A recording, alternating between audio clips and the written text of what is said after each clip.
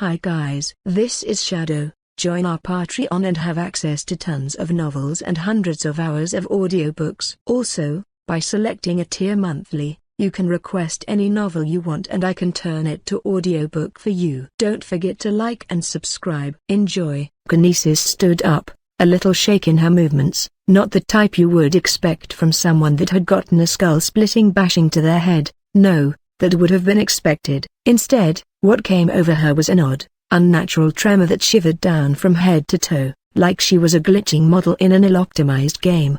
The moment passed, and when it did, Kinesis's helmet was fully repaired, the gaping, ugly crack sealed over. She raised a hand in the air and crushed it into a fist. The grey construct energy spread throughout the storage room, collapsed into her fist.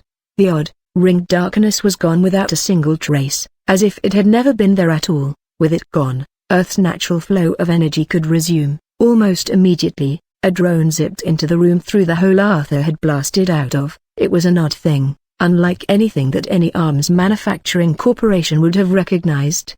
The drone's spherical grey head was attached to three prehensile, segmented tails, making it look like an oversized sail swimming about with flagellum. Unlike regular drones, this one did not really fly or even hover. It looked like it organically swam through air in spite of its distinctively mechanical, metallic appearance, almost like a seamless fusion of machine and meat. The drone's blinking red eye landed on Kinesis, and from it, a rough, grating man's voice grunted outwards. "Is it done?" "It is," said Kinesis. "I do not recognize your voice. You are not the usual one giving me orders." A harsh laugh echoed out from the drone.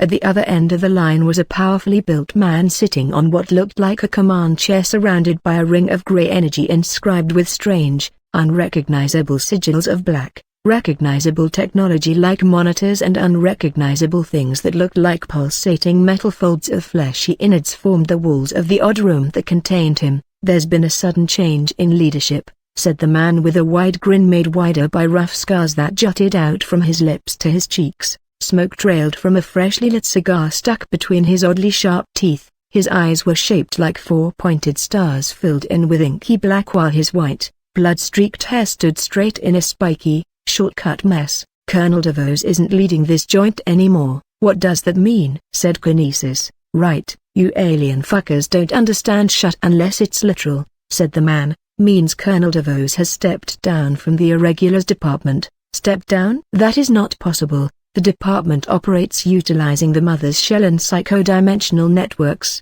and those are bonded only to those she chooses as her kin." "True, but there's another way to get in the mother's good graces," said the man. He wiped his mouth, and blood stained a streak across his face. Kinesis understood. "I see now. You have defeated Colonel DeVos and consumed his blood. You figure things out quick, don't you?" "The United States government does not oppose to this shift in leadership. Government likes whoever can get results, and old DeVos was being a little too nice for his own good. If he had more balls, this Thanatos shitstorm would have been squashed on day one. I would have personally nuked that alien fucker as soon as he showed up from his pit in Haven," said the man. He spat in disgust, but DeVos was too weak. He gave books to Thanatos and said he felt a determination in that thing's voice that'd help humanity. What a load of shit, but that won't happen anymore. Won't let alien scum walk all over the states and this world, taking advantage of our goodwill like parasites to get stronger and stronger. What about 22? "I predict she will oppose your control over her. It does whatever I tell it to do, whether it wants to or not," said the man. "And you're asking too many questions for a talking out world disease. You made sure to kill Hammerhead." "Yeah, I did."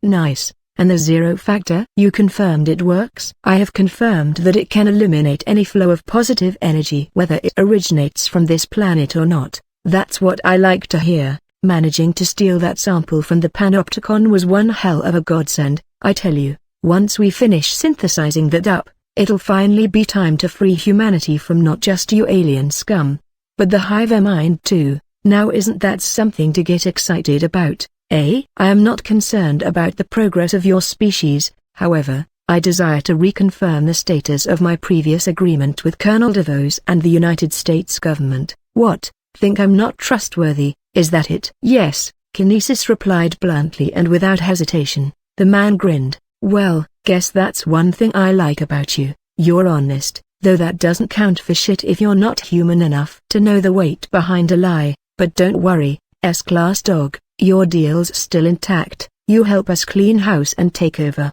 and we'll connect you back to the core and send you right back onto your home, wherever the hell it is. Understood? Now clear the area and return to base. Tie up any loose ends if you have to, and await further orders. Understood? Kinesis saw the drone fly away, zipping back out of the crater with speed that outperformed any ordinary drone. She had 2 orders to fulfill: to tie up any loose ends, a phrase she was familiar with, and to return to base. She acted on the first order, floating down the storage area and into the mansion. She descended 3 stories until she reached a room secured with fortified metal doors, or, more accurately, previously secured. The doors were warped and broken apart from the middle as if a bomb had gone off. Through the doors was a sterile, white-tiled room reminiscent of a hospital. There, lying on the ground, was Bart Hammerhead. Large high-caliber bullet holes riddled his back, still leaking fresh blood that painted the clean white tiles with fresh red. His arm was stretched out towards a hospital bed where a young woman lay nestled inside a medical chamber that looked like an advanced coffin.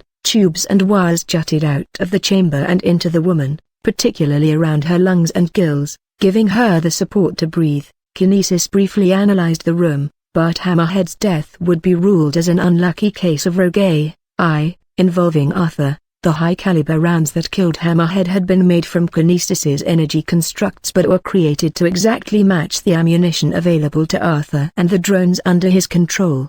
The cause for Arthur's sudden insanity would be ruled as infiltration from Thanatos, who would no longer be present to defend himself, giving casus belli for the United States government to enact strong action against Haven. In addition, Caliburn, a company that had long opposed the U.S. government by refusing to compromise itself and share data it had on high-profile clients to the government, would now lose a massive amount of trust among its customers, most likely destroying it completely. But Kinesis did not care much about these results, if at all. All she cared about was the orders she was given. Each one took her one step closer to returning home, back to the formless gray, back where she would become whole again. Kinesis pointed her arm towards the girl entombed in the coffin that gave her life. Bullets shaped in the air beside her hand. The girl's chest heaved up, then down in rhythmic, mechanically assisted motion. Her eyes were closed, her body still, unable to resist or, indeed, perceive anything at all. Kinesis put her hand down. The constructs faded. She had only been given an order to tie up loose ends. That was a vague statement open for interpretation. A dead spaceline. It meant there could be no survivors left, but this fragile life form would die soon anyway. The networks in this domicile would shut down in minutes. It would only take a few more minutes after that for her to suffocate. There was no need to assure her death. Kinesis flew away. Explosion after explosion rocked the air. Shockwaves unleashed a staccato sonata of destruction. Any man in the vicinity would have had their eardrums blasted to smithereens, but alas, the unfortunate audience to this performance of ruin were only machines. Their smoldering metal chunks and crackling, ripped wire innards strewn in droves across desert dry orange earth. You've improved, Fifth. Clint leapt in midair. A majestic set of brown feathered avian wings stretched out from his back. Harsh sunlight streamed down from various holes in the now not so very defensive dome that protected Meteor Labs. The pupils in Clint's eyes narrowed into hyper-focused slits as they took in his target, Shuten Doji, where Clint's wings showed free-flowing mastery over the skies. Shuten Doji's bare feet, his rough, calloused toes digging, no cracking into the firm earth like mini anchors, showcased a rock-solid affinity for the earth. "What the fuck are you doing here, Unbreakable?" said Shuten Doji. He raised an enormous kanabo, a Japanese club that looked like an oversized baseball bat lined with bone-shattering, brain-splattering studs, in the air. The kanabo was made seemingly of frozen purple liquid. It was surrounded by a permanent coating of wispy lavender fog reminiscent of the condensed air that liquid nitrogen gave off, settling the score. "That's what," boomed Clint. He raised his clenched fists. They were covered in a crackling orange glow, a rough imitation of Stella's explosive blood. "You've gone insane," said Shuten Doji. "The truce we had, you break it now? All the swords will be upon you." "Shit!" Shuten Doji leapt backwards. the firm earth shattering under the weight and power of his sudden movement. Almost immediately afterwards, the 2 footprints he left were engulfed in an explosion of bright orange light. "You're mad." Reckless. Shutendoji narrowed his eyes as the shockwave of the explosion crashed into him. It was a shockwave powerful enough to have shattered the ordinary altar's ribcage, but it bounced off Shutendoji's body like rain on a windshield. "Your tribe still has not recovered from our past conflict. You would bring bloodshed on them again?" "Nah, this time, it's purely personal, just me paying back my debts." The aftermath of Clint bringing down 2 explosive fists on the ground drove up a cloud of debris, making nothing but the reds of his gleaming eyes visible. Shutendoji noticed they were glowing a shade brighter than usual. He placed his kanabo in front of him, in line with Clint's gaze. Red-hot beams slammed into Shutendoji's icy club with a sizzling impact.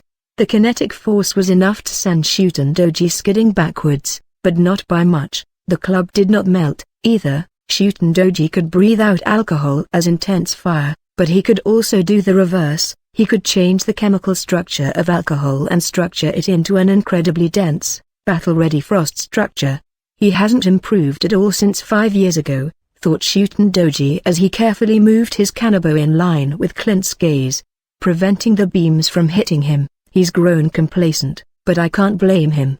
I would have to if I had that logic-defying, cheat-like ability of his. "You've improved a lot," reiterated Clint. The force of his eye-beams had scattered the dust cloud, revealing his towering, muscle-bound figure. He had on no clothes at this point, destroyed as they were by repeated explosions, both from his own and from tanking Shutendoji's. Plate-like armor scales covered most of Clint's body. His genitals, a potential weak spot unneeded for battle, had disappeared upon sensing a fight. A good thing, too. Fighting naked men is not something I relish, thought Shutendoji. But it won't be enough for me. This time, I'll stick to you. I'll make sure to evolve past anything you throw at me. I'll make sure you're dead, said Clint. What changed? Said Shutendoji, his tone accusatory. What drives you now to seek me out? After years, like I said, a score to settle. Nonsense. Shutendoji spat out. You killed my fellow swords. You killed my students. Before that, when you destroyed Bushido, you killed my father, my uncle. You massacred hundreds of innocents, husbands, wives, daughters, sons. Yet you dare to fight in the name of your loss. One measly lover? Clint stopped mid-step, his jaw set. Before, his eyes were serious but not particularly driven. Now, they were, driven by cold, long-nurtured anger. Then how about we put our losses on the line? What? Asked Shutendoji. He held back a desire to involuntarily step back. Your losses against mine, said Clint. If you win, you get to give justice to all those countless lives you're talking about. If I win, I get to prove my wife's loss was deeper than everyone you're jabbering about. What kind of might makes right philosophy is that? More nonsense. You're right, it is nonsense, but that's the thing. Loss is nonsensical. It hurts hard no matter what the numbers say or how the scales lie. Clint's arm morphed, splitting down the middle. Muscle fibers and severed bone detached and rearranged into a bladed structure. A metallic gray sheen covered over the bioblade for a final glossy touch. Then you fight to soothe the pain? The old wounds? Shutendoji shook his head. Killing me will not heal that pain. If it did, you would have come for me far sooner, when the hurt was still fresh. Maybe, maybe not. I'll let your corpse know whether you were right or not. Clint disappeared, skin refracting light into pure invisibility. Shutendoji remained calm and waited. Then, he sensed it, subtle changes in wind pressure from behind him. He reacted with the adaptability of a trained professional. No, more than a simple experienced merc, a sword, one of the best fighters in the entire world. His power was classed under the trump category that involved abilities that overlapped across multiple categories. In this case, his power could convert alcohol into several different effects. There was, as he showcased now, the creator class ability to create ice constructs. He also had the blaster class ability to breathe fire or explosive fireballs, but to truly dance with the top of the top, where physical powerhouses were a dime a dozen. Shutendoji relied the most on his ability's augmenter category application. He could circulate alcohol throughout his veins and convert it into a body-strengthening agent, dramatically increasing his physical stats. His strength, speed, and even reflexes. At the cost of increasing his drunkenness, Shutendoji swayed backwards, folding back at the waist like he was an extreme limbo master. His bare skin showed glowing purple veins, a visual indicator that the alcohol was strengthening him. Clint's blade arm zipped above Shutendoji with a whining sound. He stared down at Shutendoji with narrowed eyes, but he was still stuck mid-swing, wide open for a counter-attack. Shutendoji sprung back, pushing off the ground with a handstand that fueled a double kick right into Clint's jaw. Impact, or rather, the explosion of the blow sent Clint hurtling several dozens of meters into the air in an instant. Clint's wings furled out, stopping him from flying up any higher. He put a hand to his mouth and drew fingers coated with copious amounts of blood back. His jaw had shattered down the middle, dangling down in two pieces. His tongue barely hung in his mouth cavity by a thread of remaining muscle. His teeth had split apart into ugly shards. "Hey!" Clint gurgled out. He grabbed his loose jaw and ripped it off. Almost instantly, a new one formed, raw red flesh covering the gaping wound like bubbling foam before stabilizing into a new jaw. This time, the jaw was covered in thicker armor plating that made it look like he was wearing a bronze mask. He no longer had a visible mouth, just pure protective plate. "You hit a lot harder than before," said Clint, his voice projecting outwards through little holes in his mouth plate. "Your strength, speed, reactivity, every part of you's improved. What changed for you?" "Figured out there's a lot more in life to fight for than I'd once thought," said Shutendoji as he swayed back to standing. He shifted from side to side, his body lithe with free-flowing drunken movement. His wild, lengthy hair swayed with him. His eyes were a bright violet, the blood vessels gleaming bright against the canvas of the eye whites. Like this, with his stubby horns, he looked like a demon, like Shutendoji, the drunken under which he was named after. "Damn, and here I thought I'd sworn off day drinkin'." He glared up at Clint with shaky, unfocused eyes.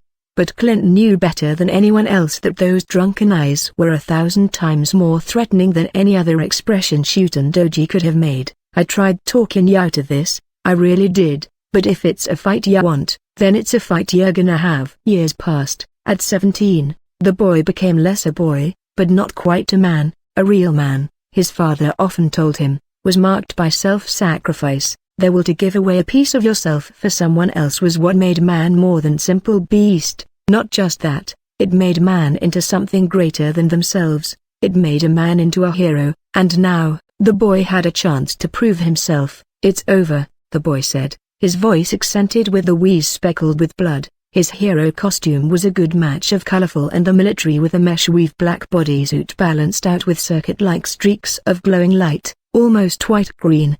The streaks drew out an insignia of a three-pointed shield on his chest, the symbol he had chosen to represent himself as a hero. That symbol was now thoroughly defaced with a smoking diagonal char running across it, almost as if someone had taken a superheated pen and crossed the entire thing out. The skin revealed by the line was red and raw, thoroughly burned and beaten through battle. "No, no it's not." Another boy of the same age floated in the air, a dozen or so meters away. He had on a plain black bodysuit, one with no real flair to it, mass-produced and soulless. His face was by every definition the archetype of the golden era comic book hero, square-jawed, radiating strength, but his eyes, his bright golden eyes that did not so much shine as they did burn, were searing mirrors into a tortured soul. "Look around you, Seth." The boy who wanted to prove himself a hero motioned around him. There was nothing but smoking rubble and above, a night sky with a pale moon that looked down with indifference,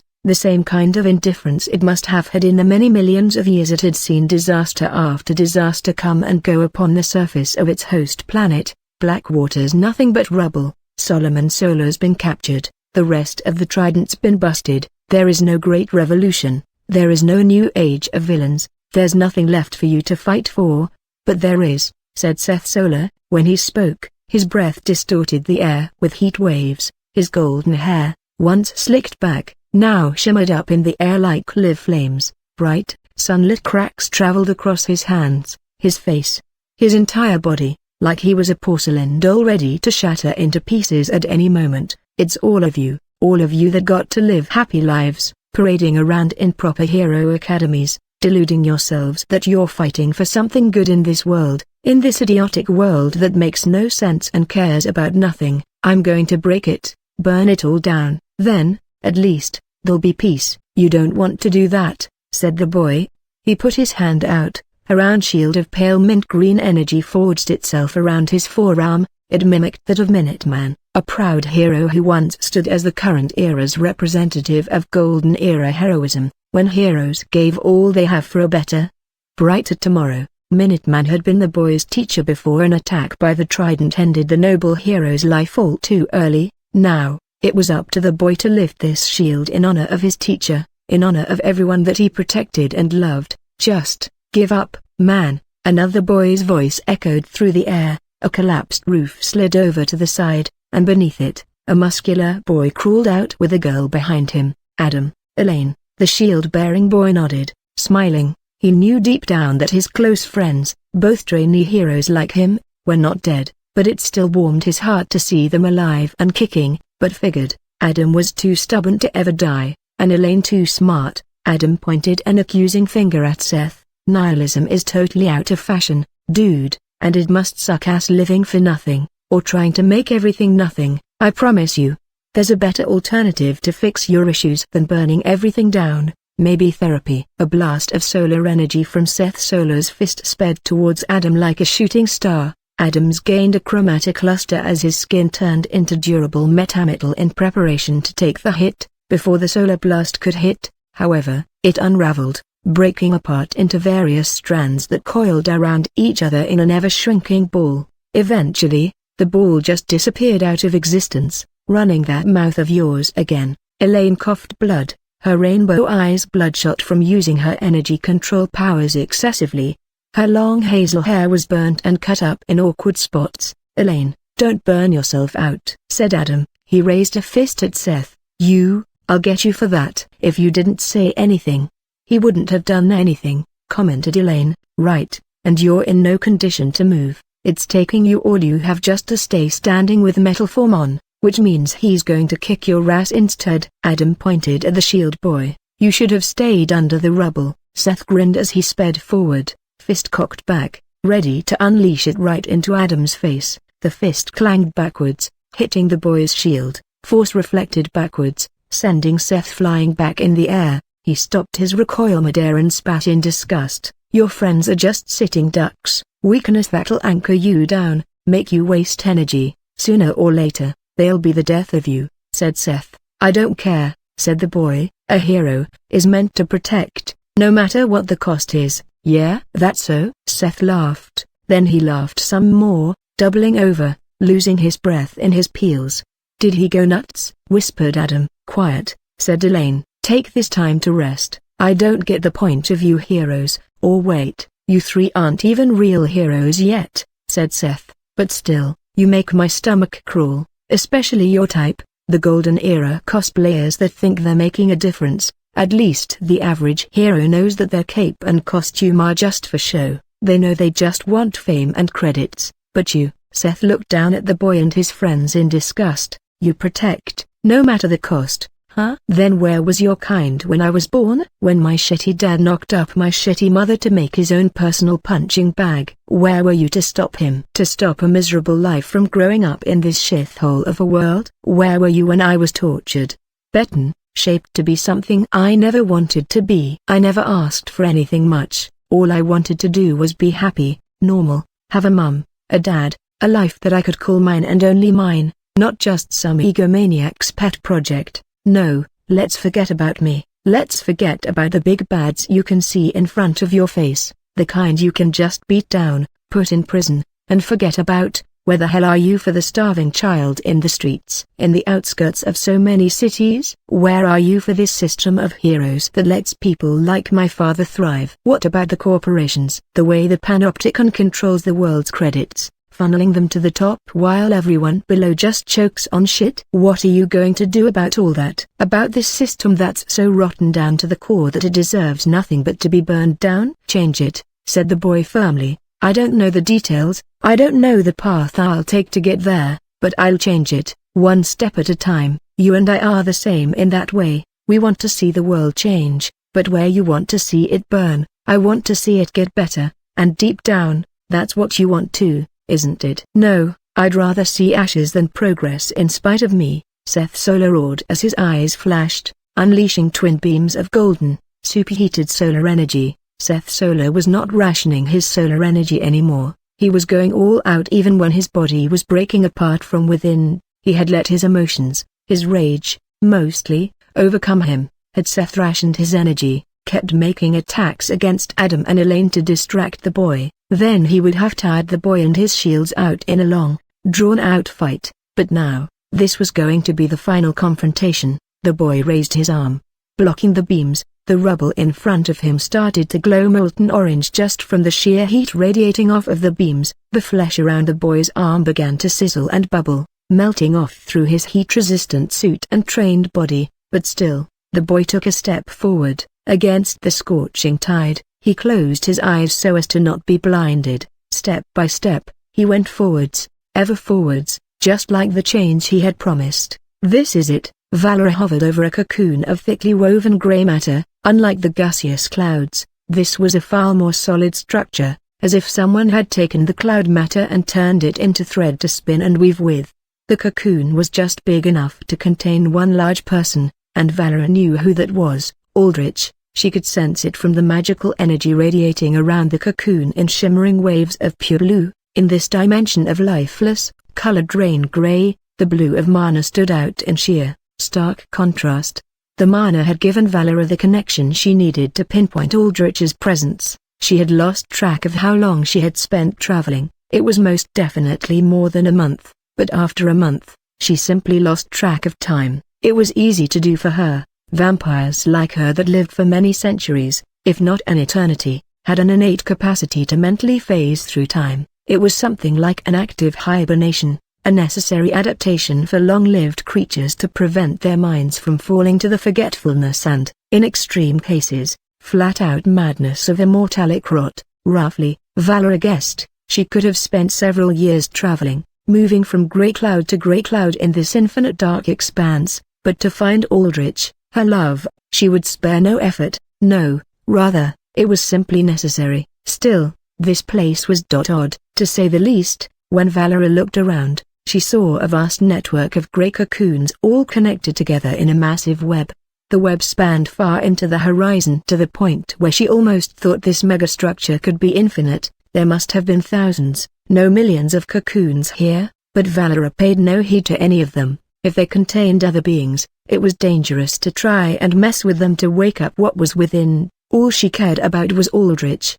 But how was she going to get him out? Valor knelt down atop the cocoon, feeling the magical energy emanating from it warm her. Her grey body regained proper color as the mana infused back into her. In the first place, she had little idea where this mana was even coming from, but she did not complain. The fact that it was here was a godsend. With it, Aldrich could teleport them out once he awakened. The awakening part was the important thing here. Aldrich was in a dormant mental state here, preventing him from using the mana given to him. Liches and undead could enter dormant states to pass time, say, for example, when resting in tombs of graves or whatnot. It was a form of hibernation to reset the mind and counter immortalic rot.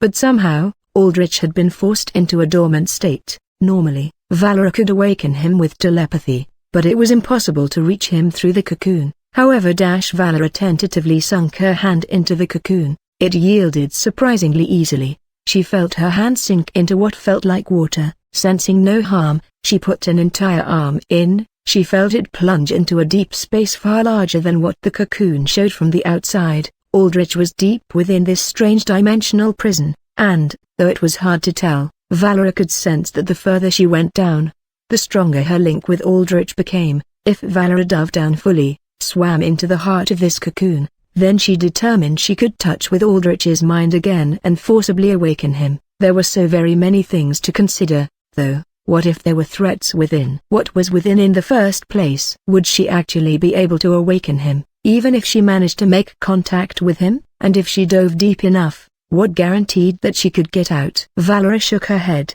All her doubts, questions, and fears dissipated. The man she loved needed her. That was all the reason she needed. Without hesitation, Valor sunk into the cocoon. Ugh, when is this going to end? Falco hunkered down behind a metal grate, hands over his head. His Aztec inhibitor too was out of his hands, dangling from a SmartLink cord attached from gun barrel to his wrist port. Ahead of him, in a narrow hallway, a ceiling turret unleashed a constant salvo of bullets, as did several humanoid battlebots wielding SmartLink rifles of their own. "We wouldn't be in this spot if you didn't trip the motion sensors in the first place," said Kreese, taking cover beside Falco. "My cloud disables cameras and surveillance from hiding us. But tripping a physical sensor's going to mess shit up no matter what." "I'm sorry, okay, I didn't see it," protested Falco. "Now the elevators are locked out." Kreese put his knuckles to his forehead in frustration. "We have to go down 3 extra floors that we wouldn't have had to get to the vaults." "It's fine," Diamondback's voice rang clear through the Erlink comms. The turrets and drones redirected their aim from the crate to straight down the hallway, right to Diamondback as he trudged forwards without giving a damn for cover, or, to be more accurate, with his diamond metamaterial skin, he was the cover. Intruders detected, utilizing lethal force. The drones chanted in robotic unison, firing at will. All the bullets pinged off Diamondback, even the high-caliber rounds from the turret. Diamondback sprinted forward with heavy, clanking steps like an armored tank, ignoring everything thrown at him. He leapt into the air and grabbed the turret, his crystalline blue hands sinking into the metal with a wrenching grip. With a grunt, Diamondback tore the turret right off in a shower of sparks and shredded metal parts. He spun to make momentum before tossing the large turret at the drones.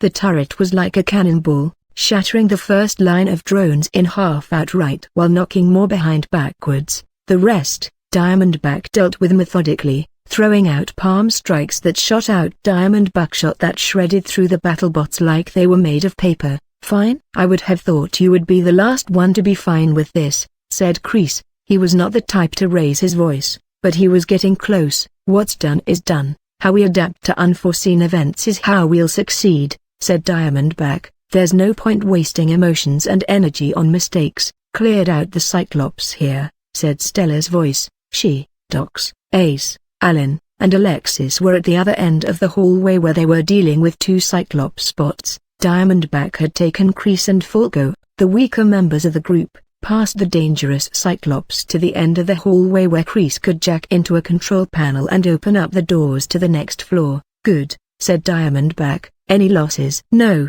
EMP charges don't work as well as you advertised on the Cyclops. They can still move around," said Stella, "but it does mess their aim and movement up. Enough that dealing with them was just a matter of breaching their tough hides over time." "They must have upgraded," said Diamondback. "The data we got from Casimir about this place is about a year outdated, but upgrading bots as high-end as the Cyclops would have taken time and resources." Diamondback trudged forward, thinking while throwing out diamond shards on autopilot, as if the drones were just minor nuisances. "It's like they expected this place to get attacked." "They couldn't have predicted us," said Stella, "unless there was a tiny-ass chance that they had a seer with them." Seer was the term given to Shinnok-class soldiers who could see through the flow of time. They were extremely rare, with only a select few individuals even known to have this ability across the entire globe, and even then, most could only see into the past. Seeing into the future was deemed near impossible, with most visions being extremely inaccurate. The only alter in the world who had relatively accurate visions was Prophet, who was part of the AA, and he could only give vague visions of wide-scale disaster, nothing specific, unlikely. "Like you said," said Diamondback, "what I'm thinking is that they've made some breakthroughs here that's netted them something valuable, something worth upping the security over." "Well, whatever it is, we either blow it the fuck up or we take it," said Stella. "Agreed. The mission stays the same. I've cleared the way to the next floor, but stay on your toes. The defenses are light now, but they know we're in here now, and anyone that isn't blind or stupid will know we're after the vaults. We don't have the element of surprise anymore. They'll have time to stack their defenses sky high down in the vaults. Quickly get the N-ring out of here." A voice that strained to stay loud against the weathering effects of age blasted through the hazmat suits of every scientist on the RRF ring research floor. "Initiating ring lockdown procedure," said Emmy. She sprinted over to the main control panel monitoring the N-ring. Flashing alarm lights on the ceiling cast a threatening red hue over the entire research floor. They were soundless so as to prevent the N-ring from reacting too much, but the silence only made the situation that much more tense. Emmy pressed the wrist of her suit against the touch screen. The screen read a strip of light on her suit and reacted. The images and numbers showing the ring's structure and stability disappeared. Instead, large red letters spelling of lockdown covered the now blackened screen. The metal tiles and panels under the N-ring's spherical container opened up, revealing a tubular pathway that led further undergone, down into the deepest depths of the vaults. Several voices echoed through the scientists' communications, energizing magnetic rails, booting anti-gravity stabilization, encasing the ring with null alloy shielding. Mechanical arms attached interlocking pieces of Vanta black null ore around the N-ring container. The tube underneath it lit up with twin strips of light as the magnetic rail system readied. In the span of 10 seconds, everything was ready. This was technology on par with the best labs in the world, those funded directly by the panopticon or megacorporations. Nobody would have expected something like this to be in the desert wasteland dumps in the middle of nowhere, especially not in Meteor Labs, a research center that, on paper, focused on variant cell culture grafts, an incredibly oversaturated field dominated near entirely by Sheshnaga and its heads. The N-ring container slid down, guided by a magnetic rail system that ensured a speedy and stable escape. It would head down to the lowest floor of the vaults, in a specially designed chamber that was, for all intents and purposes, absolutely impenetrable. "What's the deal? What's going on?" said a scientist. "Drive, Ziegler, your orders?" "I am assessing the situation," said Drive, Ziegler, head of the research team at Meteor Labs, a former U.S. government researcher who was even now wanted with a bounty of 10 million credits, S-rank bounty, solely from the knowledge he had about alien technology. His voice was aged, weak, and yet, full of strength born from years of experience. Drive, Ziegler swiped at the space in front of him, creating a holographic screen with his power. From it, he could interface with all the technology coded to him and modify it. In essence, the entirety of the labs was under his control, though with his advanced age and crystallization, not nearly at the level it had been when he used to be the A-rank hero called Machine Mind. "I see," said Drive, Ziegler. "What do you see?" "Now's not the time for cryptic one-liners, old man," said a panicked scientist. "We have to get down to." The scientist's voice stopped. "I have cut Jonathan from our communications," said Drive, Ziegler. "Panic is a disease whose spread I care very little for. Now, I will explain what we are to do. Currently, Shuton Doji is engaged in combat against the Unbreakable." "The Unbreakable?" said Emmy. "My dad can't handle him. He lost to him before already. He's going to die." "As I have stated before, I will not tolerate panic, Emmy. I afford you one transgression due to your excellent work, but no more than that," said Drive, Ziegler. Emmy gulped and said nothing. Shuton Doji is not the same man he was 5 years ago, but it is undeniable that any fight against the Unbreakable is one that eventually becomes a losing one, said Drive, Ziegler. "The ether traces left by the recent geostorm have cut us off from outside communications for approximately another 40 minutes. I am seeing the battle between Shuton Doji and Unbreakable through every camera, sensor, and drone linked to this network, and my assessment is that Shuton Doji is capable of holding off the Unbreakable for that long. How about sending him reinforcements?" said Emmy, calmer now, though there was still urgency in her voice. "We have a ton of Cyclops battlebots from Armor, Red Grade 2, best of the best, and newly upgraded just a few months ago. Those should help, right?" "That is where a problem arises. We have been infiltrated," said Drive, Ziegler. "Infiltrated? So the Unbreakable's attack is just a cover-up?" "Who is it?" "Nomads," said a scientist. Drive, Ziegler looked at the screen in front of him as it flipped from outside cameras to inside ones, showing the warpath of the infiltration group. Already they had taken down one Cyclops with a high-end, custom-designed EMP charge. Not just that, but they were a formidable force too on their own. "I am scanning the faces of the intruders and referencing them to a facial recognition databases." Drive, Ziegler nodded after a few seconds. "One of the attackers is Diamondback, second in command of the Spearhorns. Expected, considering the Unbreakable is here, but the others, there are former students from Blackwater. Blackwater? What is that? Drive. Ziegler ignored the question. Most of the scientists here were just that, scientists. All of them knew they were working in a criminal enterprise, but beyond that, there was not a single illegal bone within them. They were here for their love of discovery and progress, and, of course, generous compensation that toiling away in government labs could simply not afford. Consider it like a mercenary organization, said Drive. Ziegler.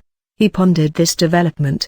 The Blackwater students, to his knowledge, had gone missing during the Haven raid and then turned up as allies of Thanatos. The Trident still speculated as to how Thanatos managed to do this, but the prevailing consensus was that his abilities, once utilized on those that were dead, could allow him to freely control them, much like Nzamb, the S-rank villain that threatened to destroy the fabric of the Pan-African Alliance a decade ago. She with her army of unending zombies had been called a Queen of Death.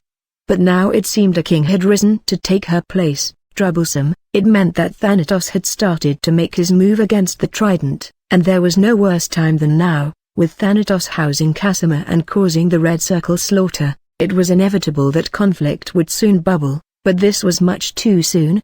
The executives thought that Thanatos would have too much on his hands establishing his new Sentinel state to worry about the Trident. It was why the Prongs were rapidly mobilizing to defend Blackwater until they could find a suitable techno to inherit the machine heart. Or, perhaps, did Thanatos know? Was he seeking to strike while the Prongs were weakened, their forces stretched thin in Blackwater, to take the Blue N-Ring during this recent inter-Trident civil war? In any case, he knew that the giving up the N-Ring now was not possible. It was one of the keys to control the world, to understand beyond this world. To give it up to the hands of megalomaniac Lord of Death was an utter waste. Stevenson, Garrick, Reed, you three come with me, said Drive. Ziegler, Emmy, take the rest of the team down to the bunker, take refuge there and maintain diagnostics over the N-Ring's condition. And what about you, Doctor? The infiltrating force is dangerous, but not outside of my scope to handle, said Drive. Ziegler. He paused as the screen in front of him showed the face of Ace. The force was stealthed until the 17th floor. I wonder if they were supposed to have been stealthed all the way to here, but no matter, this gives me time to organize a most rigorous defense against these intruders. Doctor, why did you have us stay behind? Said Reed, a young, brilliant scientist newly graduated from one of the top variant research institutions in the United States. And, why are we in the biostudies vault? I've never been here before, said Stevenson, another young, bright mind. It's creepy, commented Garrick, the most talented of them all, being here at the young age of 17. They were in a rectangular room about as big as an empty warehouse. Instead of storage and shipping containers, there were instead 2 rows of cylindrical glass chambers filled with blue-tinted liquid. Within them, the silhouette of various monstrous entities, variants, lay suspended in animation. The vaults were organized into 3 different storage units, one for weaponry, one for biological specimen, and another for extraterrestrial containment. Aside from Drive, Ziegler, nobody, not even the lab staff, were allowed entry into the vaults without explicit authorization. I require your assistance, said Drive. Ziegler simply. Behind him, 2 Cyclops battle bots, each standing an imposing 4 meters tall with gleaming red dot eyes that fit snugly into the archetype of Murderbot, followed behind with heavy, powerful steps whirring with hydraulics and moving machine parts. Drive. Ziegler headed to the end of the vault where one container lay separated from the rest. Within the glowing blue liquid of this chamber, there was not the silhouette of a variant, but rather a humanoid. What is this? Said one of the young researchers. They stood close to the chamber with wide eyes behind their hazmat suits, their innate curiosity stoked. A human specimen? Drive. Ziegler. I know we aren't operating strictly in legal boundaries, but isn't this unethical? Drive. Ziegler spoke. Prepare subject for awakening. In response, the chamber's blue liquid lit up until it looked like a pillar of solid light, completely engulfing the specimen within. The 3 researchers jumped back, but they were stopped dead in their tracks by the 2 Cyclops bots. The bots stood in front of Drive. Ziegler now, their twin autocannon arms aimed at the researchers. Subject 6A is not fully developed, said a female AI voice. IT will lack a sufficiently developed mind to operate with, Prepare for biomass integration. Proceeding. The floor in front of the chamber, where the three young researchers stood, filled with countless glowing blue rings that swayed chaotically like distorted space. Drive, Ziegler. What's going on? Said one of the researchers. The three young scientists tried to move away only to find their feet were anchored to the ground, the blue rings wrapping around their feet in a chain link of energy that crawled rapidly upwards, attempting to enmesh them whole. You devoted your lives to progress. Now, you can prove that devotion to its end, said Drive. Ziegler, your sacrifices will provide a mind for my child, a brilliant, youthful mind. The young scientists screamed for only a minute-second before the link of rings covered their mouths, eyes, noses, everything. The rings dug into their flesh like butcher hooks before splitting them apart, not in a grotesque way, rather, in a strangely clean, methodical way. It was as if the three men were made of countless little cubes, little pixels, that unraveled down into the ground as the rings pulled their biomass apart. Where the three men stood, multiple circuit-like streaks of bright blue energy started to path upwards, into the chamber, beginning Genesis of Subject 6A, approximate time until Genesis, 9 minutes.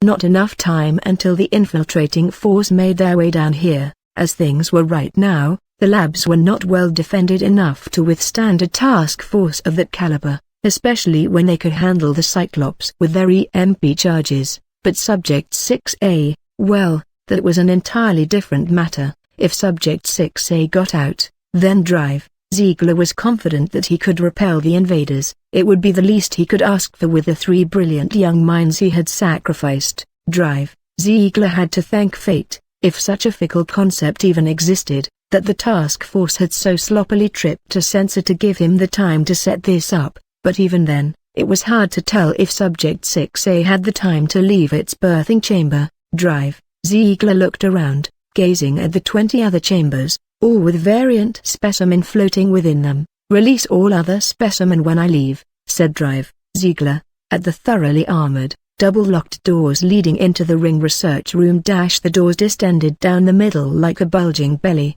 glowing red-hot before the built-up heat and pressure was too much. The doors shattered with a resonating explosion, sending huge chunks of molten metal flying inwards. Stella stood in the doorway, her arms thrust out. She breathed heavily, red steam, her blood vaporizing, pouring out of her mouth, eyes, and ears, sweat glands, every orifice, encasing her in an aura of crimson orange that made her look positively demonic. Now that's what I'm talking about, said Stella, being able to use my powers without any drawbacks. Train them beyond their limit, it's the best feeling ever. Diamondbacks printed in along with Ace. They, as the two most durable of the group, swept every room. Several ceiling turrets fell down, firing salvos at the two of them. The two of them stood there, looking around like the bullets were just a casual after-workout shower. Room is clear aside from these turrets, said Diamondback. Then it's not clear, said Dox. Diamondback sighed.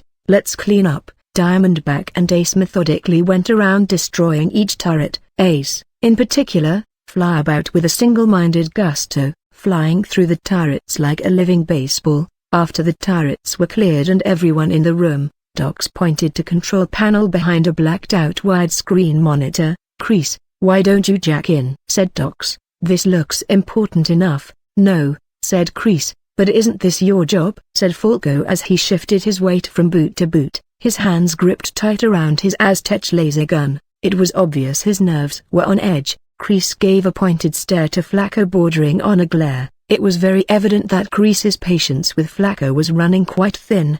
I mean you're the tech guy, right? And a phantom to boot. Once you jack in, we can figure out everything about the vaults and the defenses they've set up, right? Defenses they have time to set up solely because of your incompetence. But that's not the worst part, said Kreese. Files state they have a techno here, guy who used to be called Machine Mind, a ranker back like 20 or 30 years ago. He's the head of security and research, and he's in control of the network now and ready to intercept threats. I'm a solid infiltrator, but just like in real space, an ambush only works when the enemy isn't expecting it. Now that Machine Mind's ready for us, he'll have set up cyberspace defenses to catch me, and considering his A rank, I'm liable to fry my brain by jacking in now. I've heard of him, said Stella. He piloted a whole legion of mechs with his power. Didn't end well for him, though. He was forced to retire after deciding to abandon a sinking ship to save another with more passengers in it. That started a whole debate in the hero community about what to do in cases like that. Seems to me he made the right choice, said Alexis. Yeah, but it still looks like an asshole move, said Tox. He doesn't care about human lives, not in the way normal people do, he just sees numbers. It's typical of him, said Ace. He clenched his fist. We need to find him, and I need to make him pay. I know I never pried into your past, but is he? Tox's question trailed off. Yeah. He's the one that raised me, treated me like a lab rat, and then when I wasn't considered good enough, I was sold off to a merc group, said Ace. He's got a lot of scars to pay for. My body might have healed from everything he put me through, all the shock, burn, poison, and variant combat tests, but my mind, those scars are still fresh. If I wasn't undead, I wouldn't be able to control myself right now. Stella put a hand on Ace's shoulder. It's all right, is it? Said Ace, about to speak more on the abuse he had taken, but he stopped when he saw Stella smiling. What? You thought I'd tell you to live and let live? Shit, that's not my style. There's a reason I was never a good hero aside from my pretty face and heart attack-inducing powers. It's because I never managed to put up a pretty personality to match my face for the cameras. Stella grinned. We find the bastard, we make him pay, and then, considering his powers, we keep him around for our boss. Ace nodded. It's good we have personal motivators here and all, said Kreese, but we have to act quickly. He tapped his goggles, projecting a layout of the circular research room. Casimir's data had almost nothing about what was being studied here, but it does show us the general layout. The elevators leading down to the vaults don't work, obviously. Kreese shot another acidic look at Falco, and the young man hung his head down in shame. But look, Kreese pointed at the center of the circle. There was another circle there. Room kinda looks like a boob when you see it like this, said Tox. Ignoring that, said Kreese. The research room is oriented around a central study point, the middle ring the nipple. Tox nodded. The middle ring housed what they were studying. Obviously, that thing is gone, said Kreese, but the room's architecture suggests that there's only one way it could have gone, down, and it couldn't have taken the elevator. That's for sure considering its size. Kreese motioned forward, ahead of the control panel. There. The ground gave way to a 6-meter depression that formed a ring shape. The bottom of the ring was covered in metal tiles that blended in with the rest of the room's austere decor. I see, said Diamondback. That should open up and lead down. Correct, said Kreese. We just need firepower to blast it open. Everyone looked at Stella again. Or, you all are making me blush. Stella grinned as she leapt down the depression, hands aglow. Time to break in. After Stella blasted apart the floor of the center ring, it revealed a gaping, dark hole leading down, magnetic rail strips on either end, said Alan as he peered down, though deactivated, whatever it was that they were studying. They wanted it out of here fast. This whole mechanism is pretty complicated. The type you'd see with Panopticon Fast Trail. What could it be, I wonder, said Stella. If it wasn't in the files that Kaz gave us, then it must be hella important. In any case, that's not our priority, said Diamondback. We need the cryptic first and foremost. Kreese, does this link to the weapons vault? Not directly, but to power something like this, it has to be in close proximity to established infrastructure. Basically, if we blast open a hole at the right depth, we should be able to access the floor the weapons vault is on, said Kreese. So we need another round of explosives, said Diamondback. Correct, responded Kreese. Everyone looked at Stella again. Okay, now I'm starting to feel a little used here, but alright. Stella shrugged and headed down the hole. Goddamn, are we out in the wastelands or something? Why the hell are there so many variants? Stella shouted as she sent an uppercut right into the chin of a chimeric fusion of lion and turtle. Her glowing fist sent an explosive blast upwards, knocking the lion straight into the air with half its face blown off. The lion's corpse fell limp onto cold, rocky earth. These were the vaults, and most of it used a tunnel and cavern network that already existed underground. They all look ugly as hell, too. Like someone just took random variants and mashed them together like a modern-day Frankenstein. They're everywhere, said Falco. He moved with jittery, adrenaline-controlled steps, aiming this way and that. firing his Aztec laser gun freely. The green laser bolts, guided by SmartLink technology, auto-aimed and precisely bored through the eyes of several variants. The neon green gun had a red strip of light running down its barrel that indicated how much energy it had left, and it was almost completely gone. I'm running out. A variant, this one a large, fire-wreathed serpent with the face of a man, lunged at Falco. Diamondback rushed in, tackling the serpent and sending it flying back where it smacked back more waiting variants like a bowling ball. "Steady, kid, don't lose your calm," said Diamondback. "Easy for you to say." "You're invincible," said Falco. "Here." Alan came by to Falco and grabbed his gun. A burst of red electrical charge ran from Alan's segmented, cybernetic fist and into Falco's gun, charging the weapon back up. "Thanks, dude," said Falco. "You're a real one. You remind me of how I used to be as all," said Alan. He got back to fighting, aiming his wrist at a bat and spider fusion flapping its grotesque form towards them. His forearm opened up, revealing the pointed head of a rocket. The rocket shot out like a firecracker and blew the incoming variant apart like a pinata, sending guts and fur and shredded wings everywhere. "Holy crap, you're really cybered out," said Falco. "That's some premium stuff, too. Who'd you go to?" "I'm looking to get cybernetics too. I did it myself," was all Alan said. "You're absolutely nuts, that's what you are," said Tox. She moved about with more ease, having had more combat training, plus, she was basically indestructible too.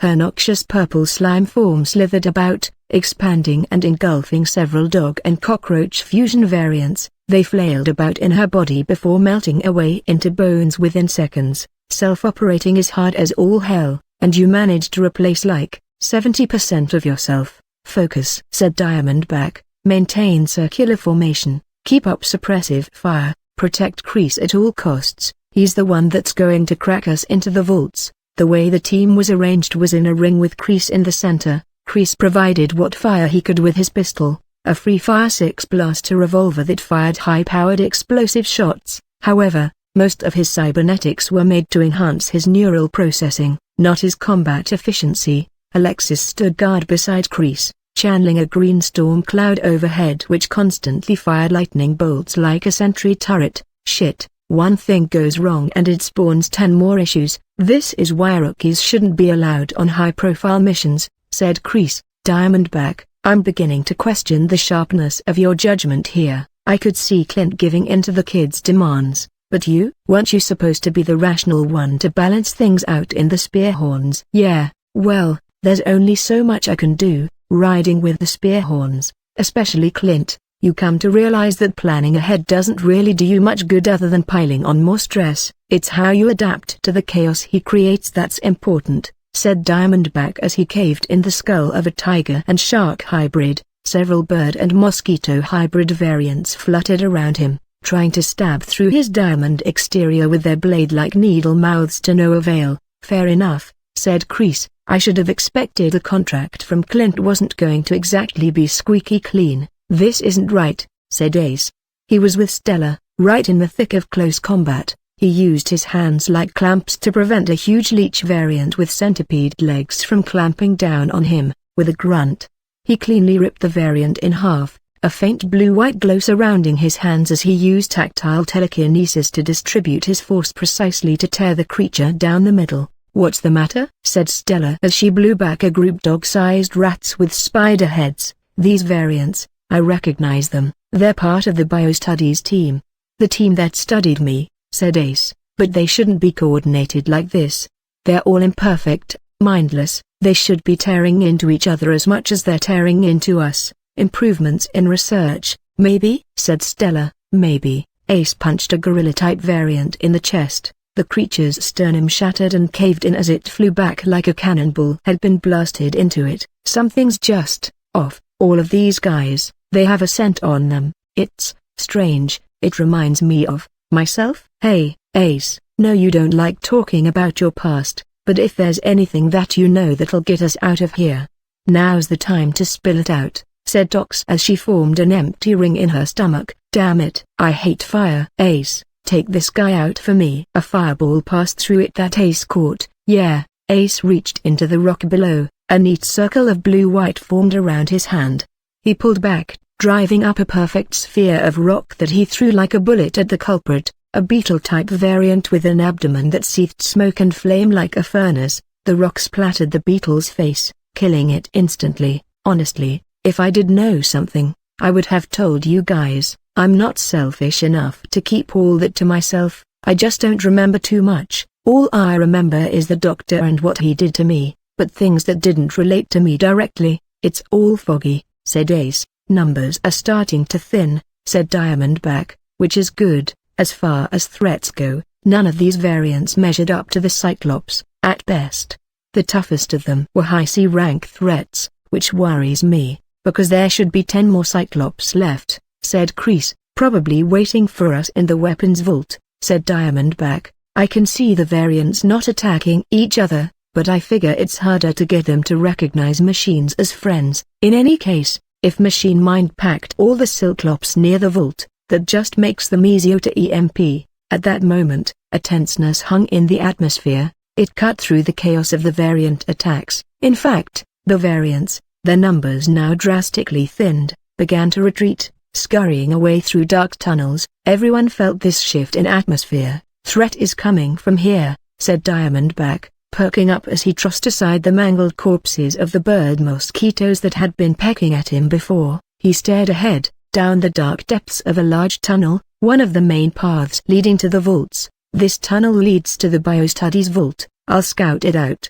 Diamondback hurriedly trudged forwards. He had no night vision, but that did not matter to him. After all, he normally fought while completely blind. His diamond metamaterial skin was flexible, allowing him to cover all his joints, but it had one weakness: it was not see-through. But Diamondback had mitigated even that weakness, training to fight without the need of sight at all. He navigated the dark of the tunnel with ease, stepping ahead with confidence. Everyone else in the next moment, Diamondback was sent hurtling back, an extremely impressive feat considering he weighed close to half a ton. Ace caught Diamondback in midair. Diamondback's chest had a small, fist-sized indent on it. "What the?" Diamondback instinctively put a hand to the damage on his chest. "Someone actually managed to hurt Diamondback," said Falco, eyes wide. "Not important, Falco. Alan, get back, now," said Diamondback. Without him, Falco and Alan were utterly defenseless and closest to whatever threat it was that had sent him flying.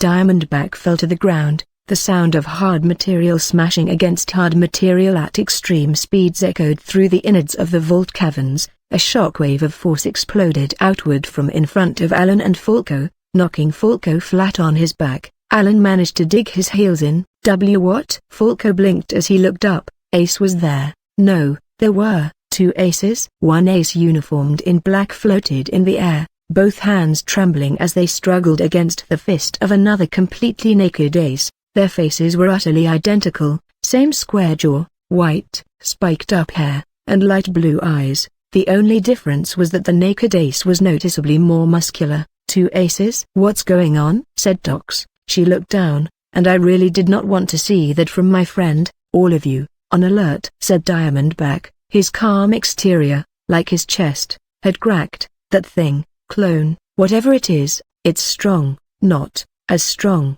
Ace grunted out, slowly giving ground in the air as his clone pushed back against both his hands with a single fist. "As me." Light blue enveloped the cloned Ace's back. Ace used tactile telekinesis to transfer the force of his push to the clone's back. This pushed the clone forward with even more force, but instead of making it overpower Ace, he stopped resisting and instead used the clone's sudden momentum against it, redirecting the clone into the ceiling. The clone smashed through the sturdy rock of the tunnel like it was made of brittle glass. Ace breathed out, hands still shaking from exertion. "Splendid." The clone popped down from the crater it had made, landing on the ground. The voice did not come from the clone's mouth, which did not move, but instead from its head. "Doctor," said Ace, leering. "Correct, my child." "I see the prodigal son has returned," said Drive. "Ziegler, don't call me that. I am not your child," said Ace, "but I will be your killer." "Unfortunately, that is simply not possible,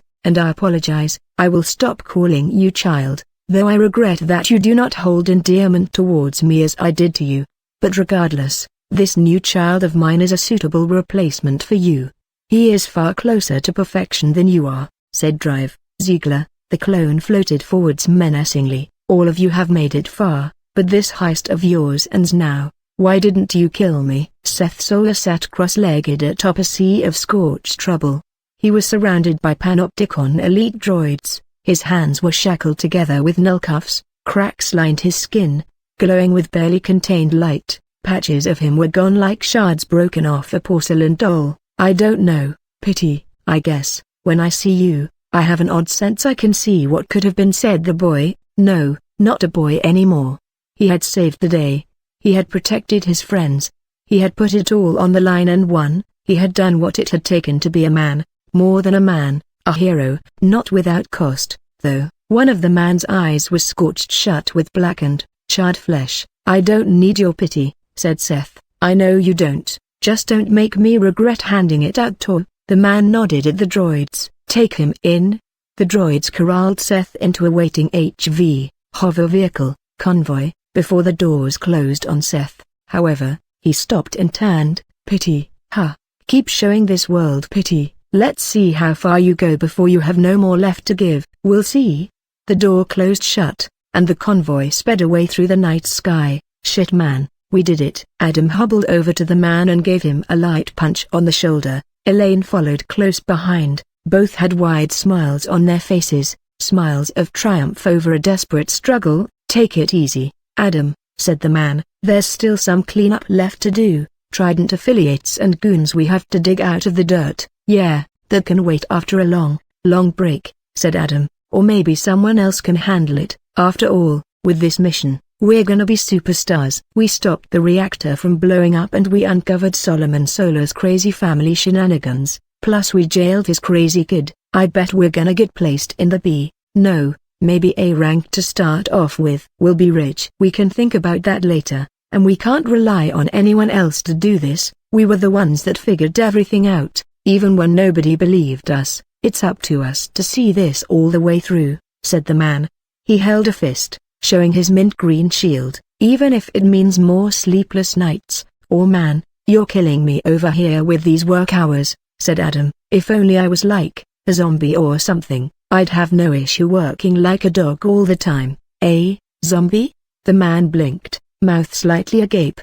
He wondered why that word sounded so familiar. He stayed silent for a few awkward seconds, lost in strange thought. "You all right?" said Adam. "You're too tired," said Elaine. She grasped the man's hand in hers, and Adam, for once, is right. "We're super, but we're still just people at the end of the day. Rest is important, but more than that, I really am glad that you're alive." She hugged the man, and that touch broke the man out of his sudden train of odd thought, dragging him back to reality. He smiled and hugged her back. "Yeah, you're right," said the man. "Damn, even with one toasted eye, you still beat me out." "Huh," grumbled Adam, but he smiled anyway, happy to see his two closest friends getting even closer. He looked beyond the two, at the sky, the dark veil of night scattered as the rising sun cast down its embrace. The sun was proof of a new day, a new tomorrow, that all they had faced and struggled and won over in the past night was, well,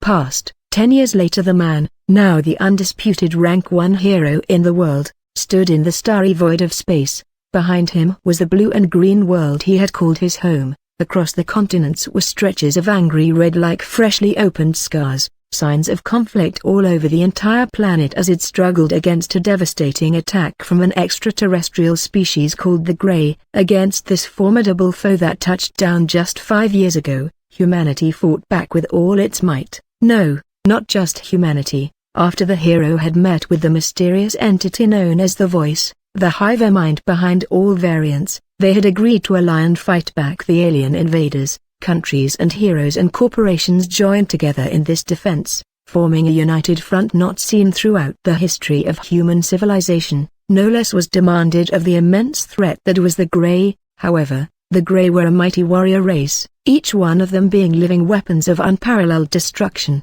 but most deadly was their ability to assimilate the powers of worthy fighters they felt. For each great hero that died in conflict was another Grey that took that power to bolster their own ranks. But now, the fate of this conflict now teetered at the brink. The hero stood against the one, the mightiest warrior among the Grey and the maintainer of the rift, a color-leached tear in space which the Grey used to channel their invasion. "Get out of my planet!" The man, now the rank 1 hero in the world, shouted at the One. His voice did not project through the soundless void of space, but his thoughts radiated through the One's mind regardless, as the Grey were capable of telepathic thought. "Resisting assimilation to this degree is pointless," said the One. "Embrace it as all other have before you. Then, the losses will end. Your species will live on within the Grey where there is no hatred, no fear, no conflict of body or mind that has fraught your planet and people since the moment they became more than mere beast." It was humanoid in a very rough sense,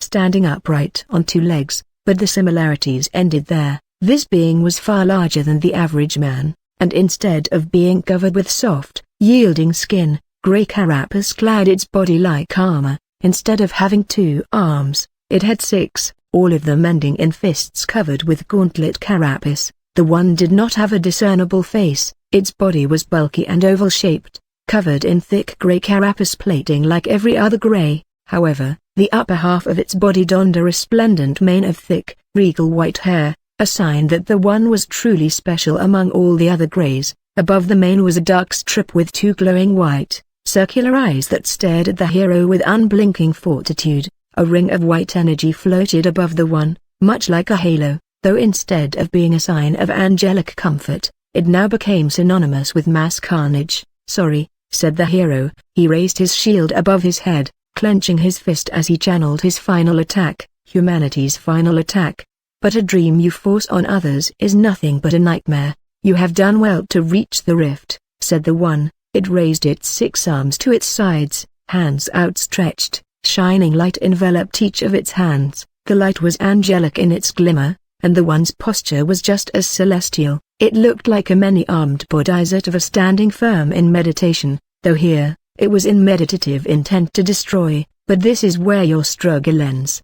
The glow around the One's 6 hands turned into atomic rings that rotated around each fist. A colossal amount of energy began to surge from each fist, stretching the space in a spiral twist. The hero grit his teeth as he stared at the buildup of energy. The sheer amount of heat being given off by the incoming attack was enough to rival the surface of the sun. Had the hero not mastered his power to its absolute limits, allowing him to envelop every atom of his body in an invincible shield, he would have been sundered into atoms right then and there.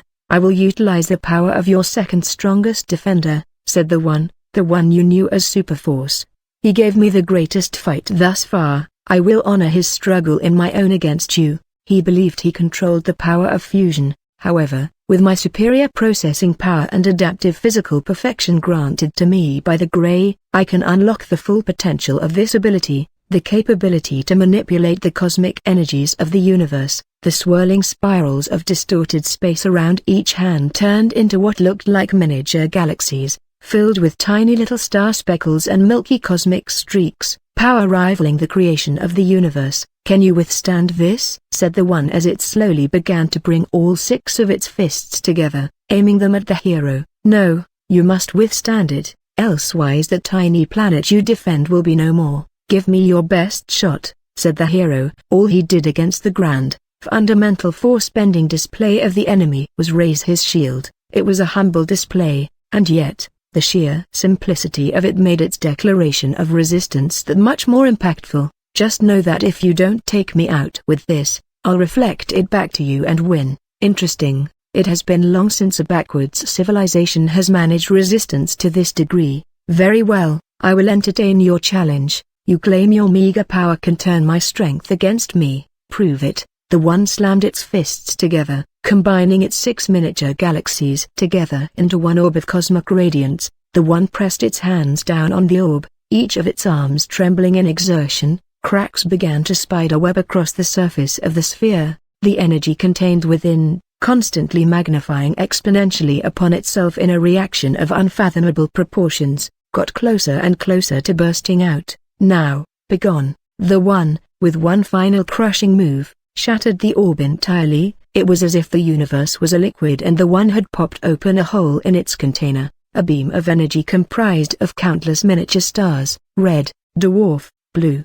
novas, streamed forth in a deluge of primordial devastation that easily dwarfed the tiny blue planet known as Earth. The hero always had the ability to read the general energy levels of other beings. When he saw this incoming attack, his vision shattered, his eyes exploding like popped balloons, unable to comprehend the scale of this attack. But even against this, the hero stood firm. He even smiled, closing his eyes as trails of blood streaked down his face. "It isn't just my challenge," said the hero, "it's ours." The hero's shield began to glow. Threads of energy, so faint that they were almost invisible, rippled through the darkness of space. They came from the planet behind him, the world that looked up to him, placing all their hopes on the symbol of his protection, his shield. The thread circulated around the shield, creating a supersized lattice that extended outwards using the shield as a center point. In a near instant, it covered the entirety of the planet in a mesh of defense.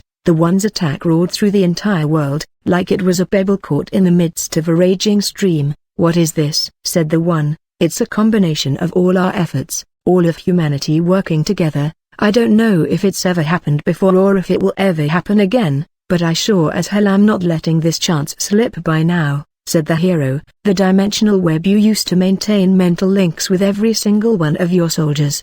The woman I love reverse engineered it. The biggest governments and corporations in the world helped add our version of that web to cyberspace. The space all of us are now linked to using mass-produced neural links for humans and the voices hive mind for the variants. Every man, woman, child, and even variant are looking up at the sky right now, watching our battle, putting all their hopes, their dreams, their futures, all of it on our shield." The planetary lattice began to glow from green to red, cracking in parts. The hero's body began to turn into pure white energy, slowly disassembling as he channeled power beyond anything his mortal body was meant to comprehend. Yet, as the hero had done so many times before, he stood tall, he stood strong. He did not yield, his shield did not fall. He would not let it, he would let his entire body disintegrate before he dropped that shield. No, even if his body was gone, his will would keep it up, the indomitable will of the human spirit. Now was the time for it to prove its worth against the cruel inevitability of destruction that the universe promised. An indeterminate amount of time passed. It was impossible to accurately tell. When energy on this scale clashed, energy that drew from manipulating the fundamental fabrics of existence, time and space and everything that one took for granted in reality became meaningless. But there was one undeniable truth at the end of it. The hero was still standing, his shield was still raised. The lattice around the planet was completely red, completely covered in cracks, liable to break apart with just one more tiny touch. But it was still there. "And now," said the hero, his shield glowed with the energy of the cosmos, the shine of countless different stars swimming across its surface. He smiled and aimed the shield at the One, at the rift behind it. "We win." The power of destructive creation stored within the shield unleashed forth towards the One. With that, humanity proved itself worthy to survive. The reflected tide of cosmic judgment washed over the One. The One placed its 6 arms forward, attempting to try and manipulate the energies, to absorb or dissipate them somehow. For a moment, the tidal wave of star-speckled force stopped as if it hit a vertical dam wall. Behind the One was the rift, the grayscale tier in space that acted not just as a dimensional gate to Earth, but also as the main node of connection for the greater coordinate and function. If the One did not stop this attack here and now, it would inevitably sunder the rift apart, leading to the end of this invasion. However, the outcome of this struggle was already decided.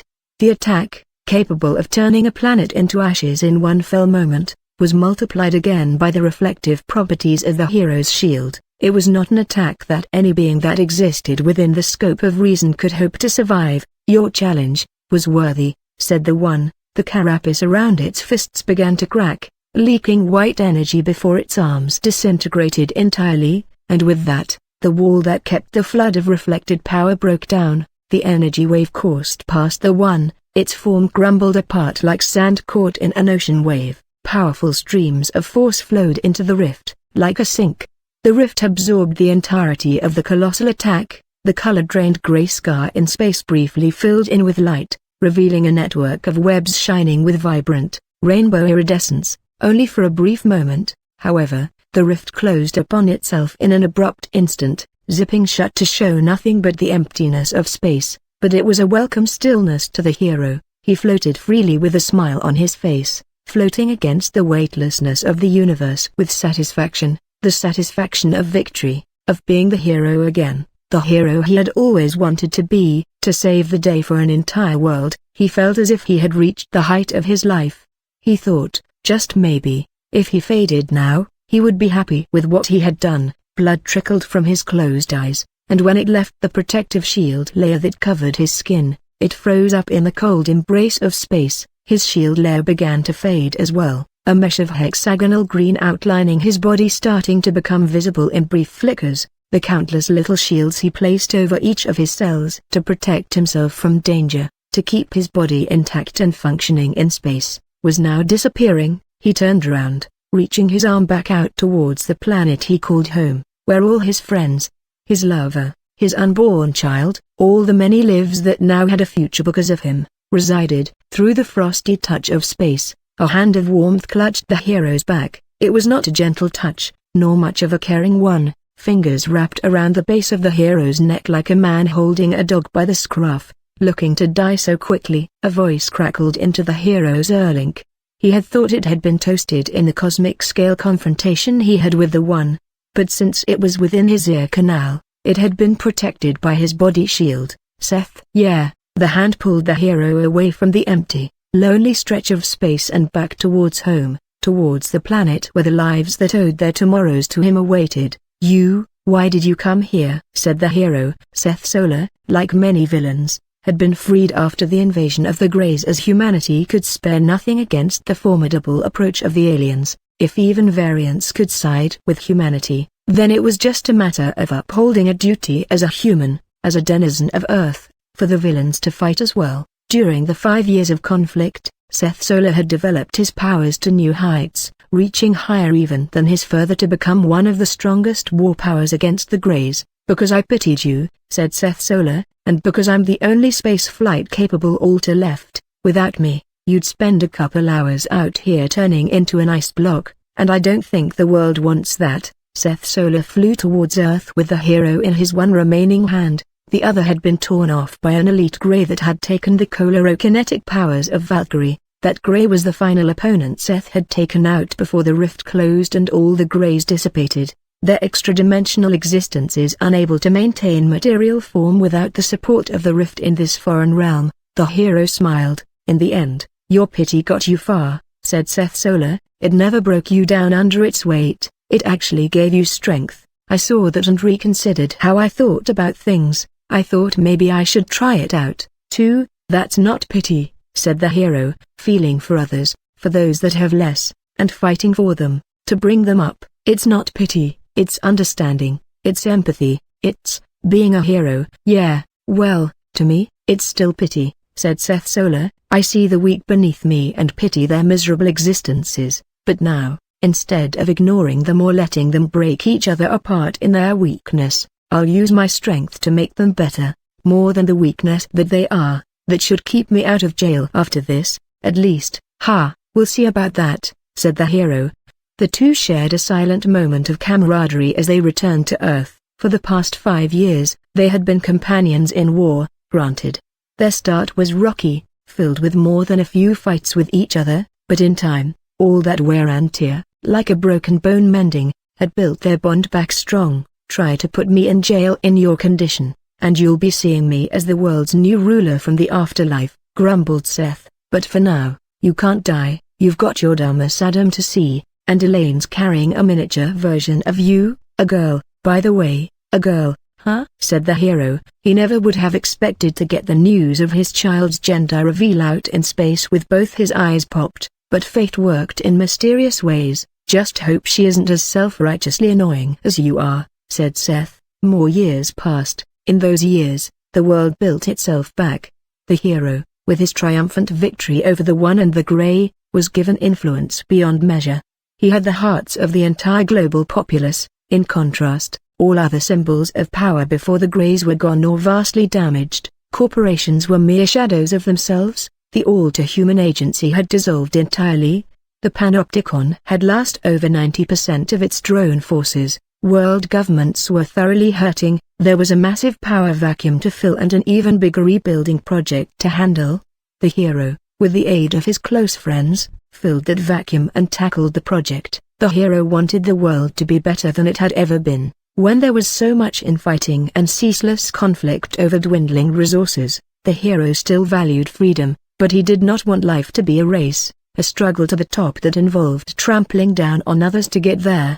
The Panopticon and the hero collaborated and created a halo around the planet, constructing a shield that prevented any beings from other dimensions from entering the world ever again. The hero brokered peace between the voice and the world's governments and corporations, creating a tentative balance between wild and civilization. Finally, the hero made sure to rebuild everything back with progress in mind, consolidating techno-talent from across heroes, the Panopticon, private interests, and villains. The hero and his friends rebuilt cities with a utopian ideal in mind where machine worked and man rested. There were many struggles, many conflicting interests, but in time, across the years, the hero finally managed to create the world of hope he once dreamed of, a world that the man he used to look up to, the former #1 hero Vanguard, could only dream of. Yet, like any dream, it was all destined to end. More time passed.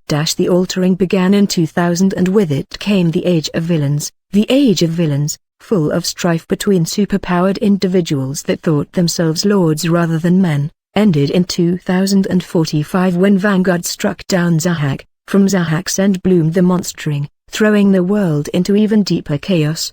The Monstering ended in 2070 as Vanguard's power reached heights never before seen, pushing back the great titans that killed billions. A full 70 years of conflict throughout the world. By that point, peace was a faraway concept, a distant dream, and that dream never came back. 2077 and 2090 saw the First and Second Corpo Wars. 2100 saw the death of Vanguard. 2120 heralded the invasion of the Greys. But now, finally, after over a century of constant devastation, mankind grasped that lost dream again. 2035 began a new age, the Age of Peace. The hero stood at the rooftop of a pristine white tower tall enough to stand shoulder to shoulder with the clouds. The sun was bright, its golden rays an ever-warm welcome.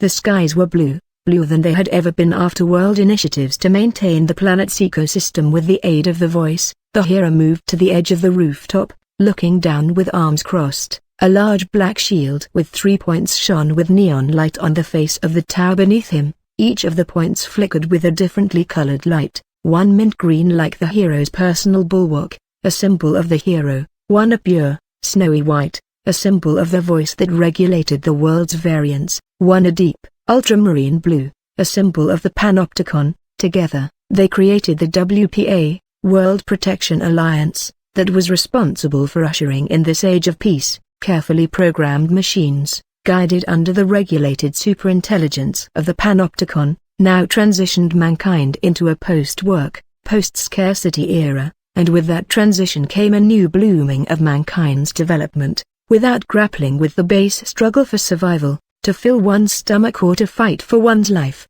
mankind devoted themselves solely to progress, a progress born out of a century of wartime trauma, a progress that, hopefully, would make the very idea of war a fairy tale in time to come, a progress that, under the WPA's guidance, contributed to the Starbound movement. The voice agreed to shelter humanity on Earth, but only on the condition that mankind find a way off the world in time. Thus, the Starbound movement was formed. Now, the best and brightest minds across the planet devoted themselves to moving man to the stars. Humanity was now growing up, leaving the guiding hand of its Mother Earth to seek the vast infinity of the cosmos beyond. "Dad, what are you looking so serious about?" The hero looked back to see his daughter. She was now 15, nearly a full-grown woman. She was dressed in a black costume streaked with lines of neon rainbow. She had inherited mostly her mother's ability to control the flow of energy, and it showed in her multicolored,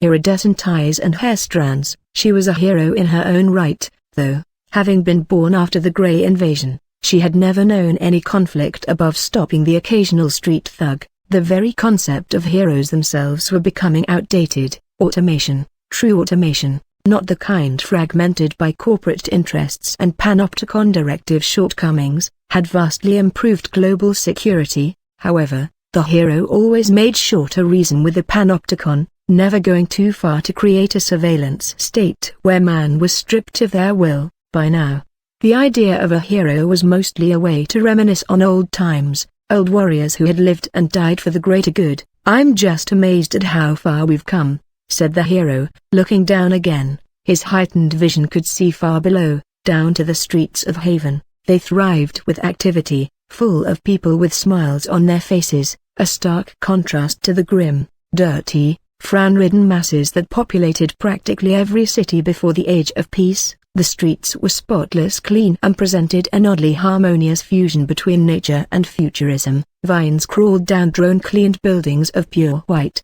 trees, grasses, and flowers and flowing blue waters stood side by side with streets and mega-buildings. "You're in one of your reflecting moods again, huh? But you know, this is all how far you've come," said the daughter. She crossed her arms. "Me, I feel like I haven't done anything, which feels even worse considering I have an incredibly awesome dad who basically saved the world. I couldn't have done it myself. I needed everyone, especially your mother," said the hero. "Glad to see you acknowledge me." Elaine warped in through a swirl of distorted space. A white lab coat trailed behind her as she adjusted cracked goggles above her head. "Ha, I thought you were listening around," said the hero, smiling. "I never do get the chance to badmouth you, huh?" Elaine raised a brow as she stood beside the hero. "And you feel like doing that?" "No, not really, you get what I mean," said the hero. "Dad, I think you should stop while you're ahead," said the daughter. The hero sighed. "You're right, Chrysa, your dad can handle planetary threats, but your mother and you? Now that's a struggle." "Oh, you," Elaine playfully punched the hero's shoulder. She motioned downwards to the peaceful streets far below. "You know, before all of this, you used to always be serious. You always had to work towards something even if it meant you had to skip a meal, or take an extra hit. Now, though, you're so much brighter, like you changed with the world." "Sorry I catfished you, thought you were shacking up with the serious, brooding type, huh?" said the hero. "No," Elaine smiled. "I always knew you were like this, deep down. Plus, the other alternative was Adam, and, well, that wouldn't have worked at all. I can't imagine Uncle Adam settling down with a single person at all," said Chrysa, shuddering. "He has a different girl by his side like, every week." "He was always the greedy type," said the hero. "One of the first things he told me was that he wanted to be a hero to eat burgers, because as a street rat, he'd never gotten to try one that wasn't fished out of a dumpster." "It really is crazy how much the world has changed since your time," said Chrysa. "Yeah, it really is, almost unbelievable, almost too perfect," said the hero.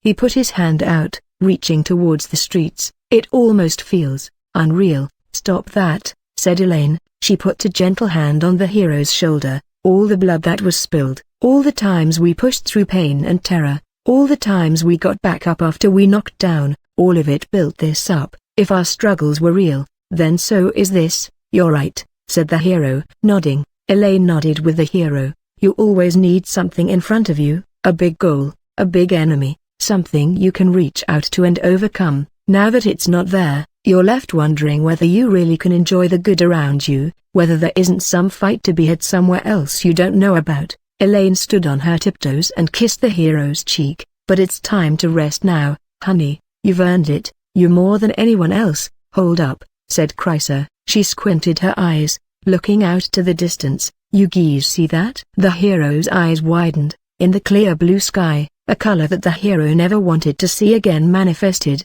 Gray that swirled around in a circular, spiral arrangement, tearing away at space as it leached color from the deep blue sky and its pure white clouds. It was a rift. "What is that?" wondered Chrysa. She had never personally encountered this, but the hero knew better than anyone else what this was. "An invasion." "Elaine, check with the panopticon. Our planetary dimensional shield should still be stable," said the hero. "I'm on it." Elaine put a hand to her head, her eyes flashing. She furrowed her brows. "The shield is still up and stable, then how?" The hero shook his head. "No, this isn't the time to be asking these types of questions. I have to deal with that now." before the rift opens up any more than it already has.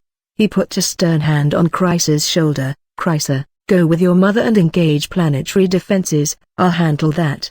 But Dad, I can help, began Cryer. The hero shook his head. No, this is too dangerous for you, and my shields managed to shut down a rift before, it can do it again. Stay with your mother and protect her, I can trust you on this, right? Chrysa nodded. I got it, Dad, good. The hero broke his seriousness for a brief moment, smiling at his wife and child. I'll be back soon, all right? With that, the hero pushed off the rooftop, soaring toward the rift as his dark green cape billowed behind him. The hero's fists flew forward with cannonball power, aimed right at the grey rift. His knuckles were encased in a pale mint green. Stabilizing energy meant to knit back together the dimensional tier, but before the hero's blow could strike true at the tier, he was stopped. An arm jutted out from the tier, holding a mass of foggy grey that rebuffed the hero's blow. The hero flew backwards from the might of his own strike but righted himself in midair. From the rift, the rest of the entity belonging to that arm crawled out. It looked like a humanoid made out of fog, comprised of misty, formless grey. The entity's body seemed to love company in its colorlessness, sapping vibrance out of its surroundings, leeching the azure blues out of the clear sky. Who are you? Said the hero. He manifested his shield on his right arm, as the symbol of humanity's hope. The hero had changed the design of his shield from the plain three-pointed structure that looked like it belonged to a medieval fair.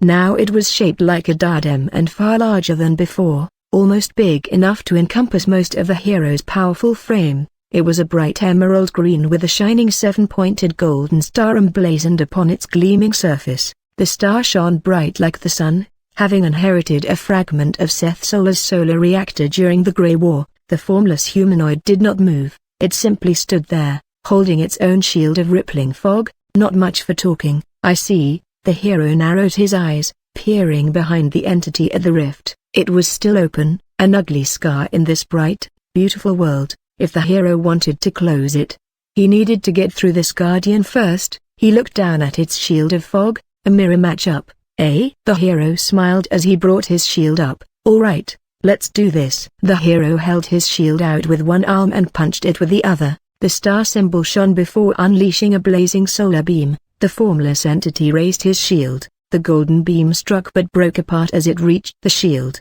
the light turning dull gray before scattering like falling flower petals. Guess ranged attacks won't work, thought the hero. He clenched his free fist tight, but the punch I landed before didn't hurt me. Fine by me, I'll handle this with my fists. The hero flew forward, cocking back his arm, the muscles on his developed arm rippling and coiling and charging power. The entity flew forward too, meeting the hero's fist with its shield. Get out of my world, roared the hero as he unleashed his punch. The punch accelerated exponentially, the countless shields infused in his cells storing and expelling energy to massively amplify his attack. It was an attack that could rival the likes of Vanguard in his prime. No less was demanded of the hero who defeated the Greys. The hero was sent flying backwards, hurtling down to the ground like a falling meteor. In an instant, he lost sight of the entity as he smashed through clouds. He was not hurt, but his eyes were wide open. He had been repelled so easily. No, that was not exactly it. It didn't feel like I was hitting anything, thought the hero. When I hit the shield, my fist got stopped, but I didn't make any real contact. It felt like I was just phasing through air. The hero kicked his legs down, generating force to stop his descent.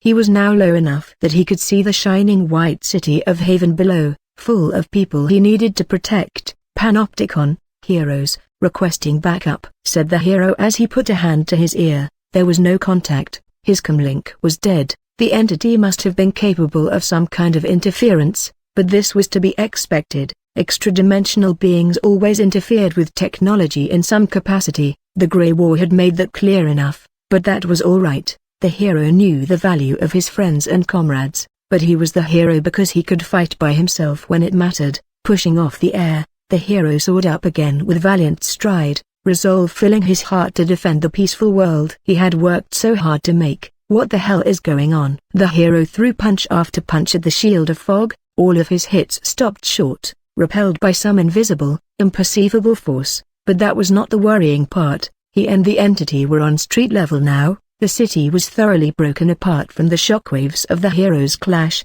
but even that was to be expected. The hero would have liked to keep the fight in the air, out of civilian reach, but he knew that if it came down to it, he would fight on the streets while everyone else focused on evacuating.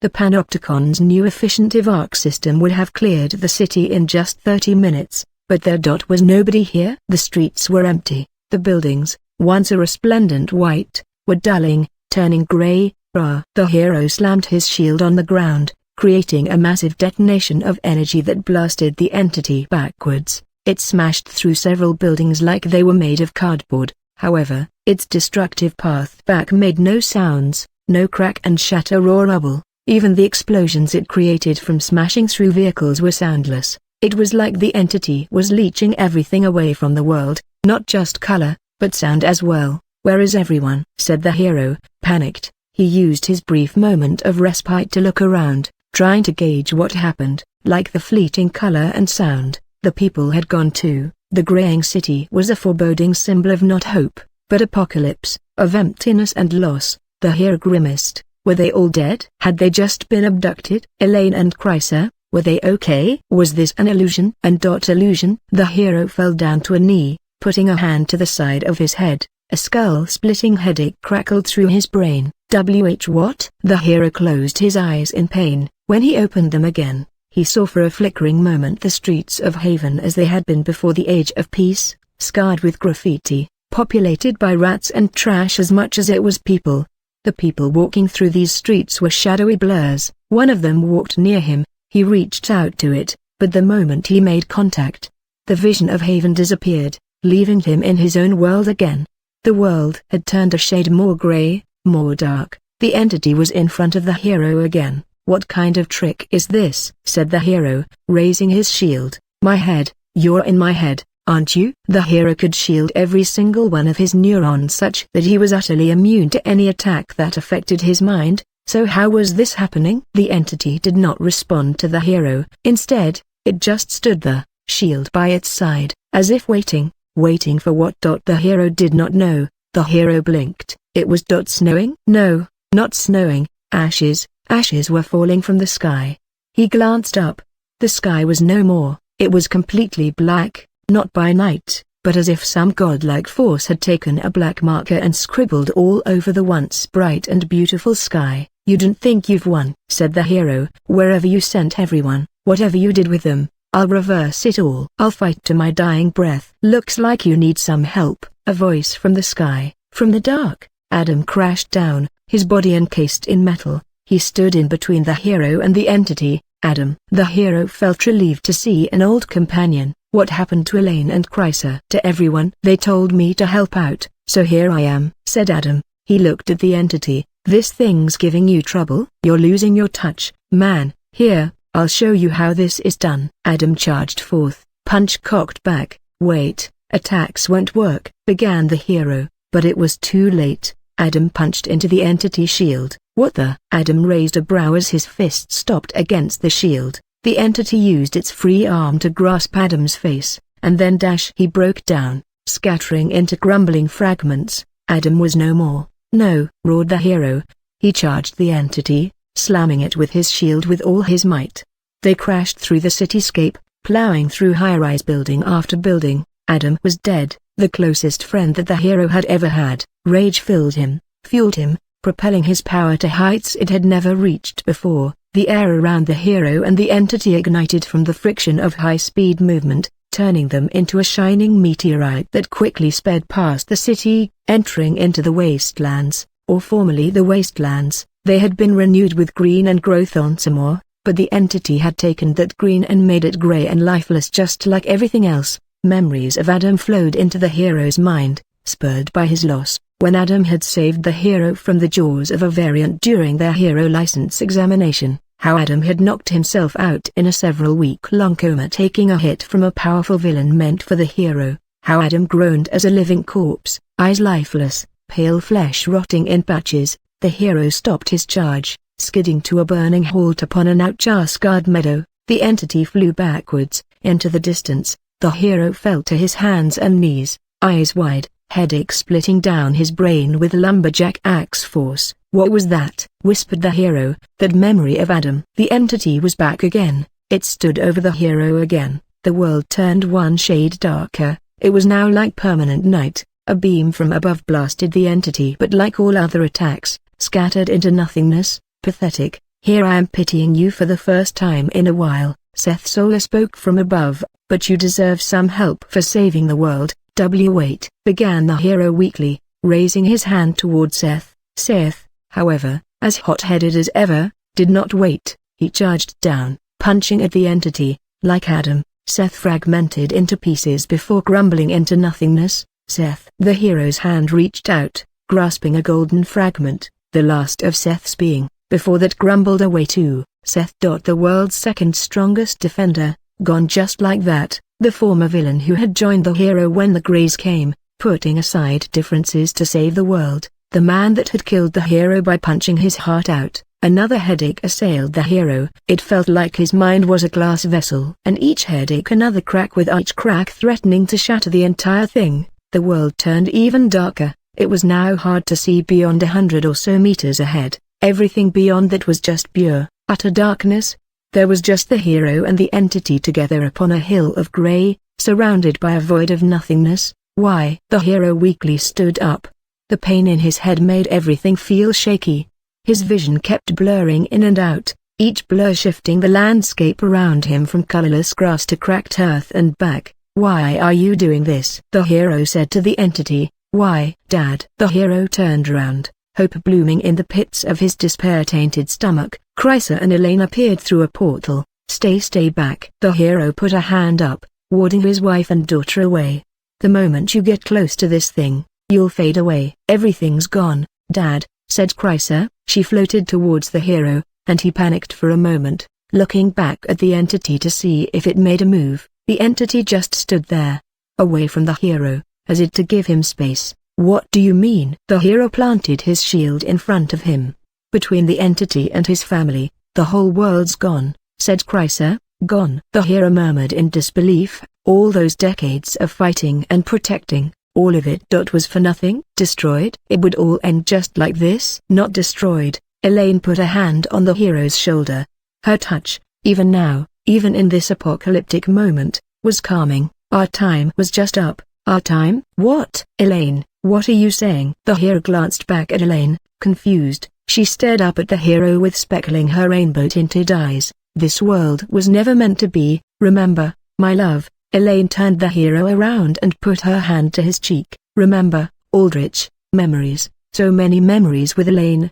Their struggles together, the laughs they had between each other, the love they shared, the daughter they raised, and dash Elaine as a zombie. Then, it was then that the hero knew, none of this is real, murmured the hero, blinking, putting a disbelieving hand to his forehead. That depends on your definition of real, said Elaine. In many ways, it was. The life you had here, the life we had together, it was real to me, it was real to our daughter. In that way, it was real, even if everything here was a creation of your mind. Creation still has substance. But it isn't real in the sense that this isn't where you belong. Like Mom said, our time is up, said Chrysa. Now that you're starting to remember, this world's ending, and now, it's time for you to get back to yours. The hero knelt down, dropping his shield. Warm tears began to trickle down his cheeks. All of this you too, the people I loved the most in this world, everything. I can't go, not like this, not so suddenly. Chrysa hugged the hero, sniffling. I know, Dad, I know, I don't want to say goodbye either. But Mum showed me everything. There's a ton of people that are waiting for you out there, hoping for you. You have a daughter there too, someone just like me, and she's little. She's going to cry a lot harder than I am if you never come back. She needs her dad more than I do. Elaine joined the hug. I know everything's breaking apart so quickly. I felt the same way too, but I came to realize that this peace we had, this peace you built, it shows that our story here is over. You won here, but out there, you still have a fight to get to. I want you. No, I need you to be strong. I need you to save the world out there like you did with ours. And, most importantly, Elaine's voice caught in her throat. She held on to the hero tight. The tightest she had ever held him, never wanting to let him go yet knowing she had to. I want you to love out there properly, I want you to find happiness, just like you did here." The hero held the two close to him. "I don't want to go. I don't want to let you two go. I don't want to let you two die." Chrysa tried to say something, but her words caught in her throat. Instead, she began to sob into the hero's chest. "Death doesn't have to be the end, my love, nor does it have to be cold and lonely. In your arms like this, I'm reminded of the years of happiness we had. In your warmth, I feel enough comfort to let you go," said Elaine. She rested her cheek against the hero's own. "Keep us in your memories. The lessons you learned in being happy, in knowing how to love and raise a daughter, use them out there. Because just like me, there's someone out there waiting to hold you." The hero lurched forward, his arms now empty. Rainbow fragments floated away like cherry blossoms in a springtime breeze, ephemeral, transient, disappearing shards of what once was. The hero watched as the petals shone, reflecting a lifetime of memories, of love and happiness and family. Before fading away into the darkness, the world turned darker. Now, there was nothing except the dark. The hero stood up, he turned around. The entity was there, its shield was gone. Instead, it held out its foggy hand.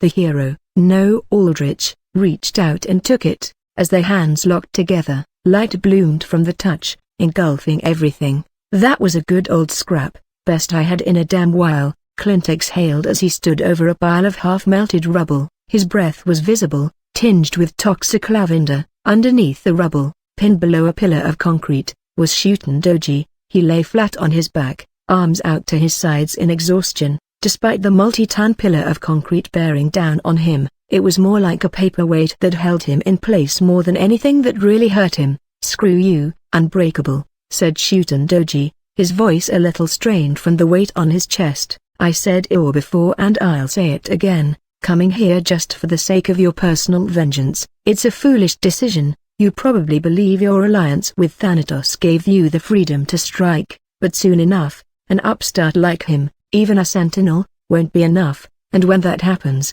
you'll regret breaking the peace we brokered." "A peace?" Clint shrugged. Various inhuman parts on his body, the carapace on his skin, the feathered gills on his neck to filter out poison, the insulating blubber under the carapace to fend against fire, glowed white before fading away like dust. "That ain't a peace, it was a ceasefire, and you broke it. You understand what that means, don't you? You still have an entire tribe to take care of. You're an interesting specimen, Unbreakable, one of the only alters to have undergone metamorphosis without dying. You could have helped the world so much by lending your body to science, but here you are, licking old wounds like a bitter dog." "Here I am," said Clint. He glanced at the facility's now shattered dome entrance. "So that's what you're studying here?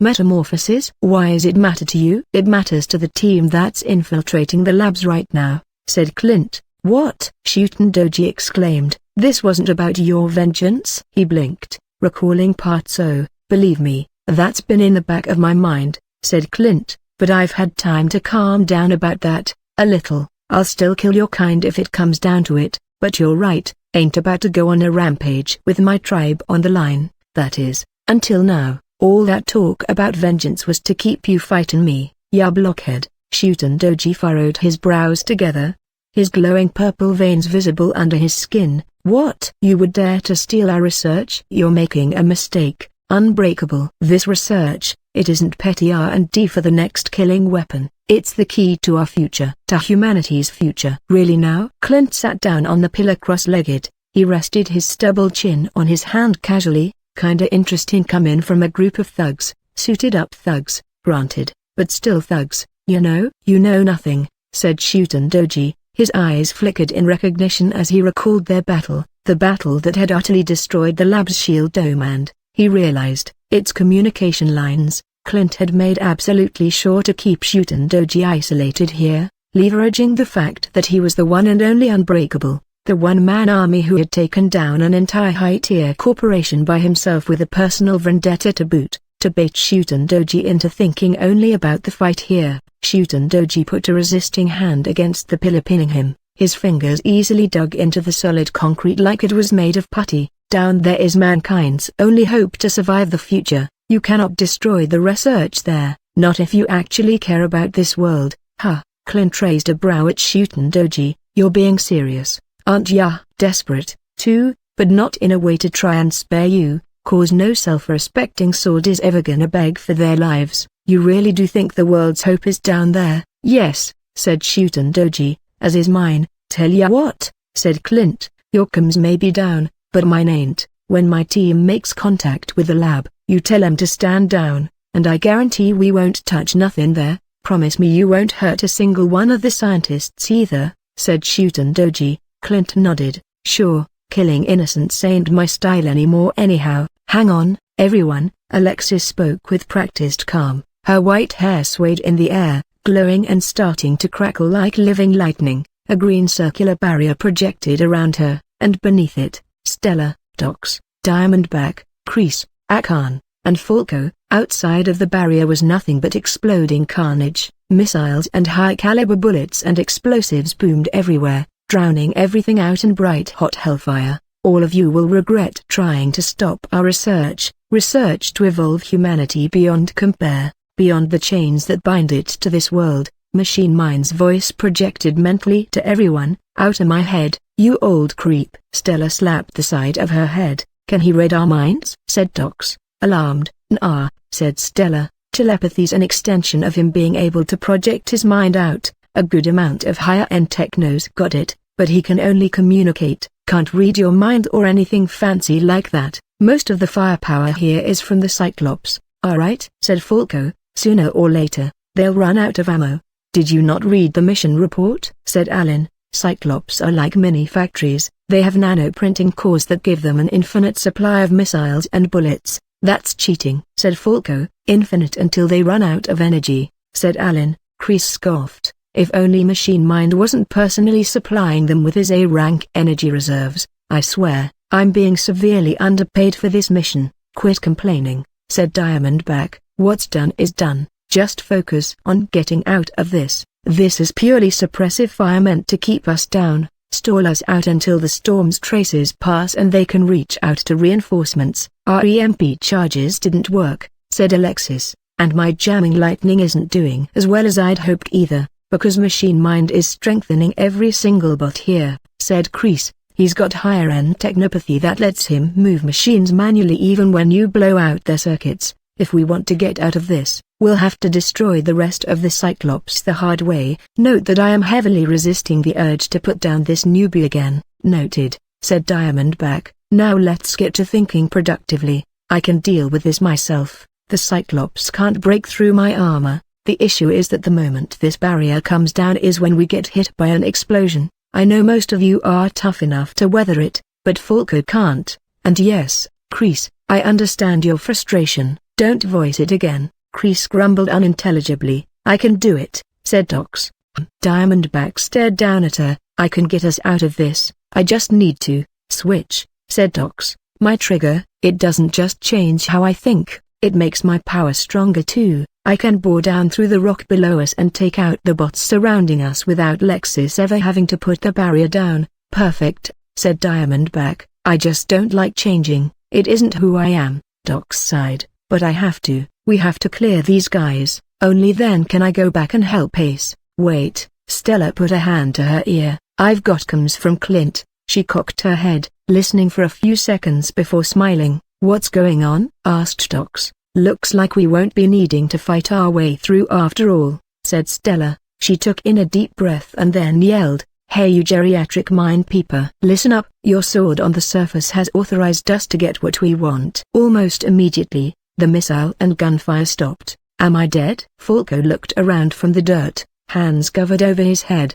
No, not yet. Alan grabbed Falco by the shoulder and hoisted him up. In spite of your best efforts. Hey, and here I thought at least you had my back, being a newbie like me and all, said Falco. The machines have stopped moving, said Alexis, her crackling eyes scanning their surroundings. Her barrier was in the center of a smoking, scorch-blackened crater. All around them was a ring formation of meshes comprised of standard gun-toting droids led by the hulking Cyclops with their missile launchers and quadruple high-caliber autocannon arms. All of the machines had glowing golden circuit patterns wreathed through their bodies, signs of Machine Mind manually controlling them. Stella, update us, said Diamondback. Old Clint out in the front beat the door out to the sword. But not just that, he got the sword to send an executive command here to let us in and out to get what we want, said Stella. I just relayed that info to the mind creeper here. Seriously? Said Tox. She instantly put an impatient hand against Alexis's barrier. Lexi, take this thing down, I have to help Ace. Alexis nodded, but Diamondback held up a hand. Not yet, said Diamondback. I understand how you feel, but we need to ascertain the situation. No, you don't understand, said Tox, exasperated. These machines might stop, but that thing, that clone, it isn't a machine. Machine mind can't control it, it might still be beating Ace up. Correct. Machine mind's voice resonated all throughout the cavern, echoing from each and every mesh present. I will uphold this ceasefire.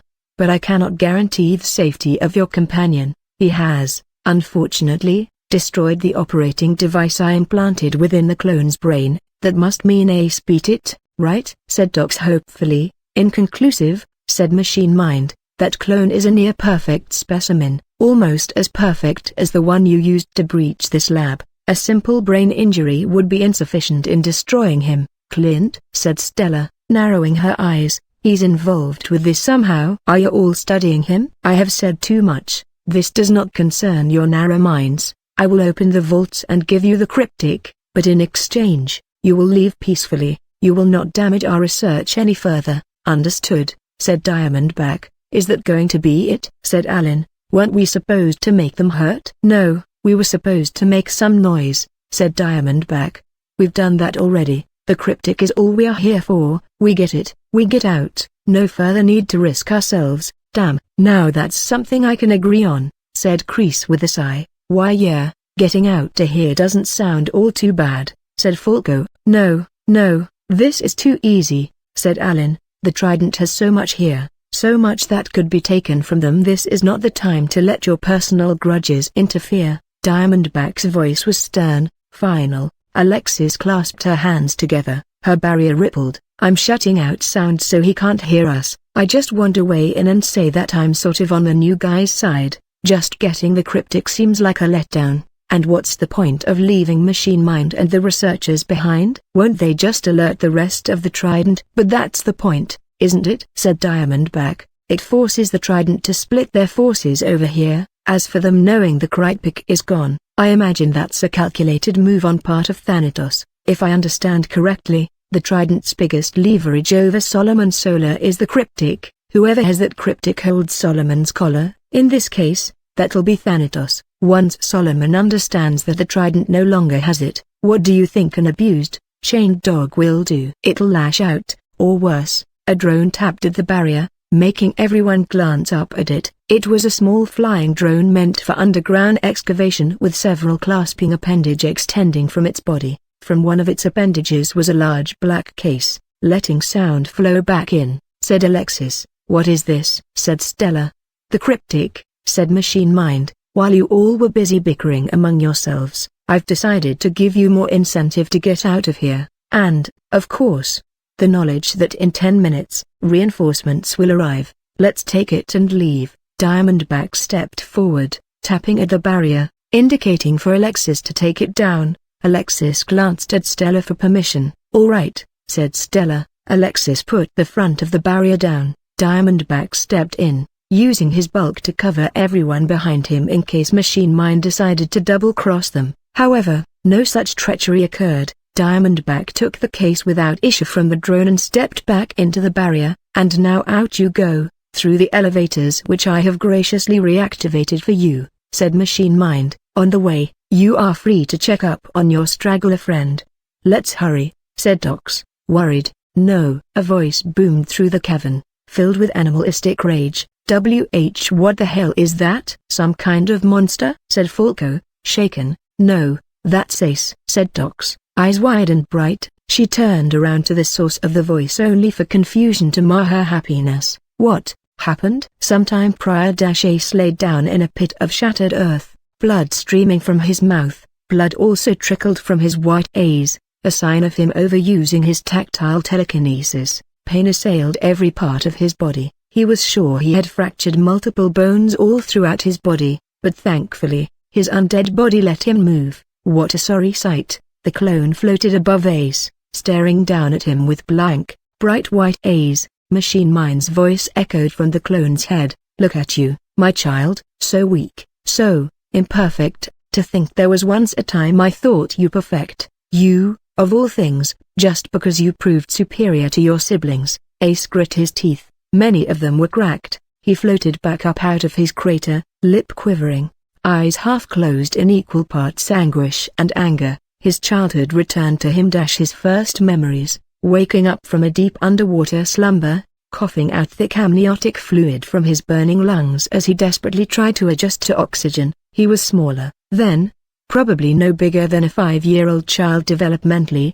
He floundered on cold, hard lab ground. Firm but gentle hands raised him up, the hands of his brother, square-jawed and white-haired, an exact image of what Ace would have looked like grown up. You're special, aren't you? I am? Yeah, special in the head. Come on, stand up straight. Father doesn't tolerate weakness. Memories lining up in a cold, sterile white room. Beside him were 3 of his brothers, one 10 years old, another 15, another 20, all of them stood in order of their age, forming a natural linear graph of heights and builds. They held their balled fists to their sides, all of them trembling in exertion against a seemingly invisible force. Come now, exert your minds. Father's voice echoed through the room. This is merely 20 tons of gravitational force. It should be nothing for specimens like yourselves. Push through the pain and the weakness, my children. Afterwards, Ace remembered kneeling on the floor. It was not cold anymore, warm as it was with the thick sheen of his blood.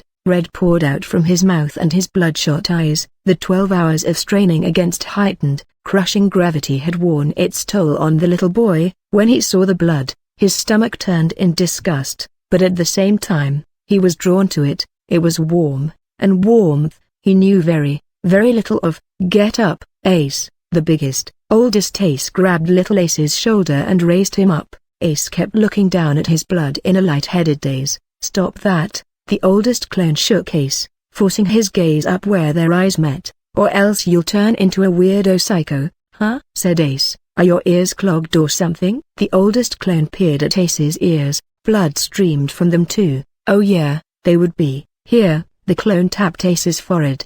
The blood popped out of his ears, moved by telekinetic force. Better? Yes, little Ace nodded. Then listen to me, alright? Said the biggest Ace. Don't ever let me catch you looking down like that, like you belong in the dirt, because trust me, you don't. None of us do. Like Father said, we're all special, but especially you. And what business do special people like us have staring at the ground? Huh? That makes sense. Yeah? Yes. Little Ace nodded again. Good. Maybe you aren't so special in the head after all. Bigger Ace smiled and patted little Ace's shoulder. Now stand up straight before Father gets here. Year after year passed filled with training, or trials as Father called them. At first, they just involved pushing back against gravitational force. Then, they became harder and harder, fights against live variants, and afterwards, being forced to consume their meat in its rawest, most disgusting state, exposure to poisons, electric shocks,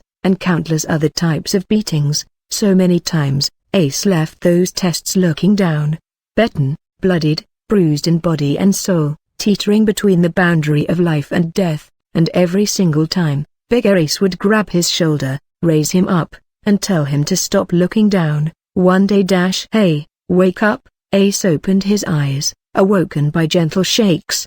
He rubbed his eyes as he got up from the bed of his tiny pod. Brother? Ace looked at the oldest version of him who, by now, truly was old. The eldest Ace looked to be over 60 now with thin, age-worn limbs, sparse, thinning white hair, and wrinkles covering his hands, face, and feet that showed through the standard-issue bodysuit all the Aces had to wear. Yeah, it's me.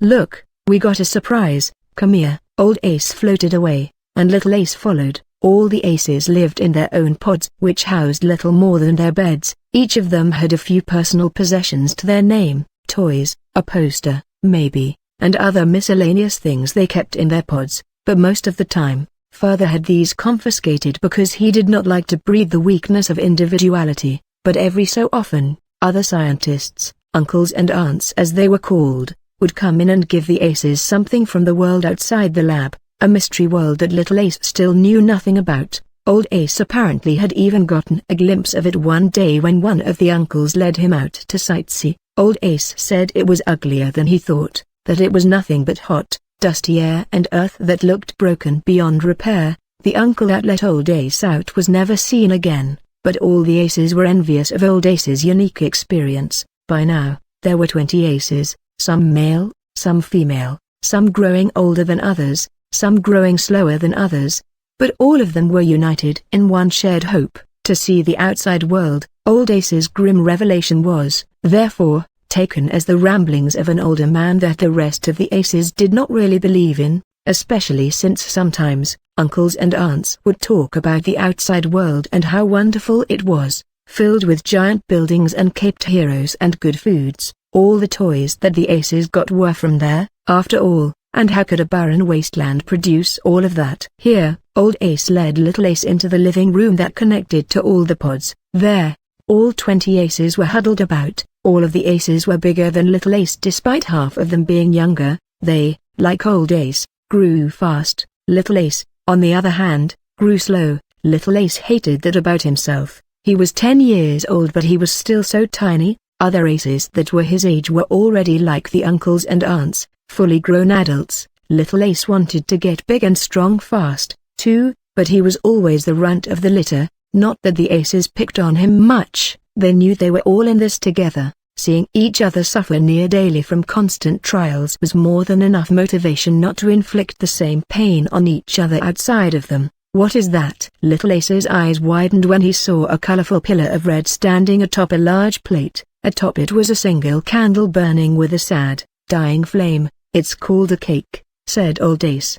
You eat it to celebrate the day you were born, and apparently, all of us were born on the same day, or maybe the uncles and aunts are being lazy, I don't know. Regardless, it's something you eat. Cake. Little Ace nodded, committing that name to his mind. This one is strawberry flavored, too, said Old Ace. He shrugged, though I imagine you have no idea what that tastes like. Strawberry. Little Ace nodded again. How did the uncle get this through father? One of the aces said, eyeing the large cake suspiciously. Something might be in it. I already had a small bite before, said Old Ace. It's fine, and 1,000 times better than the slop we have to eat normally. Most of the meals provided to the aces were mushy white paste engineered with nutrients in mind, not taste. They also encouraged strong bodily growth and healing from the wounds they suffered routinely from their trials. All of the aces stared at the cake like hungry wolves, desperation gleaming in their white eyes. They glanced at Old Ace, the de facto leader they put in charge because he was the first among them. Go on, start eating, said Old Ace.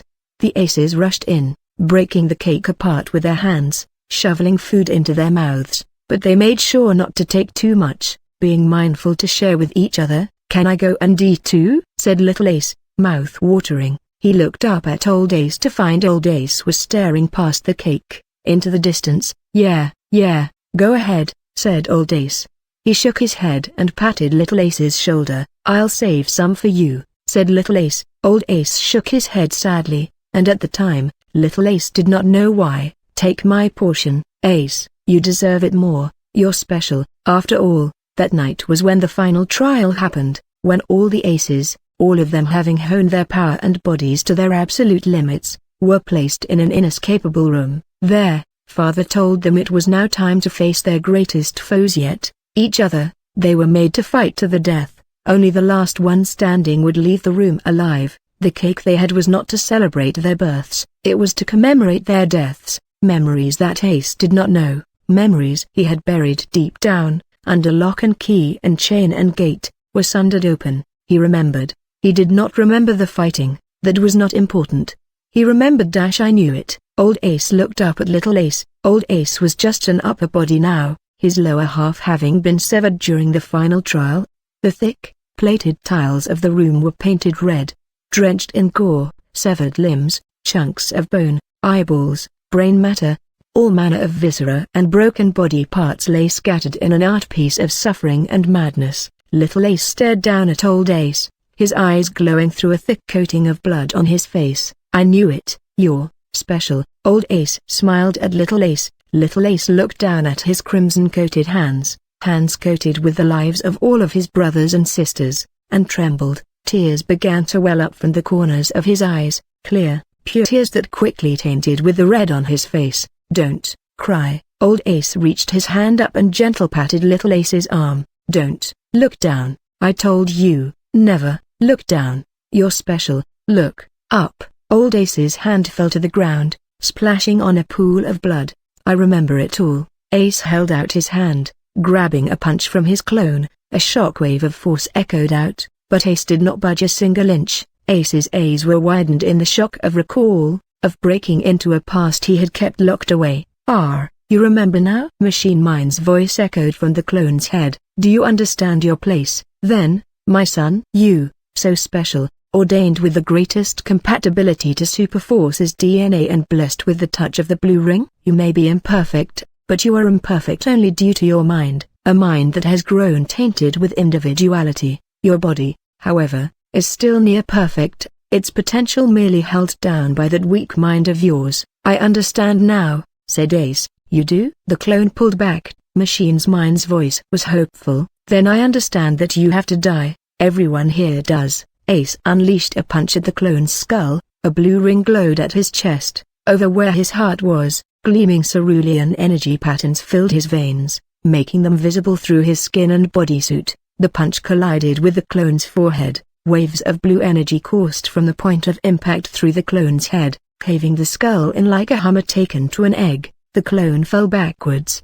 the yolk of his skull oozing out in spilled gray matter. In the middle of the brain matter was a blinking golden orb, the control device that Machine Mind used. "You do not understand, my son," Machine Mind's voice echoed from the orb. "The sheer potential you have. You were taken by Ember after you were deemed a research failure, but you were taken against my will. I always saw potential in you. You can come back and lead the world into a new era. You just have to come back to me."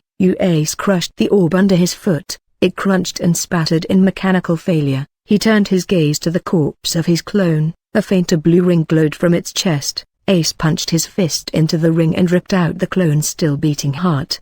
He crushed the tender organ. Its gleaming blue blood flowed into Ace's skin, into his own veins, his own heart, fueling him with strength to carry out his purpose, vengeance. Diamondback put a crystal-encased hand forward against Ace. "Stand down, we have what we need. Mission's over." "Not over, never over." Ace floated forward, not sparing a glance at Diamondback. He only looked ahead, towards the enemy he knew he had to destroy, the enemy that had taken everything from him once. Machine Mind's army of gold-eyed, gold-circuited mechanoids stared at Ace with cold, unfeeling gazes. "I knew it." The Ace did not fail. The scientist's voice boomed with very human energy, echoing from each and every machine in a cacophony of joyous shrieks. "Behold, you Philistines, the peak of my research. The next stage of alter-human evolution. Heir of the stars to lead us into the new age." "Stop talking." Ace kept forwards, but Diamondback stopped him with his arm. "Mission's over. I understand you have a personal grudge, but so does Ellen here, so does Clint. You don't take priority over any of us," said Diamondback. Ace did not stare at Diamondback's crystal helm face with anything resembling animosity. It was an oddly blank stare, one that registered Diamondback as less than nothing. Ace put his hand on Diamondback's forearm. Diamondback instantly pulled his arm back. Not just that, but he took a dashing step back too, his crystalline heel digging into the rock. "What's wrong?" asked Falco. Diamondback had felt it, the moment Ace had touched his arm, his instincts bringing into the forefront of his mind a very, very primal feeling, the fear of death. "What the hell?" Kreese tapped his goggles, the purple lenses clicked and whirred as they picked up on Diamondback's arm. The diamond's gone, unraveled like old cloth. It was true, the incredibly durable crystalline metamaterial that encased Diamondback's arm had, like Kreese pointed out, frayed apart in strands that should have been impossible to make with such a durable, hard material. Blue tinges of energy outlined the green diamond strands. "All of you, go." Ace pointed back while looking forwards, "and stay out." There was no hint of threat in Ace's voice, but perhaps the lack of it was even more ominous. It was too neutral, as if he considered everyone there to simply be nothing. Ace flew by, and this time, nobody stood in his way, very much for their own good. "We do already have the cryptic," said Stella, briefcase in hand. And what's a little old double-crossing to a criminal org like this, huh? Take the cryptic, you fools, said Machine Mind. All I need is my ace. Something's wrong about this whole situation, said Dox, biting her lip. Her gaze lingered at Ace's back. Machine Mind's just seen that Ace is way stronger than before. I mean, just look at him. He's got glowing blue energy flowing all through his veins, in his heart. That's totally a big power-up, right? But the geriatric tinkerer still wants to duke it out with Ace? He must have a plan. Of course I have a plan. I have plans atop of plans atop of plans. Plans are all that I am, all that I have been. Plans have been the product of all the research and blood I have shed, said Machine Mind. I cannot say I predicted this moment, but I certainly welcome it nonetheless. As for the rest of you, well, none of you are worth my time. Machine Mind punctuated the end of his sentence by getting all of his bots into combat mode. There was still a sizable army of them, at least 5 Cyclops and a veritable horde of smaller flying drones and humanoid droids supporting them. A maelstrom of missile fire, lead, fire, and lasers blast out from all the bots. Barrier going up, shouted Alexis. She raised her hands up, and everyone huddled near her, but in the next moment, she raised a brow, witnessing with everyone else as all of the projectiles were stopped seemingly in midair. Ace had his hands thrust out, like he was pushing against a wall. He remembered the sensation of resisting gravity, of pushing against force weighing down on every inch of his body. Brother, Ace whispered under his breath, memories welling up from deep within, from his heart, pumping sentiment-fueled power through all his veins. Every single projectile, bullets, missiles, even less tangible things like lasers, hovered in the air, outlined in blue energy. Ace was holding everything back with seemingly utter ease. His tactile telekinesis had evolved beyond compare. Beforehand, he was essentially just a flying brick-type alter. He was strong and could fly, but that was about it. His tactile telekinesis was just a slight cherry on the top that let him carry things better or leverage his force efficiently. Now, it was basically on the level of advanced telekinesis. I see now, said Kreese, his goggles whirring as he analyzed the situation. When he touched DB and broke apart the diamond, he literally unraveled it using telekinesis. Not just that. He basically changed the metamaterial's atomic structure from hard as hell to soft and clothy in an instant. Go. Ace did not look back. He kept forwards, his each and every single step making the wall of projectiles fall back in sync. Ace, began Dox. Go. Ace's voice was cold, emotionless. Dox heard it with pain. It was not a voice she would have ever expected from her old friend. At the very least, she had thought she would never have to hear that tone from him again. He had it before, way back when they first met, when he knew nothing about friends or happiness. I'm making a judgment call here as team leader, said Stella. She patted Dox's shoulder gently. We should go. Ace is strong, stronger than ever before. He won't lose here, at the very least, not until we regroup with Clint up top. Anything Machine Mind is planning, we'll stop it once we get Clint back. Dox nodded slowly, hesitantly. Her gaze lingered on Ace's back. She closed her eyes and nodded, this time with more confidence. Okay, let's go, let's scram, shouted Stella. Keep in the barrier, said Diamondback. Falco, Alan, near me. The group made an escape formation around Alexis's barrier, and within its teal-green fold, they rapidly disappeared from the cavern, Cryptic in tow. It took only a few seconds for them to be out of sight, and a few more seconds after that to be out of hearing, their footsteps dulling away. During these seconds,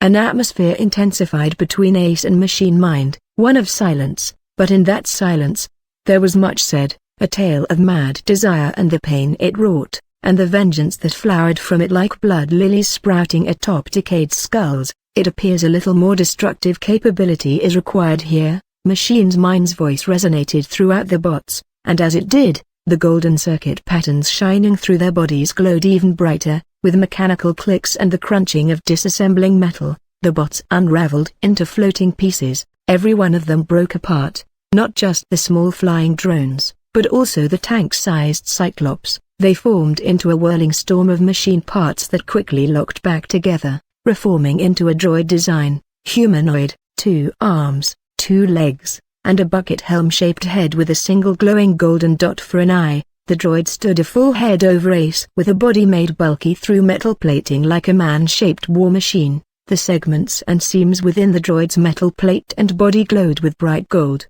enveloping it in a scintillating aura that lit up the dark depths of the cavern. "Now, we can begin," said Machine Mind. Ace's expression did not change. He clapped his hands together. The enormous volley of projectiles he held in midair hurtled back towards Machine Mind, collapsing in on the reformed droid and causing a cataclysmic, earth-shaking nova of an explosion. A huge cloud of dust and smoke and upturned debris geysered up into the air, destroying all visibility. Ace looked at this cloud unperturbed, waiting to see if Machine Mind was dead. From the cloud, a flash of gold alerted Ace. A beam slammed into Ace's heart, where a ring of blue shone through his black bodysuit. Ace slid back several meters in instant impact before he resisted, halting. The beam of energy was intensely hot, so hot that the air around Ace warped and the solid bedrock beneath his feet began to melt. "Not dead," commented Ace as he put his hand against the beam and started to walk through it. "Good." Ace rapidly sped up, flying through the beam to crash his open hand against the droid's throat. He flew the droid back dozens of meters until they smashed into the heavily armored vault door, with a sharp, splitting sound.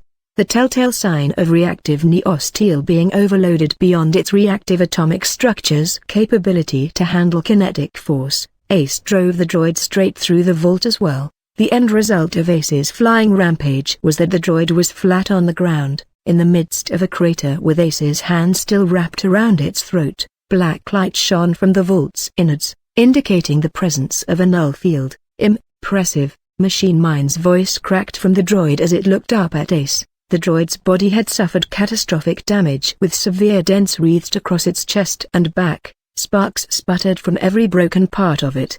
The null field was disrupting Machine Mind's connection to the droid, while Type A null fields, the strongest of them all, disabled both technology and alter powers. Type B, the more commercially desirable variant, only dampened alter powers, allowing technos to find a loophole and operate machinery within them. "Null does not affect you," said Machine Mind, even now curiously analytical. "But this was already proven long ago. Your power comes from the ring, and the ring is from beyond this planet, within, there, outer." "I don't care," said Ace. He palmed the steel avatar's face and began to focus, closing his eyes. He used his telekinesis to sense the threads of energy flowing from Machine Mind, to trace it towards the frail flesh and bone body that piloted this husk of metal. "I know you do not. It is hard to know," said Machine Mind. "That is inevitable. Gifted without a power, you have ascended beyond all of this drivel, this planet's squabbles and shortcomings. You are close to perfection, and perfection has nothing to do with the imperfection that is this world. Soon, you will lose all sense of what is human, what is weak. The vengeance that fuels you now will sputter out. You will question why you cared so much for defective specimens like your siblings. You will question your allegiances, your friends, your family, if you found a new one, found you." Ace opened his eyes. They were solid globes of gleaming white speckled with blue, like twin cosmoses with the dark of space turn white and the gold of stars turned blue. Inhuman, ethereal, outer. Ace crushed Machine Mind's head. Afterwards, the rest of the avatar's body began to crumble away, disintegrating into dust as its atomic structure unfolded. Down. Ace knelt down and placed his palm on the floor of the vault. In response, the earth started to tremble at his touch. Tremble, and then unravel. A fissure formed, splitting the entirety of the vault. No, the entirety of the whole labs, into two. Alarm lights blinked out of control. Sirens screeched in desperation. The labs began to lurch. Its foundation destabilized. Its floors began to collapse from bottom to top in a colossal show of demolition. But Ace did not care about the destruction. What he cared about was below, where Machine Mind was hiding, where he would kill the man who had taken everything from him. "Stop him!" Shuten Doji roared. He was standing now, though he had his shackled together with null cuffs that the escaping group had taken from the labs. The entirety of Meteor Labs was breaking apart, the sound of uncountable tons of metal and infrastructure groaning, falling, and shattering boomed through the air. The dome that kept the entry to the lab's safe had capsized inwards, its two sundered halves sinking underground like they were falling into quicksand. Clint and the raiding party stared at the lab's destruction in awe. How the hell is Ace doing this? Said Stella. She nudged Dox with her elbow. You got any idea? I knew he had top potential, but this ain't just potential. This is raw fucking power that's reaching the S-class. I don't know, said Dox. I knew Ace was born and raised in a lab, but I didn't know he was holding all this back. What I don't like was how he looked. What about it? Like he didn't care. Clint grimaced. Kid's gone crazy with vengeance. It's not just that, said Dox. Sure, I think vengeance is what's setting him off, but deep down, I know he wouldn't get this crazy. Normally, when I look at him, I see lonely eyes, sad eyes, but when I saw him down there, his eyes, there was nothing there, emptiness. It scared me, like I was looking down into a chasm where you just know that no matter how far you go, there'll always be nothing. This is good, though, said Alan. The Trident will be set back decades because of this. Their biggest base of operations for R&D and storing rare items, gone in a snap. Yeah, we taught them one hell of a lesson, agreed Falco. His hands grasped his Aztec laser gun with tight trembles. His nerves still thoroughly fried from the whole ordeal. That wasn't the point, said Diamondback. By now, he had regrown the diamond plating over his arm. Even then, he still glanced at where the empty spot had been ever so often, starkly reminded at how easily he could have died in spite of his supposed invulnerability. He motioned to Alexis, and she put up a noise-cancelling barrier that excluded Shuten Doji. Hey, let me in on this, shouted Shuten Doji indignantly, but to no avail. The point was to damage, but not destroy, said Diamondback. He looked to Stella. Wasn't it? Yeah, Stella nodded. Force the Trident to split their forces over here, but hell, if there's nothing left to defend, they're just gonna double their asses down over Blackwater. Thanatos will not be pleased with this. In fact, what is he thinking of this? From what I can tell, all of you have some form of mental link with him, said Diamondback. What he wants to tell us is his business, said Stella. For now, you're just dealing with me. In reality, Stella had no idea where Aldrich was. He was not responding to her mental calls at all. It was worrying, but she trusted in him to pull through whatever situation he might have been in. What she did now was hold her own here, though even that had gone all to shit. She felt ashamed at how the situation had spiraled out of control, but she did not show it. She showed confident poise, the poise of a leader. We're still partners in an alliance, said Diamondback. You should inform us of anything that Thanatos does or says. Stop pressing her, said Clint. Let Thanatos operate at his own pace, and the blame for this situation isn't on any one of us. Unforeseen circumstances and all. Unforeseen? Ace is part of their team. No? He didn't tell us anything, said Dox. You think any of us are Seers capable of peeping into the future? And if you want to toss blame, why bring Falco, huh? If he wasn't here, Kreese's obscuration field would have got us down to the vault and out with zero issue. Diamondback had no real retort to that. I'm sorry, guys, I really am, said Falco. Stop it, kid. Kreese surprisingly patted Falco's back. I know I ragged on you a ton, but if you're gonna be a man, then don't spill your guts like this in an apology. Just think about how to be better next time, preferably a next time that I won't be the, thanks, I guess, said Falco. I know what to do, said Clint, nodding. Everyone stared at him. I'm going down there and getting Ace out. Out of all of us, you got the best chance to do that. Yeah, said Stella, as your right-hand man. I have to disagree with this, said Diamondback. You saw how easily he disassembled my diamond skin. He can do the same to you.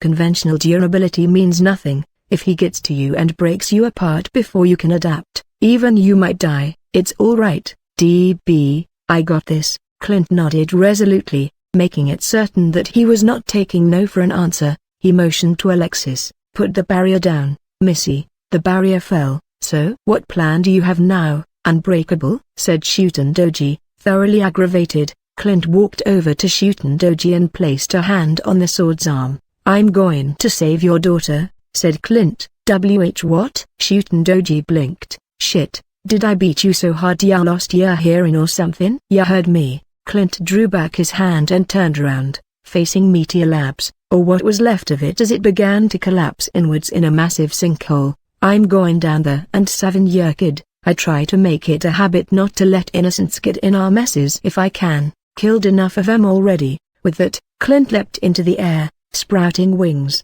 With a sturdy flap, he zipped right into the sinkhole. In the spiraling network of cocoons in a lonely, great plane of existence, one cocoon, just one out of what could have been an infinity, shuddered. Unbeknownst to the vast majority of sentient life, that was the first a cocoon had ever moved in a number of years that would have been incomprehensible to the human mind. At the very least, none of those orbs of cosmic silk had shook like that since the birth of the star that created the Sol system. A black-clawed hand jutted out of the silk, tearing through its weave. Another hand followed, and together, they pulled, tearing open the cocoon. Valera emerged. In this colorless realm, her eyes stood out the most in its redness, but it was a faint red, one that hearkened to the light of a dying ember. She was tired, thoroughly tired. She had drained almost every inch of her power, and she felt it in aching that went deep down into her very bones, in her flesh that felt like it was ready to tear apart at a moment's notice.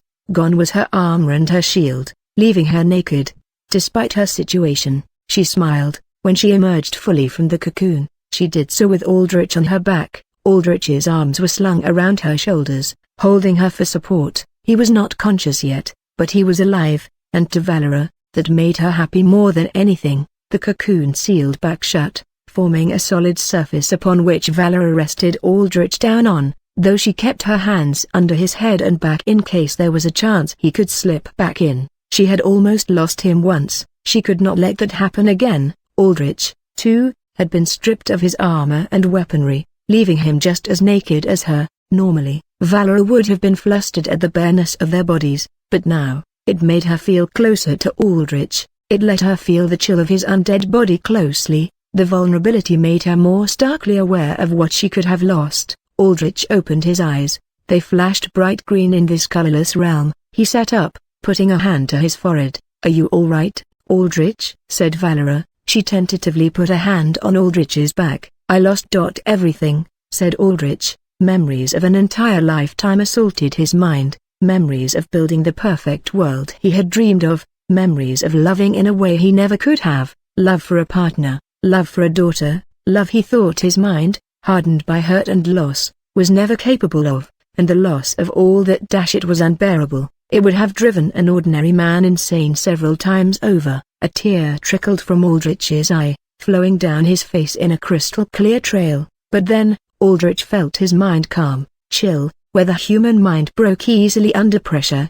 The undead mind, especially the mind of a lich, was infallible. "I'm sorry." Aldrich looked up. He saw Valera, tears brimming in her crimson eyes. "I'm sorry I had to do that to you," said Valera. "I tried to talk to you down there, in that other life, but my words didn't go through. All I could do was stand there and let that world crumble. I saw how happy you were, Aldrich. I saw the woman you loved and the daughter you raised. At first, I was jealous, intensely jealous, but the more I saw you fight for them, the more I saw of them. I realized you were happy there, truly, truly happy, happy in a way I never saw before, happy in a way that I don't think I could ever make you." Valera put her hands to her eyes, trying to wipe her tears away, but more just replaced them. "And I took that all from you. I knew it was what you would have wanted, and deep down, it's what I wanted too, but even then Aldrich looked across at Valera. His mind was undead, but that did not mean he had forgotten that other life.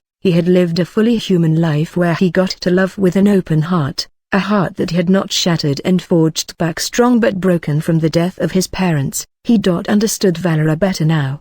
He understood that love of hers, that single-minded, fierce love that would risk everything, even the destruction of a world, to stay alive. It was the same kind of love he had in his other life. Elaine's last words echoed in his mind, to love here as he had loved there. Aldrich had lived a full life in the other world, and though it had ended, he knew he had a life here to still live out. Aldrich reached out and pulled Valera into a tight hug. Valera's eyes widened as she froze at the hug, arms held to her sides. "I'm glad you're here," said Aldrich. "I'm glad you saved me." A pause. "I'm glad you love me." Valera closed her eyes and wrapped her arms tight around Aldrich, and together, they stayed like that, their hearts opened, their feelings coiled around each other in understanding and affirmation. White light enveloped the two, completely encasing them before fading away. They were gone now. Only a few sparkles of white remained as evidence that they had been in that colorless realm at all. and even those quickly faded away,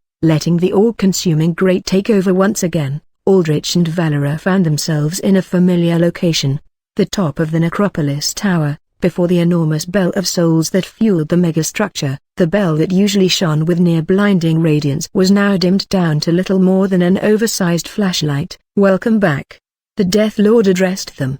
She saw the two of them naked, hands held together, and shrugged. "Guess I've been beaten. Ah well, there's always second place, eh?" She smiled before she tore off her cloak and then split it into two before tossing both halves over to Aldrich and Valera, clothing them. "What happened?" said Aldrich. "Not just to me, but to you, to this realm." The Death Lord had grown noticeably skinnier, losing a good chunk of her normally athletic physique. Her cheeks were slightly sunken in, as if she had gone fasting for days. One of her horns was gone. Above her, in the skies of the Death Realm, there were cracks, as if the whole thing was a globe that someone had hammered. "You were taken into a different realm, one far, far away from our axis," said the Death Lord. "Axes?" "Realms similar to each other are easier to reach. Take for example your realm and my realm. Magic separates us, yes, but the lives that populate our realms are not too dissimilar. If we were to look at the humans of your realm and the Illumin, they are almost entirely the same," explained the Death Lord. "Similar realms share an axis. The one you were sent to was to another, where the very laws of existence, of space and time, were utterly foreign." "Why are we here?" asked Valera. "I thought we would return to the human realm." "Returning there naked as you are?" "Ha, now that would be quite the sight." The Death Lord chuckled, and Valera faintly blushed. "Fear not, I will have armor replacements for the both of you. As for why you are here, why, it is because I reached out to you. It is my power that you felt, my mana that I sent across the void of stars for you to anchor to." "So that was you?" murmured Valera. "Yes, it was, and, as you can see," the Death Lord unrolled the sleeve of her robes and tried to flex her bicep. "There was not much that to show. It took quite a bit from me, from this entire realm, though, I am happy to say, my power was not wasted. Look." The Death Lord tapped her forehead and nodded towards Aldrich, indicating him to do the same. He checked his head to see that he had a horn, one identical to the Death Lord's, as if he had taken her missing horn. "I must say, it does not look too shabby on you," nodded the Death Lord. "What is this?" Aldrich touched the horn on his head. He identified it using his system. "You have been integrated with draconic blood. You have now obtained the passive skill, Dragonheart. Dragonheart allows you to harness the incredible tenacity of the draconic race, renowned for a ferocious grit akin to sheer immortality. When your health drops below 30% of its maximum value, your health or mana regeneration will regenerate massively and constantly." More information flowed into him as well. "You have been infused with a tremendous amount of energy. Analyzing, it is impossible for this system to classify the energy you were merged with. However, calculations will be made as to the amount of experience this power has granted you." Calculating, "You have obtained a tremendous amount of power, not all that can be converted to experience. You are now level 70. New trial quests are available. The remainder of your power has gone into breaking your limiter. You may now exceed your limiter, allowing you to surpass the boundary of level 100 in time due to the removal of your limiter. You may now more freely bind souls to your being. You have no limit to the undead you can control provided they are not within 30 levels of your being. Powerful undead close to your power is now chosen undead, and these, you may now have a limit of 100. Your boundary has also evolved due to the growth you and your soul bonded experienced in the realm of. Both of you have developed independent, yet linked boundaries. Look into yourself to unlock your boundary. The truth shall be revealed within, and, if you so dare, look into the outer, and the greater truth shall be made known." Then, a voice that Aldrich heard resonate deep within him. "Wow, so you've broken your limiter. Very, very interesting. I'd set that so nobody from Eltuin, not the gods, dragons, giants, or Death Lord, could achieve such a thing. There's nothing worse for a world than infinite power. You see, if you are hearing this, you're probably the detail-sensitive, power-hungry, possibly incredibly paranoid type, but don't worry, I'm most likely long dead, or at the very least, not living in any real conventional sense. Regardless, I congratulate you for breaking one of the hard-coded limits of the system I created. the system of magic and skills and levels that I enforced upon Elduin to make sure nobody got too strong, that nobody drew the attention of the outer. Looks like the future's going to get really interesting for you, at least way more interesting than it was for me when I got reincarnated into Elduin. Ha, well, looks like it's true what they say, the best laid plans of mice and men go awry, yeah? And what was that Spider Hera quote? With great power comes great responsibility. Make sure you remember that, for your sake, and for the sake of everyone you care about, if you have anyone like that. Greater than Aldrich felt a huge headache assail him as the words echoed through his very being before fading away, like lone whispers in a forest. He tried to will contact that voice again, but it was gone. He, however, had a very good idea who that was. It was the voice of the Arcane Emperor who, along with the Enlightened One, created skills, spells, and, most importantly, the leveling system that all living beings in Elduin fell under. In the game, the Arcane Emperor showed up as a faint spirit every so often, guiding the player to lost artifacts or spells. He spoke in an archaic, grand manner befitting an ancient wizard, but now he seemed to push back that charade and bear who he really was, a man from Earth. What happened to everyone else that was with me? Said Aldrich. The ramifications of the Emperor's voice were Volantis, my gear, and, most importantly, Grissa. I can still sense it all within you, said the Death Lord. Switch into your lich form. Aldrich nodded. He balled up his fists. Green mist emerged around him. It acted like acid, sloughing off his skin to reveal the bone of his lich form. It's still here. Aldrich materialized his frost-hallowed war scythe, his cloak of souls, Volantis. A small black plate formed on Aldrich's sternum, but nothing more than that. On that plate, Volantis's eye emerged. MRHM, what is going on? Said Volantis sleepily. I see. The Death Lord put a hand to her chin and nodded. You, my dear usurper, are quite lucky, or perhaps it is fate. That realm prison you were sent to was meant to conquer and entrap a single soul. However, as a newly formed lich, your soul was splintered. It is a common thing for liches as their souls are quite, how shall I put it, malleable. They can be moved and restructured with far more ease than with any flesh and blood being. That is how you can sever your soul into a phylactery. That is how your little one Grissa bonded with a part of your soul, and because you have separate spiritual parts, one with your little one, the other with your phylactery. The prison realm could not take all of you, which left a signal for me to trace and send my own power to. It seems that the part of your soul that was bonded to your little one was trapped. As a subconscious defense mechanism, you sent all your weaponry into your phylactery, within your lich form. Then Grissa, began Aldrich, briefly panicking at the thought that she had potentially been trapped in the other world. I will draw her out, said the Death Lord, assuaging his worries. She put a hand on Aldrich's chest and performed a ripping motion out. As she did so, a white flash blinked, and from it, Grissa emerged, falling into the Death Lord's arms unconscious. Wait. Aldrich knelt down, putting a hand to Grissa's cheek. Valor began in recognition, though her words caught in her throat. She was different, older, a young teenager, perhaps, maybe 12 or 14. Her dress was gone, replaced with a bodysuit etched with lines of iridescent energy. Shining rainbow-colored tips highlighted some strands of her white hair inherited directly from Elaine. I understand now, Aldrich murmured, the reason why in the other world, his daughter with Elaine was still named Grissa. Grissa had been taken with Aldrich into the other world. She had become his daughter there, and now, she had merged with her existence from the other world. Aldrich could not sense her because she was almost an entirely different existence. But even if she was different in appearance, she was still his daughter. He looked down as he felt the warmth of his daughter's cheek radiate into his cold, skeletal hand.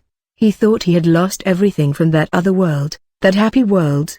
But Grissa, his daughter, she had been saved. For that, he was grateful. Grateful to who or what, he did not know. Fate, perhaps, as the Death Lord said. It did not matter. What mattered was that Grissa was here. I do not know entirely what transpired in that prison realm, said the Death Lord, but I do know that it has taken a toll from you, that you show signs of loss, great loss that I understand. Whether your chains were a paradise or inferno, I know not, but what I do know is this. She placed a hand on Aldrich's shoulder, a comforting one. I am glad you are back, Aldrich. Aldrich looked up at the Death Lord. She smiled down at him. The happiness in her face was genuine. It made him question the suspicions he had regarding her. "You have to tell me, Mel," said Aldrich, speaking to her directly, heart to heart, "what you want me for, what the end goal for all of this is, why you're giving me your power, why you sacrificed so much to bring me back. Otherwise, all I can do is keep suspecting you, planning against you in the case that you stand against me one day. My lips, dear usurper, are sealed." The Death Lord winked at Aldrich and put a finger to her lips. "But do keep plotting, I welcome a challenge." Ha! Her smile faded. "But now, it is time for you to go. Your realm awaits you, after all, and as far as I can tell, there is much for you to do there, many who await your return." Aldrich nodded. He was not going to get a straight answer out of the Death Lord, but for the first time, he felt genuine trust for her. "You're right," said Aldrich. He picked Chrissa up in his arms. "It is time for me to go." The Death Lord snapped her fingers, creating a vortex of whirling white in front of Aldrich and Valera. "Time for us to go." Aldrich nodded to Valera, and together, side by side, they stepped into the portal. "Time for us to make the world right again." At Meteor Labs, Ace exhaled, his breath a foggy cerulean blue. The earth broke apart around him, surrendering to his otherworldly power. He held the ground ripped open with both his hands. Threads of blue energy wound out from his palms, stretching across the vaults, then up towards the labs, all of its floors, and pulled the very fabric of their atomic structure, causing everything to break apart into a swirling vortex of destruction. Ace did not spare any of the labs. All of it was complicit in his suffering, and the very idea that these labs, ran by these people, these creatures so far beneath him, caused him suffering was inexcusable. Everything had to go. "But most importantly found you," Ace whispered, sensing Machine Mind's energy signature. It was deep down in the earth, inside an impenetrable doomsday bunker. There was another energy signature there, too, one that was familiar to Ace, one that shone blue and bright, the blue ring. He did not know what it was, just that it did not come from this planet, but in the end, he did not really care either. It was power he was going to soon absorb anyway, power that belonged to him by right. Ace pried the fissured earth with a grunt. The split halves trembled as they sundered apart from each other, creating tremendous earthquakes, like curtains parting. The splitting earth revealed the bunker below, several hundreds meters down. It looked pitifully weak from where Ace was, a little ball of fortified metal that he could pick apart with all the ease of shredding wet paper. Ace flew downwards, slamming down into the bunker with his feet. As a testament to its structural integrity, the bunker trembled at the impact, but its metal, reinforced smart neosteel, absorbed the impact admirably. It glowed bright around Ace's feet, but it did not splinter apart. The bunker was about as big as a large house, bigger than what it looked like from above, but still nothing of consequence to Ace. He put his palm on the surface of the heated metal. Strands of blue stretched out, wrapping around the entirety of the bunker. Then, the bunker unraveled from Ace's hand. The metal peeled apart neatly, creating a hole to welcome him in. Below, Ace saw a circular room with the blue ring floating in a containment chamber at the center. Scientists in hazmat suits stared up at him, taking steps back, trembling in terror. His gaze scanned past the scientists and landed on Machine Mind. The elderly man had his hands on a control panel standing in front of the containment chamber. Blue circuit streaks spread out from his hands, covering the panel and reaching out to the entirety of the chamber and even the ring itself. Machine Mind's usually golden eyes were now as blue as they stared up at Ace triumphantly. "Despite being an outer-worldly being, you are still weighed down by all too human sentiments of vengeance," said Machine Mind, "which now leads to your demise, my child." Ace blitzed downwards, his hand reaching out to grasp Machine Mind's exposed head. However, he stopped right before his hand could close around Machine Mind's skull to crush it into a pulp. "You think I did not have countermeasures for your kind?" said Machine Mind. His voice was shaky, reverberating with an inhuman current. Circuit patterns had emerged from the blue ring like arrows, shooting outwards and digging into Ace's body. The pattern was equal parts gold and blue, indicating a fusion between Machine Mind's powers and the power of the blue ring. "From the ring, your powers came. Through the ring, it may be controlled," said Machine Mind. I have not been above experimenting upon myself. The blue ring can control the force of all things, including that of your life and mind, and with my power piloting it, I can dominate anything I desire, anything." The circuit pattern spread from Ace's body and crawled slowly up toward his head, attempting to hijack his mind.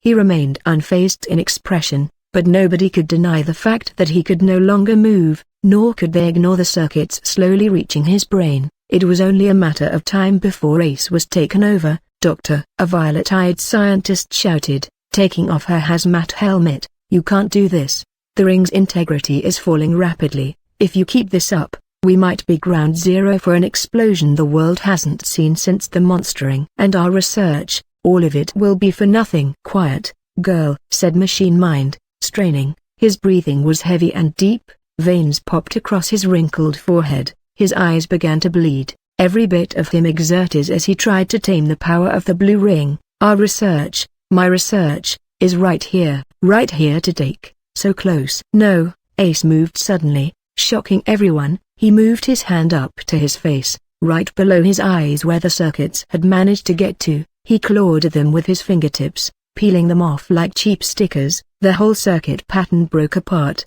showing just how unstable it was, leaving Ace's entire body free to move. Machine Mind's eyes widened in shock before he doubled over, coughing up blood. He lurched backward, taking his hands from the control panel. With his access to the panel cut off, the power of the blue ring stopped flowing into him. The circuit streaks around the ring and its containment chamber faded as well. "You said it yourself, you made me perfect. My compatibility with the blue ring is high, higher than any of my siblings you murdered, higher than what you can ever hope to control," said Ace. He looked down at the room of scientists. "And now, none of you will control anything ever again." Ace began to slowly close his fist. As he did so, the innards of the bunker began to crumple in on itself, as if it was being crushed inside a giant hand. "Wait!" Ace. Clint landed with a thud atop the bunker, peering down from the open ceiling. His eyes flashed red as he took note of the situation. "Take the old man out, but keep the scientists alive." "No!" Ace's fist began to close in more. The bunker groaned and creaked as it crumpled down further. The scientists were starting to shout in panic, getting huddled uncomfortably close to each other. "The scientists have no blood on their hands in this," said Clint. "Look at them, they don't even know you. And I've read their minds. Their projects weren't related at all to the ones that made you suffer. All of that was the whacked old man's fault." "It doesn't matter," said Ace. "Nothing does. Ha ha ha." Machine Mind chuckled before his throat caught on blood. After coughing it out, he stared up at Ace and Clint with a weak smile. "Do not waste your breath, Unbreakable. The being you are speaking to now is above us, above even you who have only been dipped in the outer's blessings. You are witnessing the birth of an outer being beyond us all. How glorious it is. How prideful I was to believe that I could control it, yet none will control him. In a way, I feel content in knowing that my research has produced a being this magnificent." "Enough talking," said Ace. "Your rambling hurts my ears." He closed his fist even more, almost fully. The bunker rapidly crumpled in on itself. Several of the scientists, the ones standing at the edges of the bunker, were folded in as the walls and ceiling collapsed on top of them, reducing them to nothing but bloody pulp. The remaining scientists, including Machine Mind, were now compacted tight. Several started to scream as their bones snapped under the pressure, but they only managed one scream before their breaths were crushed out of their chests. "Shit, guess talking's over," Clint muttered. He clasped his palms together. A spiral pattern of red energy formed between them before firing as a high-speed projectile that distorted space as it flew. Ace used his free hand as a shield to block the projectile. The energy began to warp his hand in its spiral pattern, a simple pattern, easily reversed. Ace twisted his hand against the spiral. Blue threads sprung out from his hand, traveling up the spiral to hijack it, untwisting it before dissolving the projectile entirely. Clint paused for a moment, unsure of what to do.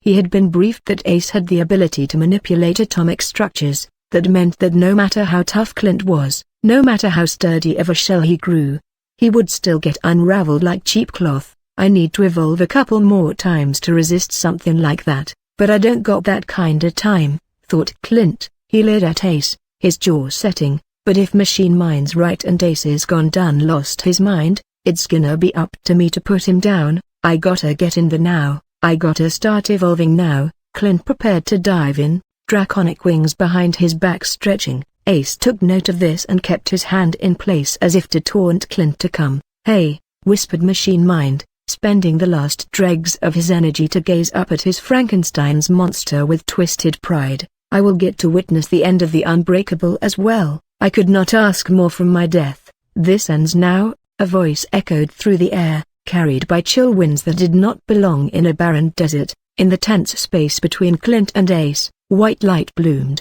From it emerged mist, glowing green mist, and from that mist, a black armored man stepped out. Thanatos. The atmosphere immediately stilled, the temperature dropping remarkably. "What the hell? What's kept ya from showing up for so damn long, ya big bastard?" said Clint, nodding at Thanatos with a barely concealed smile. "Complications," was all Thanatos said. He hovered in the air, his cloak of stitched-together soles waving in the wind. He looked down at Ace, then at the annihilated labs. "I see that my absence has caused complications too." Ace stared up at Thanatos with the same expressionless gaze he had chosen to don since awakening his latent powers. This time, however, he reacted offensively without being prompted for the first time, as if by sheer instinct. Ace, or rather, the entity that he was becoming, recognized Thanatos as a threat to its existence. He shoved his free fist forward, sending out a gust of blue-tinted force. Thanatos put his arm out as if he was holding a shield. 3 massive ribs materialized before him, acting like a barricade that blocked the incoming torrent of power. The wave of energy streaked past Thanatos, hitting Clint and knocking him backward, out of sight. The energy wave dimmed down, leaving Thanatos still there, albeit with cracks across his rib shield. "Ah, there you are, Thanatos," said Machine Mind. He was now atop a pile of crushed metal and corpses. His body, too, was thoroughly mangled, but his head still jutted out intact from the pile, and so long as his head was intact, it seemed, he could maintain his consciousness. "I do not know what you did to Blackwater's students to maintain their loyalty, but it will not work here. You are in the presence of power that is truly outer. The power that I created with all my genius. You could not control your creation, so now you are content with letting it rampage about?" said Thanatos. "How utterly pathetic." Ace cocked back his fist again, ready to fire another blast of telekinetic force. Thanatos raised his fist in the air and declared, "Take note, this is how you control." A green outline shimmered around Ace's body. He closed his eyes, hard. When he opened them, they were no longer blue, they were white like they originally were, filled with the lonely sadness that they usually carried. "What happened here?" said Ace, looking down at his hands. The glowing blue energy visible from his heart and veins faded away bit by bit. "I reset your mind is all I did," said Thanatos. "Leave, join the others." Ace weakly nodded, tired from exerting so much energy. He looked confused, but he knew better than to question Thanatos. He flew away, leaving Thanatos alone with Machine Mind in the ruins of the bunker. "No, no, no," roared Machine Mind. "You would dare to ruin a perfect creation." "How? What did you do?" "All I did was exert my right to lead my legion," said Thanatos. The red eye dot of his helm looked unfeelingly down at Machine Mind. "A right you do not have." Machine Mind, now reduced to a talking head, and Thanatos, in all his armored might, could not have been any different from each other if they tried. Thanatos floated down, landing atop the containment chamber in the bunker. It alone had survived Ace's telekinetic crush, though barely. The glass was thoroughly cracked, the blue ring within had dimmed down, its halo structure fraying like worn cloth. A warning screen flashed distorted across the cracked glass. "Ring structural integrity, 1%." When Thanatos touched the chamber, an odd reaction occurred. The ring began to glow brightly again. Rejuvenated somehow, it started to rotate rapidly, its structure vibrating before it sundered apart into countless little fragments that looked like floating blue fireflies. The fragments funneled upwards, through the containment chamber, and into Thanatos. Thanatos stared down at his hand. The 10-branched symbol lit up in reaction. One of the branches, previously a colorless white, was now filled in with solid blue, joining a green branch and a white one that had a cracked pattern across its length. "It's over." Machine Mind looked at the ring with wide eyes. "My research, it really was for nothing." Thanatos did not answer, analyzing his hand. Shit, that blew me back a long ways. Clint reappeared, flying into view. He blinked when he saw there was no ace. Guess ya fixed the whole situation then, huh? I did, said Thanatos. Damn. Clint looked down at the annihilated bunker, then up at the equally annihilated rest of the labs. I know ya wanted us to make some noise, break some stuff here and there, but I figure total destruction wasn't what you were gunning for, yeah? No, but what's done is done, said Thanatos. As for you, Machine Mind, you and your team are not done yet. You mentioned the outer. I want answers that you and your team will provide. You intend to enslave us? Like you did with Blackwater? Said Machine Mind. He grimaced. You may be able to take my mind, but my team, you will never have. They are gone, crushed to nothingness. Quiet, and let me focus. Thanatos again held his arm over his chest, as if he was holding a shield. This time, a diadem-shaped shield made of mint green energy formed. Boundary, unseal. What's that shield? Clint said, nudging his chin towards the energy construct strapped to Thanatos's forearm. A gift, said Thanatos, somber, and a reminder of what I have to do. Thanatos raised his arm into the air, the shield shining in its verdant splendor. He looked almost like Minuteman, standing stalwart with a symbol of protection high above to protect all life. But the way Thanatos was armored in bone parts and blackened metal and a cloak of wailing, stitched souls made it clear that he much more than a protector of life. He was a dealer of death, both guardian and destroyer, and this boundary, too, represented that dichotomy. Thanatos crushed his hand into a fist. The shield separated from his arm and hovered high above his head. Its diadem structure, elongated on one side, looked almost like the hand of a clock. Here, the shield pointed upwards, towards where 12 would be if it was a timepiece. From the shield, light exploded outwards in a blinding flash. Within the eye-crushing light, time slowed to a crawl. Here, in this white space seemingly bereft of anything, Aldrich saw a man walking towards him. Aldrich was stripped of his armor, leaving him in his human form in his suit. The other man, it was him, the him from the other world, more muscular with a brighter smile, more heroic. So this is what you look like, said the hero, looking Aldrich up and down. Pretty damn grim, but I can't say I'm surprised. If things didn't go down the way they did with Minuteman saving my parents, our parents, I think I'd have gone down a similar path too. I thought I sensed you, said Aldrich. After he had returned from the other world, he had felt something awaken within himself, an instinctive understanding that his boundary could activate. All he had to do was unseal it with his willpower. He knew what it did, too, in a very general sense, like knowing where your arm was and how to move it even if you could not see it. When I awoke, I didn't just end that world, I absorbed it, at least some part of it. It's how Grissa turned out the way she did, merging with her other self. It stands to reason the same would have happened to me. Perceptive, aren't you? Said the hero, which means to some degree, you were real, everything was real. If you weren't, if that world was just an illusion, there would have been nothing to absorb, right? The hero shrugged, but I have no clue how the details work, how your dream managed to create an entire world, and there's no point in me thinking about it either. I'm dead now, as is everything I ever knew. I'm sorry, don't be. The hero shook his head. You probably think you destroyed everything. No, you know it. You felt it because up until a little while ago, it was a life you were living, but it was a life and a world that existed only because you dreamed it up, and a dream, no matter how nice it is always destined to end when the dreamer wakes up. That doesn't mean your loss means nothing, began Aldrich, but the hero cut him off by raising his gloved hand. Yeah, I know, but you felt everything I lost just as much as I did. That's punishment enough, no need to add on to the pile. Aldrich nodded, and together, the hero and the necromancer stood together in silence for a few moments of shared recollection over what they had both lost together. What are you, anyway? Said Aldrich, breaking the silence. I didn't think you would be the one to break the silence, brooding look and all. The hero smirked, but to answer your question, I don't know exactly, but whatever I am, I won't last. Like you said, you merged with that world, specifically with me.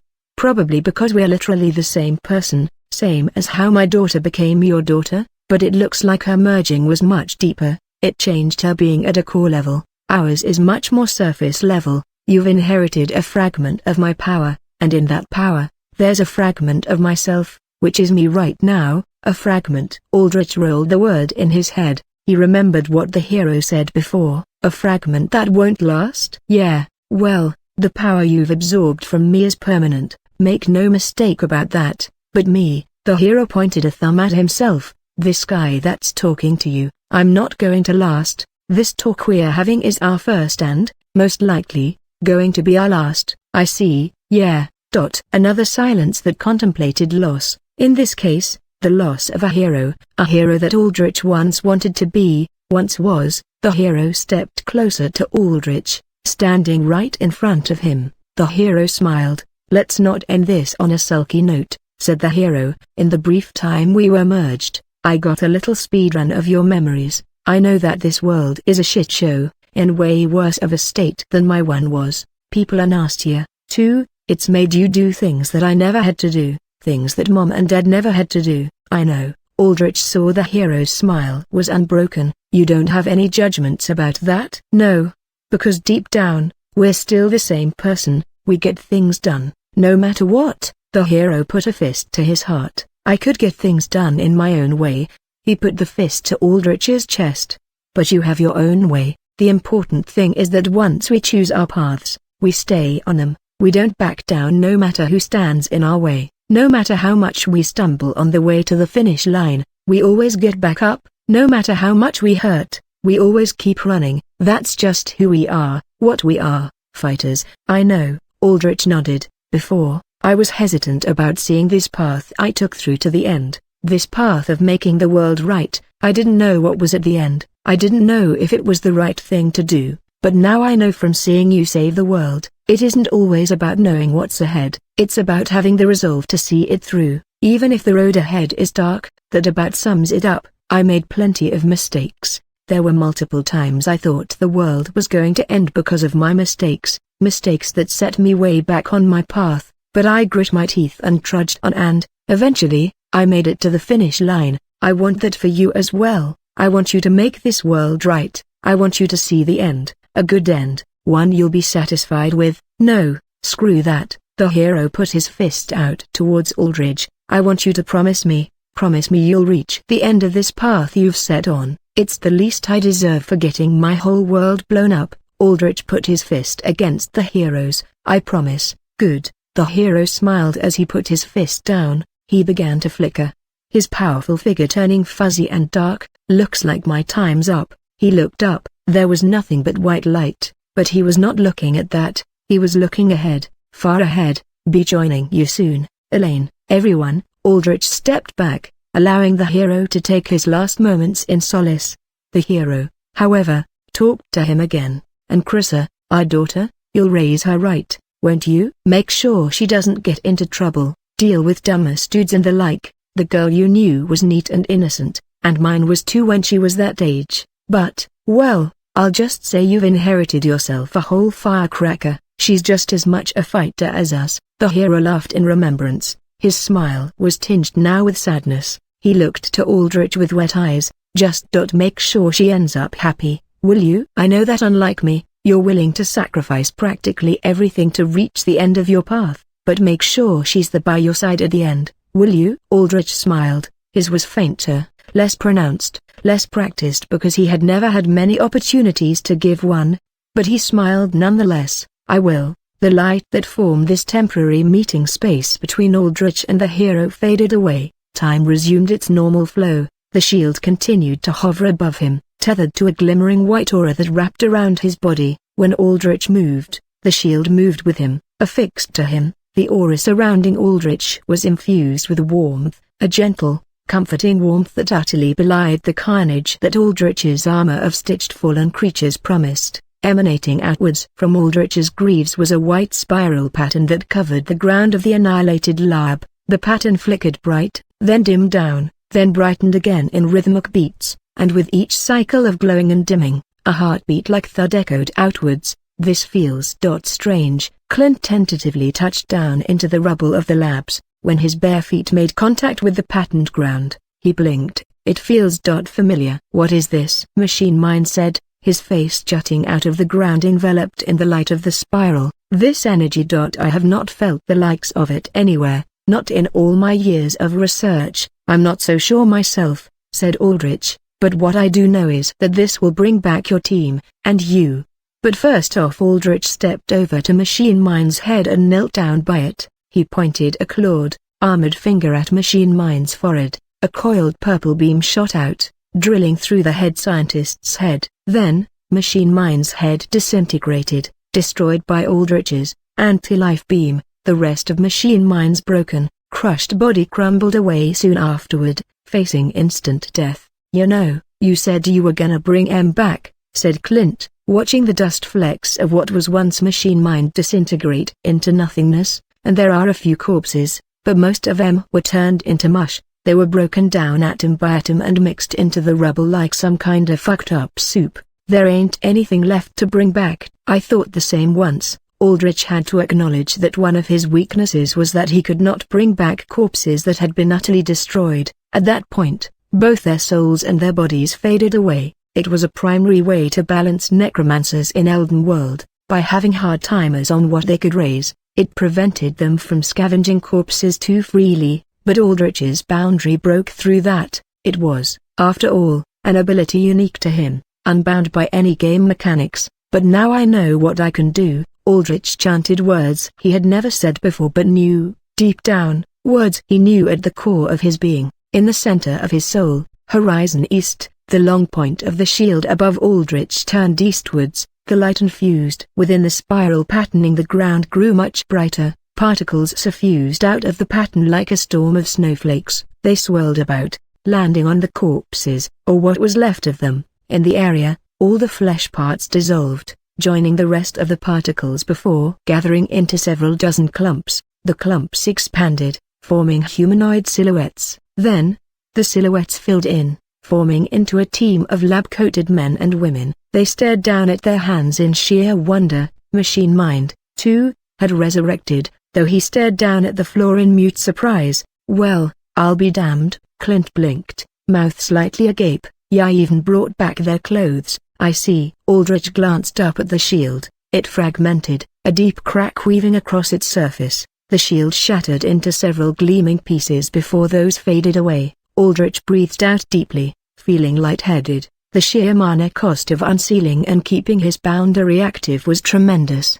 More than likely because it was his very first time using it. Normally, in Elden World lore, Lishas needed decades to develop and unseal their boundaries. Aldrich probably needed even more time because his soul was merged with Krissa, and since she was a different being, they needed to synchronize their souls fully before they could form and unleash their boundary. But Krissa had severed with Aldrich, and in her place, the power from his other self had taken root. Since it was himself, the compatibility was high, letting him unseal his boundary immediately. It was a fortunate twist of events where Aldrich's prison had turned into a key to unlock his boundary, but Aldrich still needed practice with his boundary, and more understanding of it. From what he could feel, his boundary, called Cycle of Life and Death, had 4 forms. The first was its default, called Zenith. It created an area where nothing could die aside from targets that Aldrich was touching. Horizon East allowed Aldrich to restore anyone that had died in the area, even if their bodies were completely disintegrated.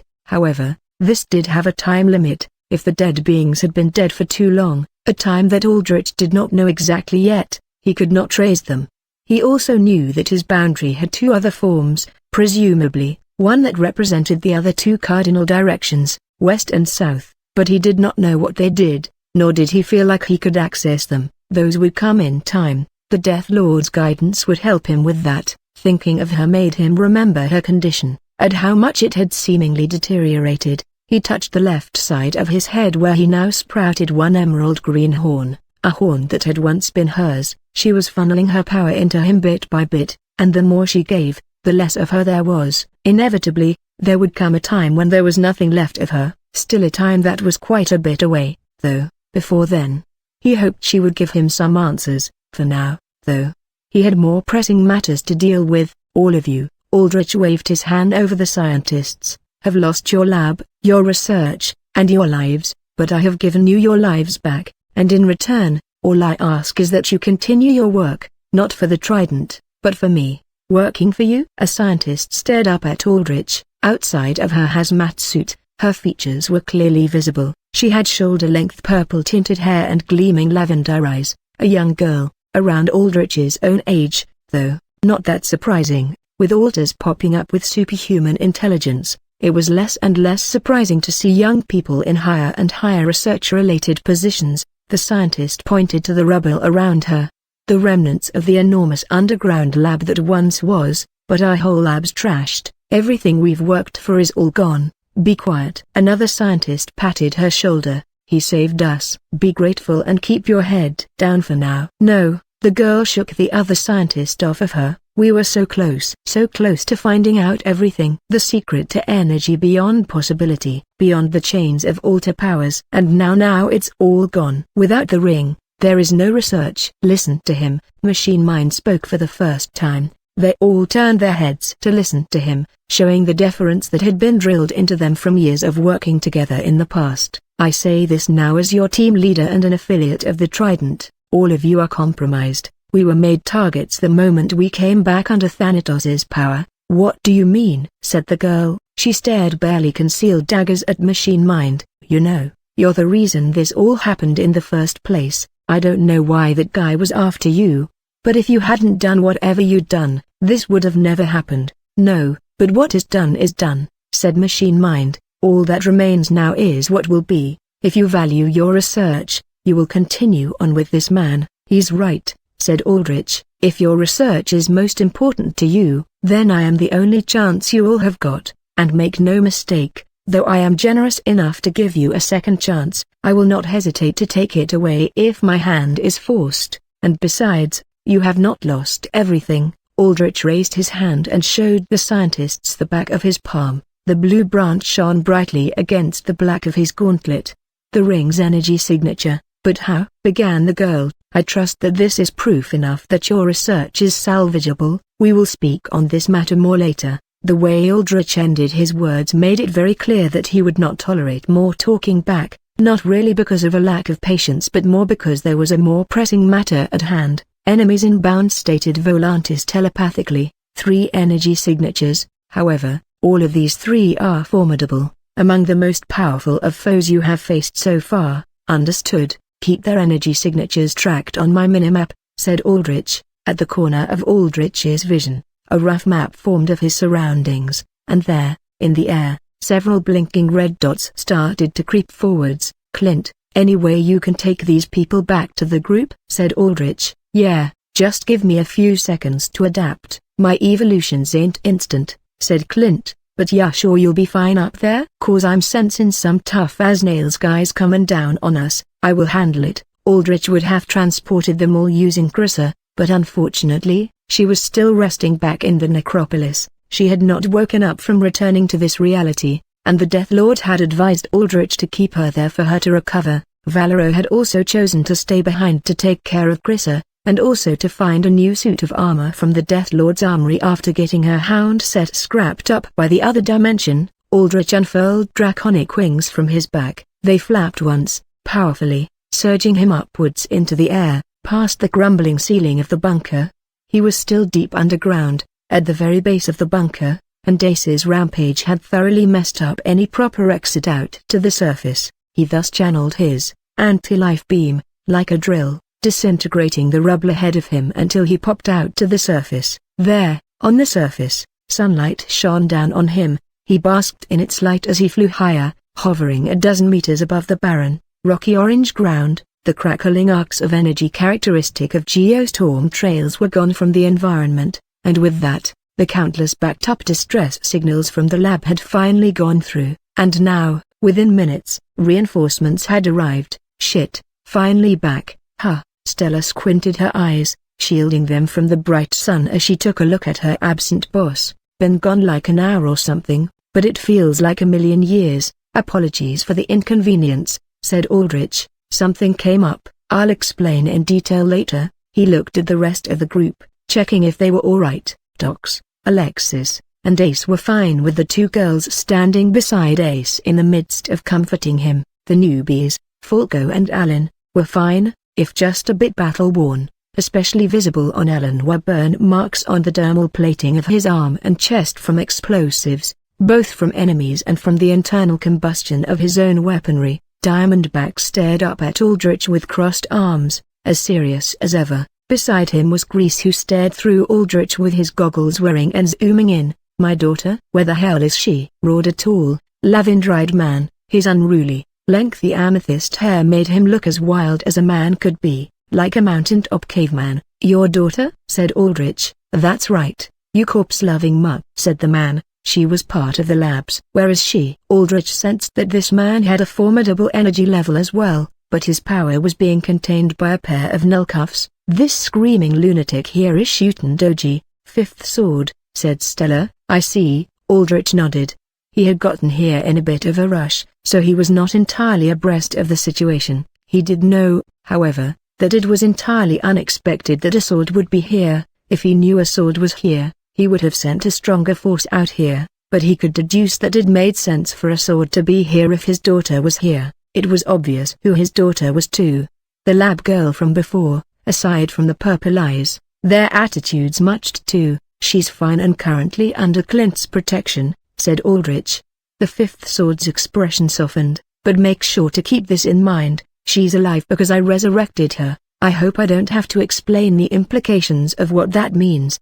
The fifth sword looked stunned, then grimaced. He did not say anything back because he already knew Aldrich had full control over whether his daughter lived or not. "Your absence? Can you explain it?" said Diamondback. "Well, doesn't look like we're gonna be getting time for a nice coffee chit-chat anytime soon." Stella's eyes flashed bright orange as she spied the skies. Aldrich looked back where he saw the 3 energy signatures Volantis pointed out from before. "Shit," said Kreese, focusing fully on his goggles now. "Those are the first, second, and third swords." Aldrich looked up. Hidden under the sun's shining form were 3 individuals. "The 3 swords, adjusting vision to compensate for blinding," stated Volantis, and Aldrich's red-tinted helm sight darkened, filtering out the sunlight to make the 3 swords clearer than just blurry sun-speckled dots. One was a huge brute of a man, bigger even than Shootin' Doji. His size was enough to make it hard to tell if he was a mutant or not, right at the cusp between having an alter power made to make you big or just having alter cell-blessed height genetics. He showed off his building-lifted physique with a tight-fitting white tank top and black military trousers, though both were probably alter-weave clothes specifically fitted to his powers and durability. There was a bit of a wild mountain lion style about him, with a mane of ragged black hair that reached down to his mid-back in a clumpy, untamed curtain. He looked human aside from his eyes, which were just 2 shining white points, eerie in their lack of pupil-formed expression. Another was a woman who radiated an aura of ice both literally and stylistically. Her skin was porcelain pale, covered in a white houri slightly tinged with frosty blue. The loose-fitting, robe-like fabrics swayed like they were being carried by a gentle breeze, though there was no breeze to talk about in this arid desert biome. Her hair was snow-white and side-swept, falling below her shoulders like a curtain of fallen winter. Her pupils flashed a crystalline blue in the shape of snowflakes. She wielded Naginata made of what looked like pure ice, beautiful in its artistry like a sculpture, a sculpturesque beauty that embodied her, too. Between them was a much more unassuming figure, a short man with a back slightly hunched by age. It was hard to tell his build as he was garbed in what looked like a Buddhist monk's robes, though instead of the traditional orange and red it was black and white. No matter what, though, he could not have been a physical specimen like the bulked-up shirtless sword next to him. A necklace of wooden beads lay wreathed around his neck, granting him an air of ancient wisdom accentuated by the fact that he kept his face hidden under a red mask depicting an expressive, angry demon with a long, red nose. A Tengu, 2 black cybernetic wings jutted out from his shoulders, letting him hover with what was probably anti-gravity technology. Aldrich could identify each of them. Everyone in the underworld worth their weight knew. The old man was Monk, the first sword, the giant was Otkumaru, second sword, and finally, the woman was Yuki, the third sword. Together, they formed the triple core of the 7 swords, legends whose names were whispered in fear and awe, mercenaries that not even the average S-ranker would want to mess around with. "They're alone," noted Aldrich. He scrutinized them further and understood. I see, there's small spatial distortions behind them. They warped in here, and judging by the looks of it, they've decided all they needed was themselves. Why are they here? Stella shoved her elbow against Shutendoji's chest. She barely reached up to his collarbone, so he looked down at her with a dismissive stare. Why not? We swords have honor, we never leave any of us behind. Of course they would come for me, said Shutendoji. Are you here for a fight? Aldrich said, his voice projecting outwards in powerful peals. He did not have his army of undead with him, but he did have his bell. In there were still 500 souls he could materialize as temporary undead. The three swords hovered down, stopping when they were level with Aldrich. So you are the Shinigami, said Monk, looking Aldrich up and down. His voice was filtered through his mask with a mechanical rasp, but it was still easy to tell it belonged to an old man. From what Aldrich knew with his limited research, Monk was also one of the very few altars that had been active all the way from the altering. A man over 120 years old who had survived through multiple world-changing catastrophes. Answer my question. Aldrich did not look at either Yuki or Otkumaru. He kept his eye fixed on Monk. Monk was the leader, and, despite having a lower total energy level than the second and third swords due to his age, he still radiated the most dangerous aura. You have destroyed the laboratory. There was much research in there of great worth. The Trident has put a multi-million credit bounty on one of my most trusted partners. I took that as a casus belli severe enough to warrant a response. That is reasonable. Monk nodded stiffly. And we care little of these labs. They are the Italian Prong's property. What we care for is him. Monk pointed at Shutendoji. His hand unfurled from his lengthy sleeve, showing that it was entirely cybernetic. All metal and wiring. My prisoner. Aldrich emphasized the word my. Your prisoner, repeated Monk, calm, unperturbed, like Z22, and Emery's. Monk was one of few individuals that Aldrich could read little to nothing about from their mannerisms. Monk's face was covered, but his body language and voice were also controlled to give away nothing, honed to a stillness reminiscent of a great mountain that withstood eons of pressure from winds and waves. Ace and Stella flew up, standing behind Aldrich on either side of him. Ace faced Otkumaru, Stella faced Yuki. Yuki narrowed her eyes at Stella before tilting her head away, as if to say that Stella was not worth her time. Otkumaru looked at Ace with his dead white eyes, breathing deep with a bestial rumble that sounded like a powerful engine. There did not seem to be much thought in the man. He looked and felt more like a leashed beast than a thinking man. It is our principle to never leave a sword behind, said Monk, breaking the tense silence. Whether that principle will lead to violence is a decision that is yours to make. Shinigami, Shinigami, was that what the people in Japan were calling Aldrich, a reaper of souls? It was fitting, at least, but does your sword want to leave? Said Aldrich. He projected his voice downwards, toward Shutendoji. Your swords have come for you, honorably, but are you willing to leave something of yours behind for your freedom? I will stay, said Shutendoji with zero hesitation. With that, Aldrich knew that Shutendoji's daughter meant the world to him. She could be used as leverage. No, you will not, said Monk. You will come with us. That much is decided. They have my daughter, shouted Shutendoji. I must stay to protect her. You will come with us, repeated Monk, and that was all he said. Or else, I see, it looks like conflict will be inevitable. Aldrich materialized his frost-hallowed war scythe, holding it one of his hands. Yuki raised a brow at his scythe in interest. Not inevitable, never inevitable. Monk motioned to Shutendoji. We will take him. That act does not have to include violence. You're asking us to just give him up for free? Said Stella. One of your best damn soldiers? I am asking you to consider your options carefully. What will we get in return? Said Aldrich. My goodwill, said Monk. And is that worth anything? More than you believe. More than I think? Aldrich rolled Monk's cryptic words over in his head. At face value, they offered nothing. Promise never backed gratitude. It was the character of the man behind the gratitude that backed it. The only issue here was that he knew very little about Monk's character. It was the level of secrecy that the Seven Swords operated on. They, unlike most mercenary groups, basically only did jobs for the Trident, limiting the amount of information available on their exploits. On top of that, they personally took very few jobs, moving only when they needed to. and when they moved, they made sure there were no survivors. Their operations were tight, clean, efficient, deadly. At least it looked like they operated on some form of honor, with how Shuten Doji was absolutely confident that the rest of the swords would never give up on him. "You," a deep voice echoed across the barren, sun-scorched plains. Clint's voice. Aldrich turned his head to see Clint hovering in the air, holding a giant cube construct of red energy atop his palm. Inside, Volantis projected the outlines of several humanoids. The lab team. Clint had successfully retrieved them by adapting some form of energy constructability. Clint's eyes, normally dull red, now flashed with barely concealed anger. Anger directed not at the second or third swords, but straight at Monk. The first sword, right. There was a history between Clint and the swords. Deep, painful history. History that had gotten Clint's wife and infant son killed. History that had gotten 2 out of 7 swords killed. A wife and a child for 2 swords in equivalent exchange forged in blood. The details, Aldrich had never probed, nor would he have wanted to. It was Clint's personal history and he respected that. "You're showing your face when ya know I'm here." "Forgot about me already?" Clint roared. Rage flared against his usual calm, his usual levity. It was a stark contrast that Stella, Ace, and the rest of Aldrich's group were stunned to silence. Clint's arm moved back a little, readying to toss the cube containing the lab members straight down.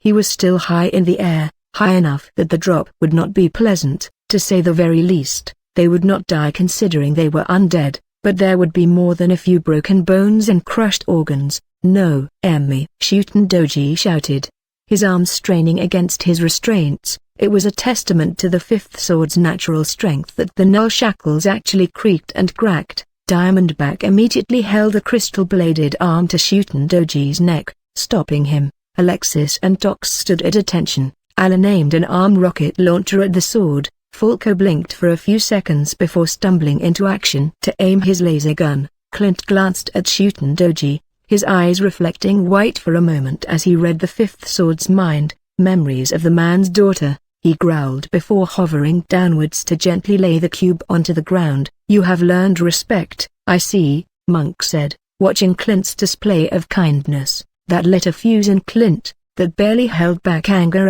Anger locked down by years of meditation and reflection broke out like an unchained beast. He immediately adapted thrusters on his draconic wings that sputtered trails of blue flame exhaust, shooting him right at Monk like a human missile. And a human missile he was. Clint had his fist outstretched, and it was encased in a bright red and orange glow charged with explosive energy. Clint moved so fast that Aldrich had trouble reacting. Aldrich instinctively flew backward using his cloak. Ace did too, but Stella was a little slower in reacting, so Aldrich grabbed her by the shoulder to pull her back, out of harm's way. By the time Aldrich was a few meters away from Monk, he noticed something. Yuki and Otkumaru did not react at all, not because they could not know. He could see in their eyes that they knew what was coming. Whether they could fend against this attack or not was up in the air, but the fact that they did not move meant they were absolutely confident in their positions. Aldrich saw what happened next. It was a slight,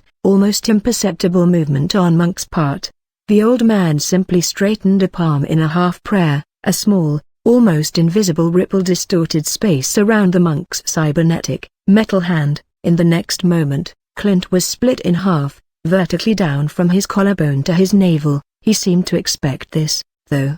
His expression did not change, staying serious, staying angry even as one half of his body, the one with his head still on it, reached out to grab his other half and attached it back to himself. The blood-tinged red line that separated Clint faded away as his body became whole again.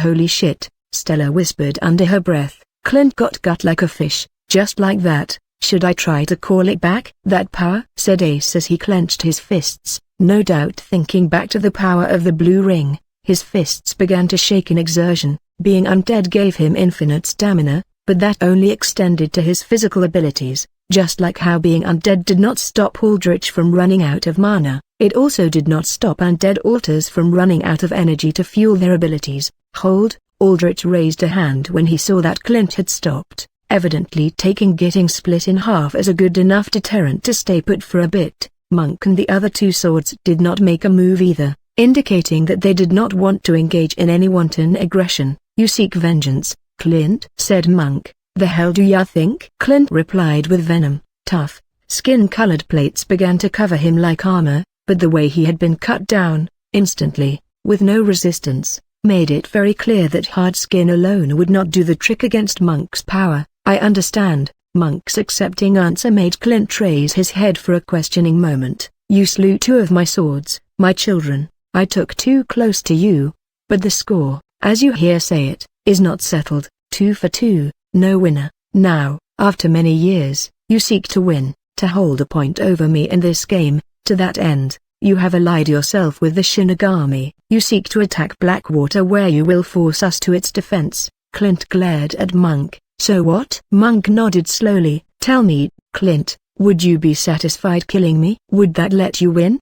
Clint also nodded slowly. Yeah, I would be, as I thought." Monk put his hands together in a praying motion. For a tense moment, Aldrich prepared to defend himself, suspecting an attack, but it was just a motion, a solemn gesture. "Then hear me, Thanatos, Clint, release my child, and I will ensure that none of my others will be at Blackwater." "And you?" said Aldrich. Monk held his prayer-touched hands out to Clint. He bowed his head. "Honor dictates that the swords defend those who draw us. Honor dictates that I and that man see this game of swapped lives end between us. So, I alone shall be the..." Aldrich assessed the situation. There were 2 ways to approach this. First was direct conflict, take out 3 swords here and now. No, 4 counting Shuten Doji. The second was to accept the first sword's offer. The first choice was tempting in its own right. It would heavily cripple the swords if, of course, Aldrich and his current group managed to beat them. That alone was a massive if.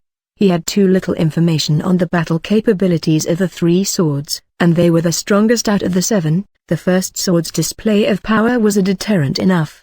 He had instantly sliced Clint in half with little to no effort. Clint, a man so tough that he was called the Unbreakable, that was offensive power that Aldrich had never encountered before. The attack was lightning fast, too, extremely difficult to react to even for Aldrich. Had Volantis not been amplifying Aldrich's reaction time, even he would have not been able to deal with it. Granted, slicing attacks were not that effective against undead, but it was impossible to tell whether the first hand had more powers or not. Eliminating the swords here also meant more trouble later on. It would weaken them, but it would not destroy them given the swords' reputations for being die-hard fighters with a battle-forged code of honor. It was very likely the remaining swords would fight harder than ever before, and all of them were capable threats, even the remaining 4th, 6th, and 7th swords. Technically speaking, if Aldrich wanted the path of least resistance, then fighting 1 sword was better than 3 enraged ones. Even if said sword was the first and strongest,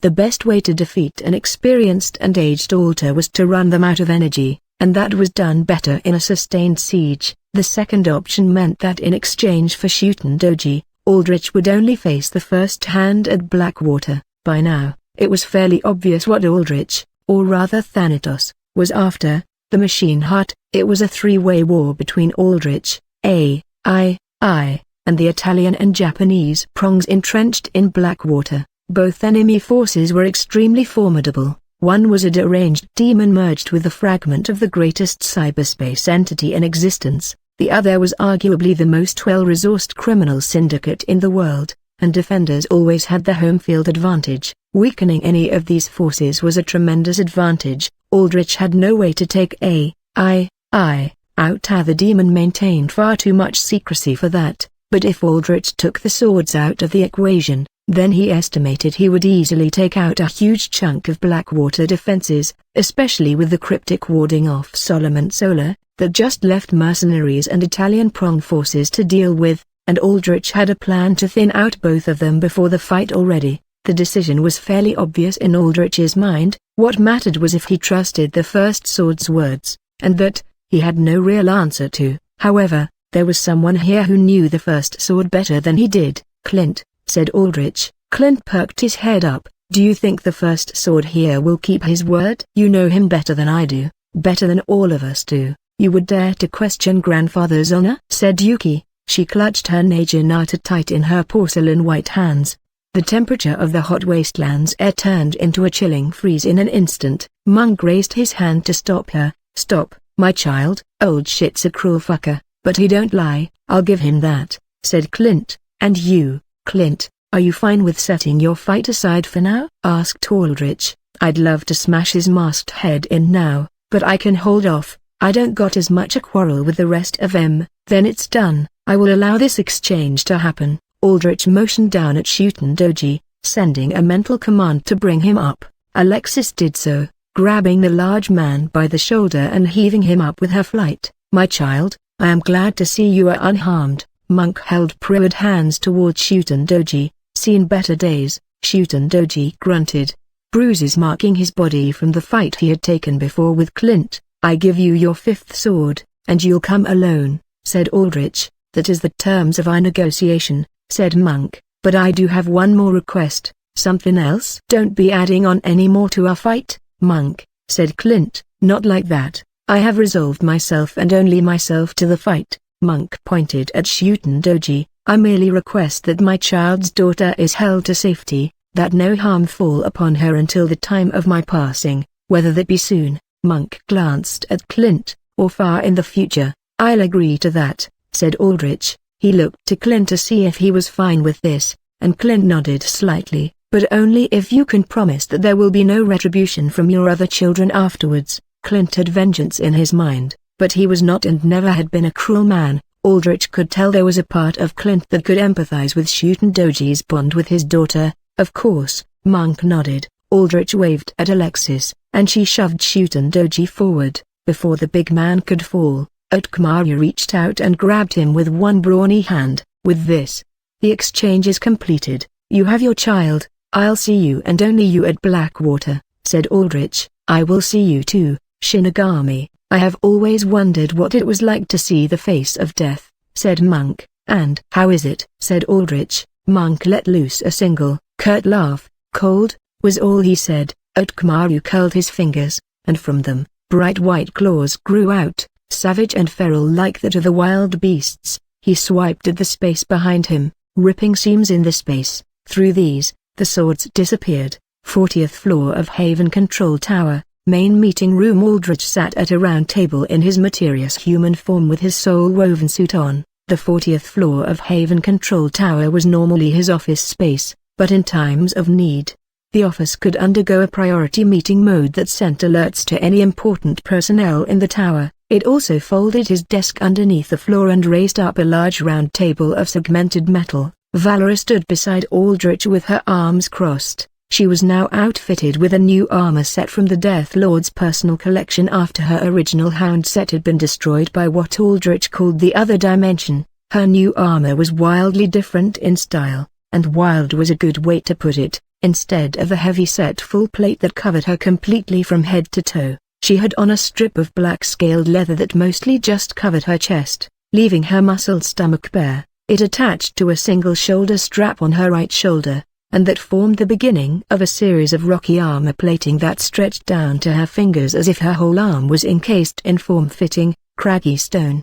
The visage of a fiercely open-mouthed dragon with a wide, snapping turtle-like jaw and a single stalagmite-like horn fashioned from stone formed the shoulder plate atop the strap. That was a mountain dragon, a formidable draconic creature that did not take to the skies but instead slept under mountains, claiming entire ranges of them as territory. It was said that where winged dragons breathed elemental force, mountain dragons roved under the earth, their breath sundering earth into great caverns and tunnels. A war skirt of similarly scaled material draped down from her waist to just below her knees, exposing her shins before meeting greaves made of what looked like blackened, jagged stone. The armor set as a whole was reminiscent of gladiatorial armor, fierce in its simple hardiness. This was the Mountain Breaker set, one that dramatically improved strength and, in spite of its revealing appearance, defense as well. The perks of having magical armor: you could show off skin and still be protected at the same time. It had a powerful passive called Ancient Stone Skin that reduced the damage of sufficiently weak attacks to 0. More powerful attacks had their damage reduced by up to 50%, though the stronger an attack was, the less effective the damage resistance was. Melee attacks made on the wearer also reflected some damage and stun back as well. For a tank, It was one of the best sets out there, and a tank Valera most definitely was. On top of that, the stony scale-covered arm could store mitigated damage, empowering its strength through mighty punches that could shatter the earth. In the lore, the earth-shaping that Volantis and other strong orcs could use was derived from mountain dragons that shared their power with the orcs long ago. There is nothing more arousing than blood stained upon the bare skin of a fierce lover.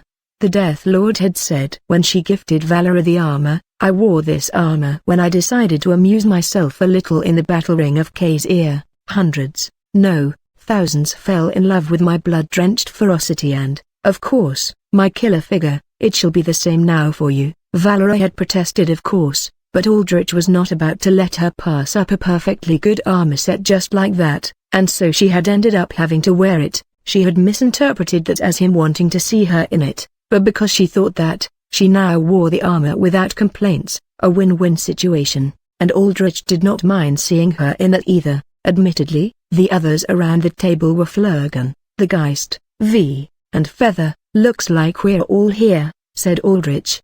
He glanced behind himself. The glass wall started to blacken as metal covering slid over it, fortifying the already heavily fortified bulletproof, explosive-proof glass. As sunlight shut out and the room began to darken, the round table lit up with holographic blue, projecting a rotating hourglass as symbol for it waiting to be programmed into something else. "First off, I've got to say," said V. She put her feet up on the table and shot a scrutinizing look at Valera. "I love the new outfit. It's got a fantasy barbarian class type of look to it. Kind of suits you, in a good way. Our leader likes it too, and so long as he does, I do as well," said Valera. "Do you? That's your type, warrior woman style?" V raised a curious brow at Aldrich. "Let's move on from this topic." Aldrich waved his hand. He nodded over to Flurgan. "First off, how is she doing?" "She?" Flurgan cocked his head. "The shark girl, that one. She was fully recovered and suffers no ill effects from becoming undead. It is quite fortunate that the mechanism that aided her breathing had its own power supply,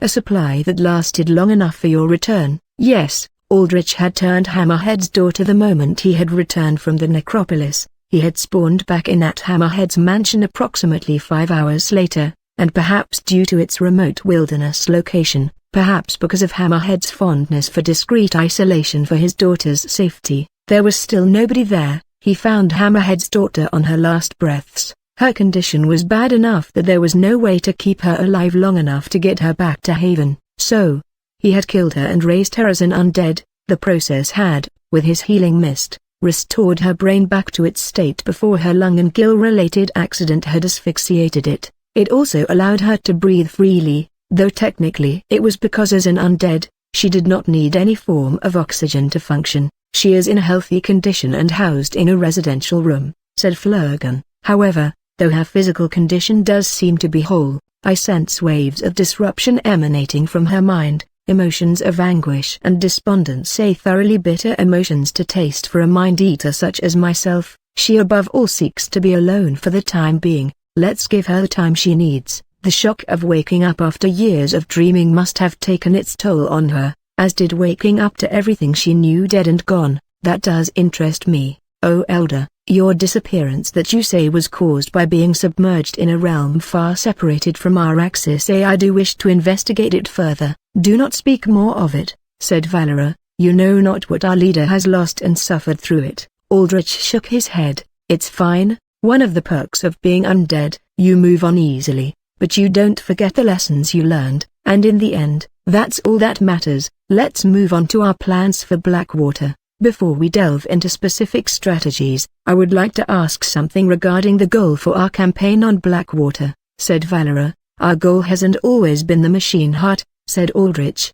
"Once we have that, we have enough leverage to become a global superpower." "I understand. But what of the revelation that the scholars we captured spoke of?" "The Blue Ring?" Aldrich contemplated this for a moment. He had taken the Meteor Labs team and was housing them in the tower. At the moment, he did not have the resources to get them back to work. Araf needed to ship a whole laboratory over before any real work could happen, but he had grilled Machine Mind and the team about the strange artifact they called the Blue Ring. According to them, The ring manifested on the planet 17 years ago when the passive barrier around the Earth unraveled for a moment and other alien artifacts and influences managed to slip into Earth. Among the myriad of exotic objects the severing brought to Earth, the ring was arguably the most important as it had the remarkable ability to control matter. Ace had exhibited some level of the ring's power, merging it with his tactile telekinesis to unravel objects at the atomic level. Coincidentally, it apparently was how Superforce,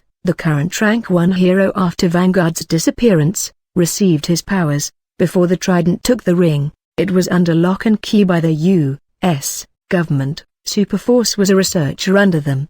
But an errant experiment had caused the ring to generate an explosive wave that razed the entire facility that housed it, killing all but Superforce, who rose again with unfathomable powers. The ring was seemingly lost, but after a few years, re-emerged in the deep East Coast wastelands where the Trident was the first to grab it. The issue, however, was that the ring was fickle. If it was not stable enough, it entered a dormant state where it refused to emit any energy as if it had an independent will. To try and attract the best of the best to reveal the ring's secrets, the Trident had branded the ring as a way to generate not only infinite energy, but give mankind control over the fundamental forces of creation. Lured by such a grand vision, many esteemed scientists flocked to the labs even though they knew it was funded by less than ethical means. Progress working on the ring, however, was painfully slow. Even after 9 years, the ring refused to share any of its secrets, that is, to everyone except Machine Mind. To Machine Mind and to him only did it whisper its powers, telling him, apparently, to create a perfect being worthy of being blessed by the outer. Hence his cloning experiments using the illicitly taken DNA of Superforce, the only human who had ever merged with the Blue Ring's power and lived, which meant that Ace was in reality a clone of the current top hero in the U.S. When Aldrich tried to press Machine Mind further about the outer, the scientist could do little more than babble cryptic incoherencies. When Aldrich tried to forcibly invade the man's mind using his authority as his lich, he faced an odd mental block, or rather, he hit just blank space, as if these words and memories were not Machine Mind's but someone else's, someone who Aldrich had no authority over. Machine Mind's told me all there is about what he knows is holed up in Blackwater, said Aldrich, and there's nothing related to unlocking the secrets of the ring. If there was, the Trident would have used it years ago. As it stands now, the ring's been in their study for almost a decade with near zero results. What of Ace? The boy uses the ring's power, supposedly, said Valera. He is under my current study, said Flurgan. I am utilizing alchemy and scrying in an attempt to understand the nature of the power imbued in his body. As of now, I cannot yield any results. Regardless, the ring is something we can sit on and crack open later, especially since it's currently now within me. Aldrich raised his hand. On the back of it, a blue branch glowed. He could not actually use the ring's power. It seemed that the tree symbol on his hand was more like storage that kept the ring contained rather than something that channeled it into a useful form, but he could remove the ring and have it be under study again when he felt like it. For now, though, with no equipment available, he felt it best to keep it on his person for safety's sake.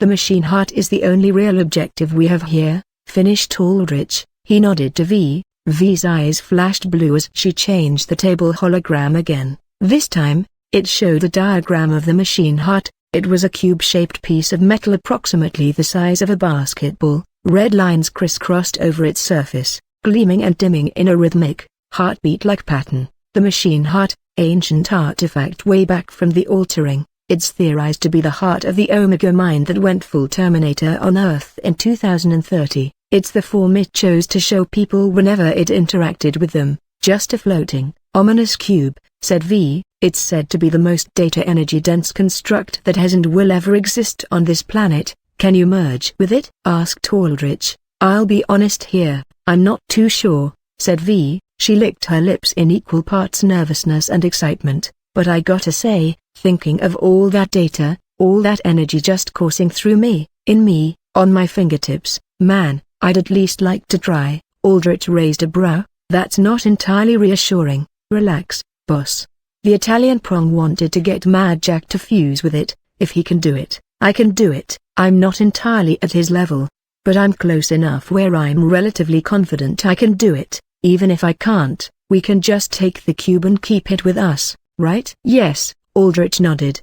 And about Mad Jack, any information about his location? V shook her head. Nada. Crazy bastard's been offline for a while now, kinda scared. Either he's cooking something insane up or he's dead, but I highly doubt he's going to be against us. Internal data from Feather's shown that the Italian prong doesn't know where Mad Jack is either. Apparently they parted on less than good terms. It's part of the reason why I managed to wreak havoc on dozens of Italian prong operations across Europe and North America, and any notice about his movements? V waved her hand, putting the holographic cube to the side and bringing up a map of the east coast of the U.S. She highlighted several blue dots above where Blackwater was, a few hundred miles out. S been moving his bots down slowly but steadily from north to south, wiping out any Trident outposts he finds in his way. By the time we start our operation on Sunday, will be in position outside Blackwater. What of this creature's battle capabilities? Said Valera. Have you learned anything? All his bots are like ghosts. They phase in, wreck face, then phase out, said V. The aftermath of the attacks on the Trident suggest cryo-weapons and top-notch stealth tech which, now I know, is partly magic-based. It will be glorious to secure samples of these mechanical specimen, said Flurgan, rubbing his lavender hands together. I have yet to break the merger between technology and magic, but with their samples, that breakthrough is one reverse engineering away. It'll be high on our priority list, said Aldrich, concerning. Valera frowned. The frost bolts and invisibility we already know of. Surely an enemy of this caliber has more.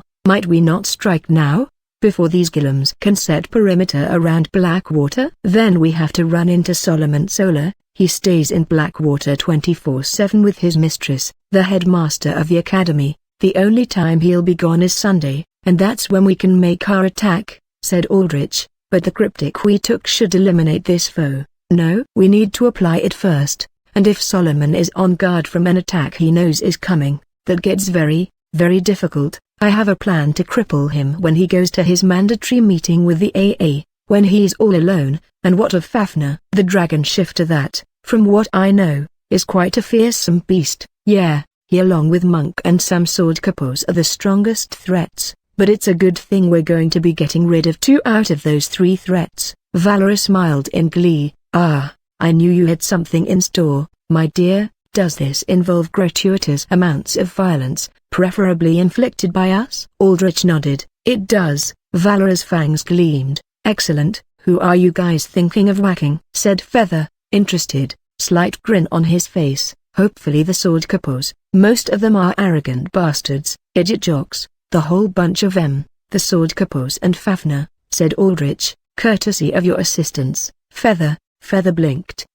Me? How? Aldrich nodded to Flurgan, and Flurgan sensed Aldrich's intentions, his 3 red eyes shining with anticipation. To begin with, we'll have to cut you into pieces. Interesting. Wait, what? Feather's eyes blinked several times. You don't mean that, do you? He looked at Aldrich's stare, a look that had no room for a joke behind it, and then at Flurgan's highly inquisitive, highly ready to cut into flesh gaze, and knew that Aldrich meant everything he said. Yes, confirmed Aldrich. Flurgan's done some tests on you while you were telepathically sedated. It's given me some good insight into the full extent of your powers, and to be honest, I'm rather impressed. You can regenerate from even a drop of blood as long as some part of you remains. Wait, you've been doing what to me now while I was asleep? Feather stared at Flurgan as if he had shoved a knife in his back, and indeed, the Mind Eater had, and much more, necessary experimentations, said Flurgan,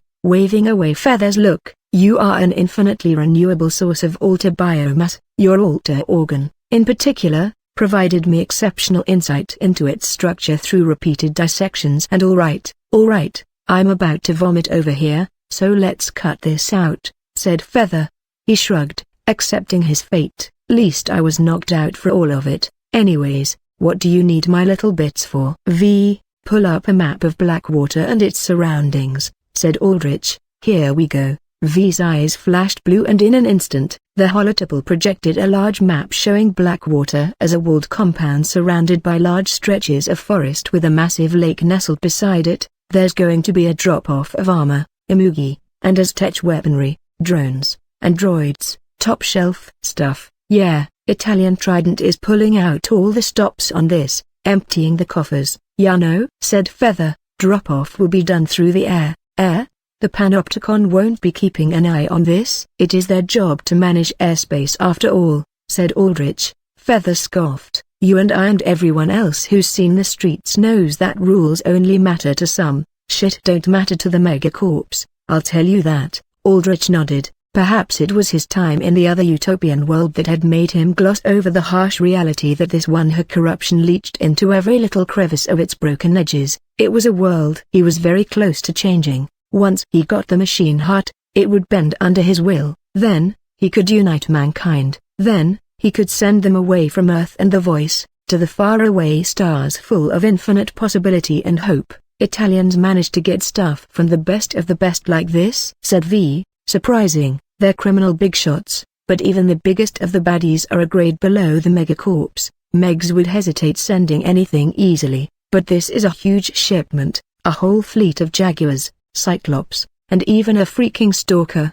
As V spoke, diagrams of the bots she mentioned popped up, the bulky, tank-like design of the Cyclops, the four-legged feline forms of the Jaguars, and the black-visored, katana-wielding figure of the Stalker all rotated around slowly. V listed off the names of battle droids, humanoid meshes handcrafted by multiple engineering alters to be avatars of war-capable F standing toe-to-toe with even the toughest heroes. The Cyclops from armor were the weakest of the bunch but the most mass-producible. These, Aldrich did not foresee issues dealing with. But the Jaguars from Aztec were a grade above that with their four-legged agility and state-of-the-art V-blade claws capable of splitting matter at the atomic level. The Stalkers from Imugi were a notch above even that. They were deadly ninja robots with speed, strength, stealth, power, and a host of versatile weaponry said to even be able to take on a S-class hero. The megacorp fat cats don't know about the machine heart. If they did, they'd be sending a hell of a lot more, probably their own armies to boot, said Feather. They still think it's just a civil war gone and out of control between Trident prongs, so they're only dipping their toes into the fight. Italian prongs convinced them that if the core back them, once they win, they'll be in massive debt to the core, and you know how the core are, sharks, the whole lot of them, smell blood and they're on your ass faster than a broke hook car. But once the Italian prong secures the machine heart, they'll turn on the megacorps, noted Aldrich, take over their infrastructure, their tech. Feather nodded gruffly. Naturally, still, this is quite interesting. Aldrich put a hand to his chin. I thought they'd be avoiding mechanical war power with the whole stint that I pulled off in the Judicator. I figure it means they've found a suitable replacement for Mad Jack, said V. Happen to know anything about that, Mobman? She tilted her head towards Feather. Feather scratched his scruffy beard. Well, see about that. I was supposed to be filled in on stuff like that in my next Carper meeting, which was going to be at the convoy when it stops for a refuel in the wastelands. Excellent, that brings me naturally to a plan. You'll attend that meeting, said Aldrich. You don't happen to have any of them suspecting you, do you? Nah, replied Feather, they just think I'm being extra safe holed up in a bunker somewhere, which is precisely what I'd be doing if it wasn't for our whole, kerfuffle. Well, kerfuffles aside, said Aldrich, if nobody is suspecting you, then this should work. You're going to that meeting when it lands. Oh, are you gonna put that crystal ball in me again?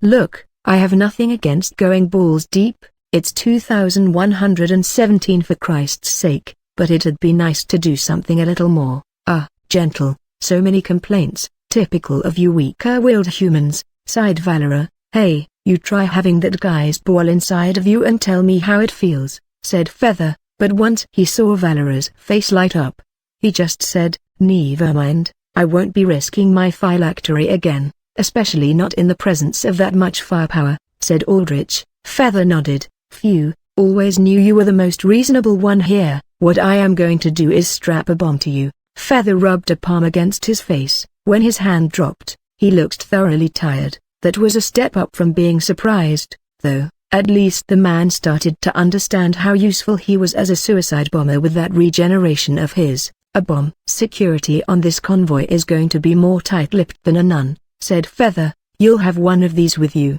Aldrich pointed up and an evil eye unstealthed itself, its 3 fused eyes becoming rapidly visible in increments like someone was adjusting its opacity in a photo editor. It's normally quite slow-moving, but it can stay tethered to any unit. Plus, it's entirely undetectable using any form of technology that I know of. Once I do this, he patted the back of one of the evil eye's eyeballs, transferring the Corpse Nova mark on it. It was now a blazing red triangular sigil, infused with more power now that Aldrich had attained significantly more power from merging with his other life. This becomes a living bomb ready to combust at my whim. By hitting level 70, Aldrich hit a point where some of his spells attained their true forms and increased in power. Corpse Nova, for example, could now be added onto up to 5 targets or stacked on one. It was far more explosive in raw power, and it also had an additional effect of melting the flesh of those affected by its blast radius.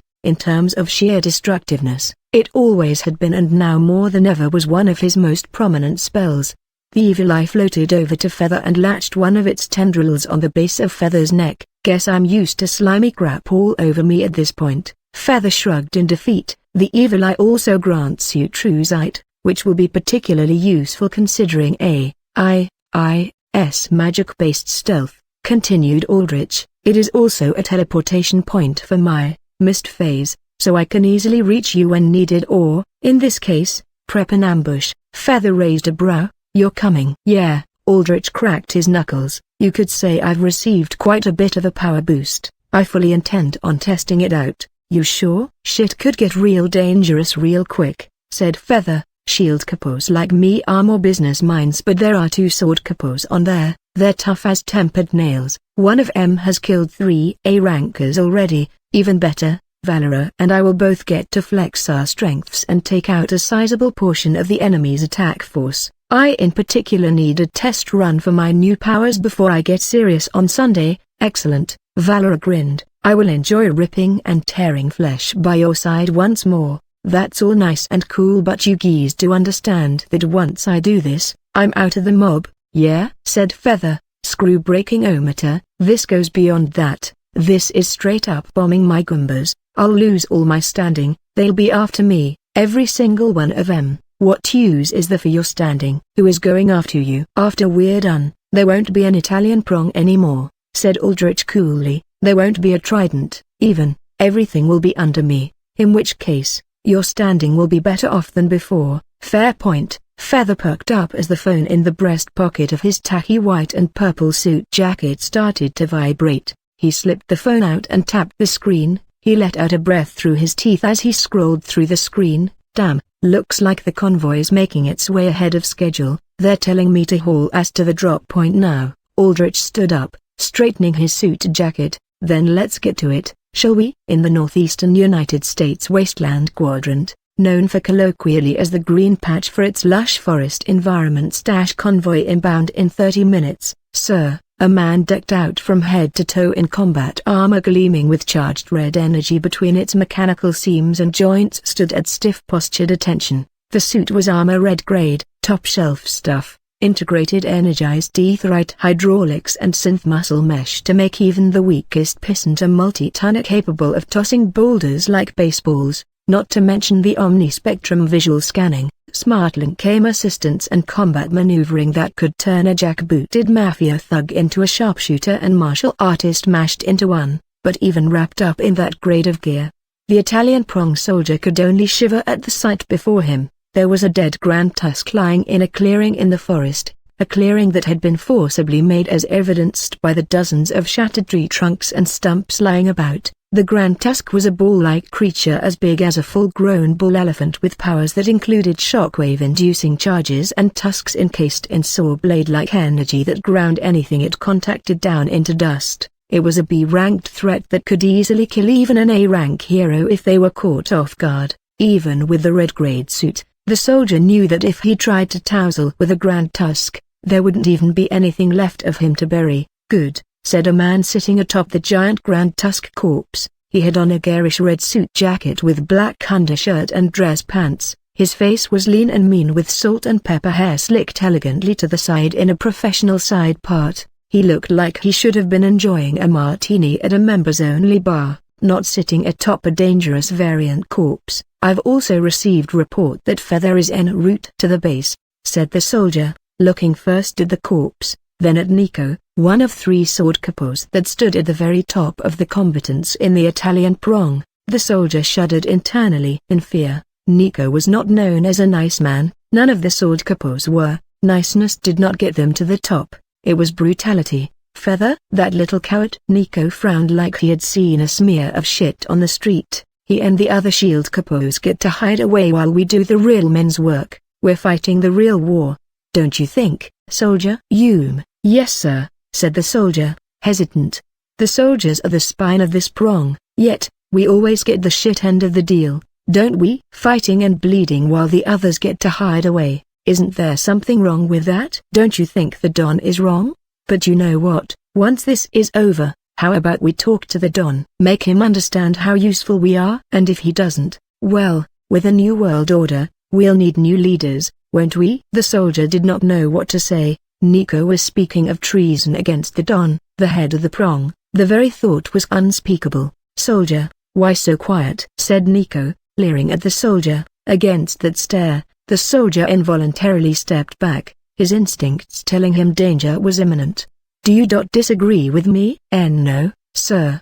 I agree," said the soldier. "Good." Nico reached into his breast pocket and took out a single golden coin. It was not money. Coin-based currencies had long since been phased out by the credit system, but more of an art piece, its face engraved lengthwise with a sword with its circumference decorated with daggers stacked atop each other. The soldier saw the coin flash gold and held up a panicked hand, but before he could say anything, Nico flicked the coin. It sped forward with speed far surpassing a bullet, so fast that there was no sound at all before a coin-sized hole sizzled in the soldier's head. As the soldier dropped back, dead, Nico sighed. "I fucking hate traitors." He looked up to the skies, "And that includes you, Feather." Feather stepped out of his Raven, a small, personal hovertech vehicle reminiscent of the helicopter. Most of the capos owned something like this, an aerial mode of transportation that they could use to get around the world with more efficiency. Ravens were not made by any official corporation but rather by underworld mechanics and technos,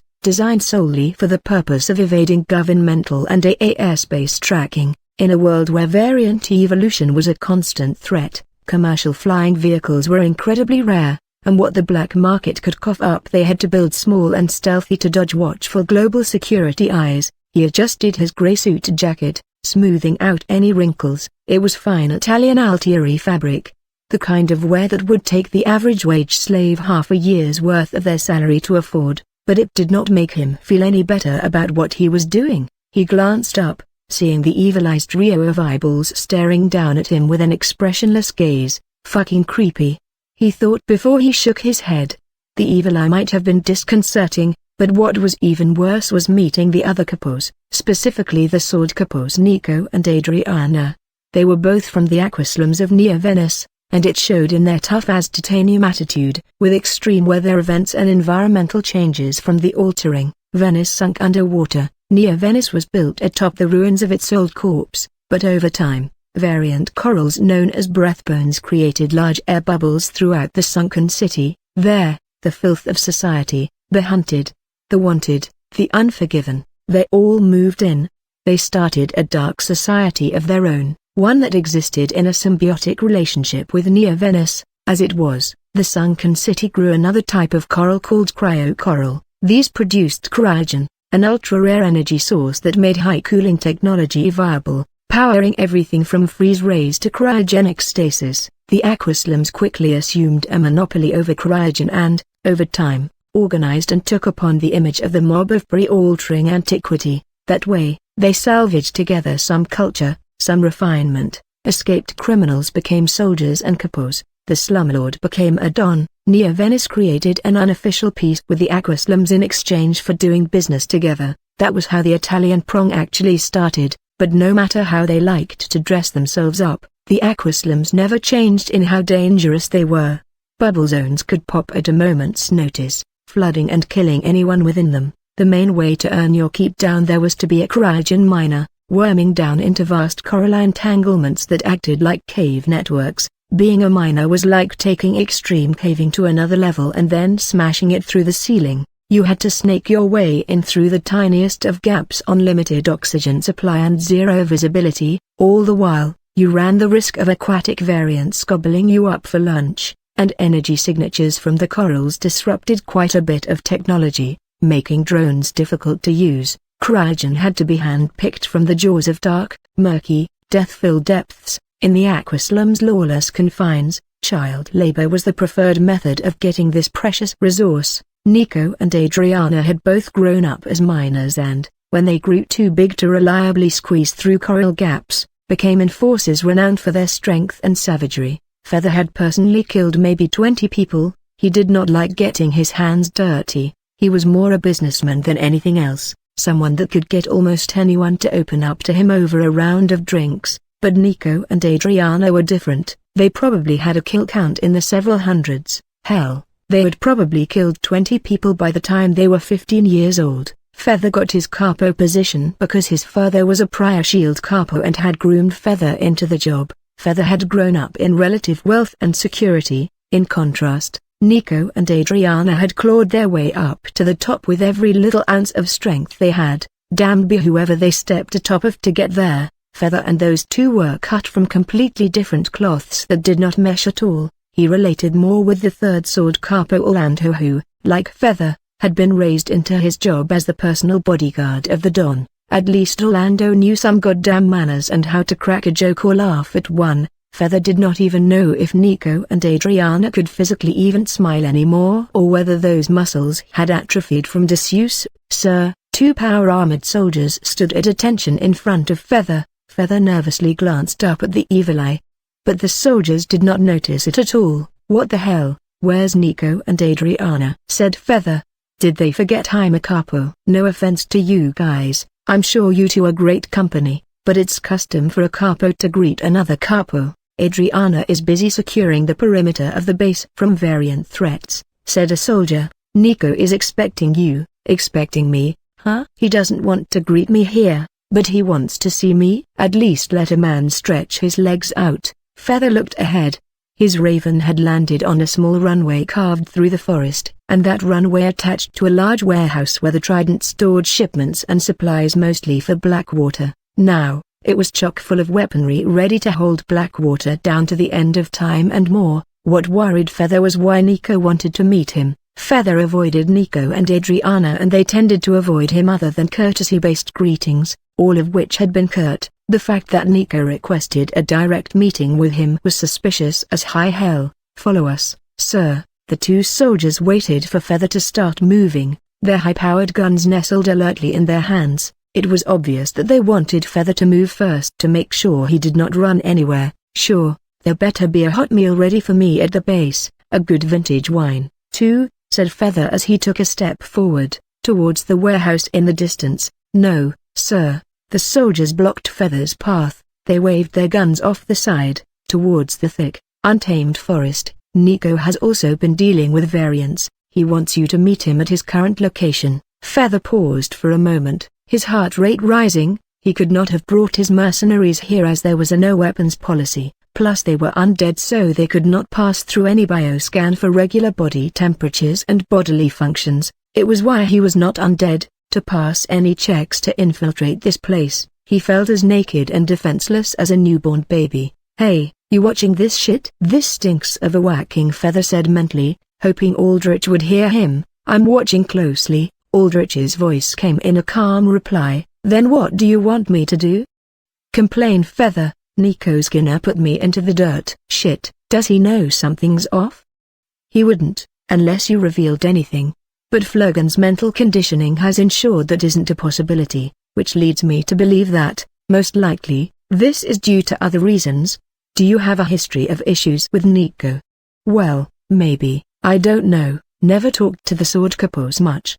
But I know they never liked me. In any case, we'll see what's up. Follow the soldiers. But what about me dying? We have a piece of you stored in Haven. If you get killed here, you'll just respawn back there anyway. As I said, you are the perfect suicide bomber, just go, otherwise, you'll draw too much attention." Feather groaned internally at the fate he had been reduced to, from high-standing capo who threw out credits by the thousands at fancy dinners and clubs to a renewable suicide bomber. Nevertheless, Feather had no choice but to follow. "Take me to Nico," said Feather, putting on an air of confidence. "Yes sir, follow us." The soldiers marched ahead, and Feather followed behind. Feather trudged through the forests, grimacing as his fine Italian leather boots got wild muck all over them. The two soldiers leading him by implied gunpoint basically speed-walked their way into the forestlands, giving no time for poor old Feather to catch his breath. Figures. The soldiers did not want to keep Nico waiting. Even if Feather was a capo, the soldiers only respected him. They feared Nico, and fear held a clutch over a man's heart far tighter than respect did most times. "How long are we gonna walk?" "We're way past perimeter. There might be variants out right behind that tree trunk you're walking past," said Feather, pausing for a moment to rest. He might have been classified as a B-rank combat threat, but that was almost entirely because he was so damn hard to kill, not because he was some marvelous physical specimen or murder-hardened fighter. If even a little smear of him was around, he would grow back, even if said smear was, as was the case now, stored back in a vat in a creepy-ass laboratory in Haven. It was why, he noted begrudgingly, he was such a useful mobile bomb. "We're almost here, sir. Nico is waiting for you in the clearing up ahead," said a soldier. "Don't worry about variants. Nico and Adriana have made sure that they've been cleared out or repelled significantly past perimeter boundaries," said the other. The soldiers waved their guns, beckoning Feather to speed up, a capo forced to do shitty cardio. "I'll be damned," Feather muttered under his breath before he picked up his pace again, stepping past a tree and into a clearing. Before he could scan his surroundings, he stepped into something disgustingly squishy and reeled back. "This is why I hate camping," he began before his eyes widened. His boot had stepped into fresh, raw viscera that clung to his soles like bloody roadkill. "Damn!" Feather hopped back, tapping his heel on the grass to kick off whatever it was that got stuck on his precious leather. "Feather, nice to see you're as shallow as you've always been, always concerned about the credits over sweat." "What is that, Brunello?" said Nico. His voice was curt, cutting in its critical intonation. "Yeah, I missed you too," said Feather, sarcasm oozing out of him. "And Brunello? They've been out of vogue for a decade at least. Nowadays, American-made's the best for boots, and strong-eyed's the best of the best. Of course, that's what I'm packing right now. Anyways, whoa." Feather stepped back, his neck craning up to see Nico sitting atop a pile of dead variants that reached over a dozen meters high. "Enough chat about boots," said Nico. "Hey, you're the one that brought it up," said Feather, recovering from his surprise quickly. Nico's brow twitched, he pointed away and the two soldiers immediately left, very evidently not wanting to spend another second there. Feather could not blame them. He was putting up a confident act, something he had been trained to do, but in the end, it was still an act. He could see the raw danger emanating off Nico like heat waves under a high noon sun, maybe literally, too. There was a sort of golden aura about him that shimmered in waves that barely clung to his skin and clothes. Feather did not actually know much about Nico's power. It was standard policy to keep the sword capos' combat capabilities under tight traps to preserve their efficacy, plus, shield capos planned business, not battle, so in the end, there was not too much overlap between the two anyway. All Feather knew was that Nico was dangerous as hell, by reputation. He did not have as much infamy as the other two sword capos. Adriana was known as the Cape Ripper and the Mad Dog of the Trident for her ferocity and willingness to fight and kill the toughest of A-rank heroes. Orlando was the personal bodyguard of the Don, and that alone made his strength indisputable. But the fact that Nico could keep such a low profile in such a high position meant he probably liked to kill a little more discreetly, before his victims even knew what hit them. Nico dropped down from his throne of death, landing neatly with his hands in his coat pocket. He took a single step towards Feather, his eyes turning bright gold to match his aura, contrasting well with the silver of his hair. Feather's neck tingled, goose flesh erupted on his limbs, his throat felt tight, his instincts told him danger was imminent. He briefly glanced up, making sure the evil eye was still there and that Nico did not spot it. The evil owl looked straight at Nico with its lidless gaze. "What? Did a bird catch your eye?" said Nico, immediately catching Feather's shift in stare. "No, just think it's too hot out to be working out like this." "Yeah? In a full suit, too?" Feather nodded at Nico. Nico could not tell that the evil eye was there. Knowing that, he breathed an internal sigh of relief. "All right, tell me what this is really about." "I've been thinking about this whole civil war," said Nico, "about how quickly things went wrong. An entire criminal empire, the likes of which is only rivaled by the Imperials in China, one that's withstood the test of time for over half a century, falling apart so quickly so soon. You know why? The machine heart went active. Ivan saw a chance to take the world for himself, so he takes the Russian prong and turns it against us. Speaking of, do we have a suitable replacement for Mad Jack to sync with the damn thing? Or is he still yelling nonsense in his cell?" Feather thought about the current situation. When the machine heart went active a few weeks ago, it came as a surprise to everyone. It was collecting dust in a trident vault as a cool cube-shaped antique from the altar ring. Nobody thought it had any real value other than its age, so it was stored alongside paintings and jewelry, and other goods that accrued value over time and history.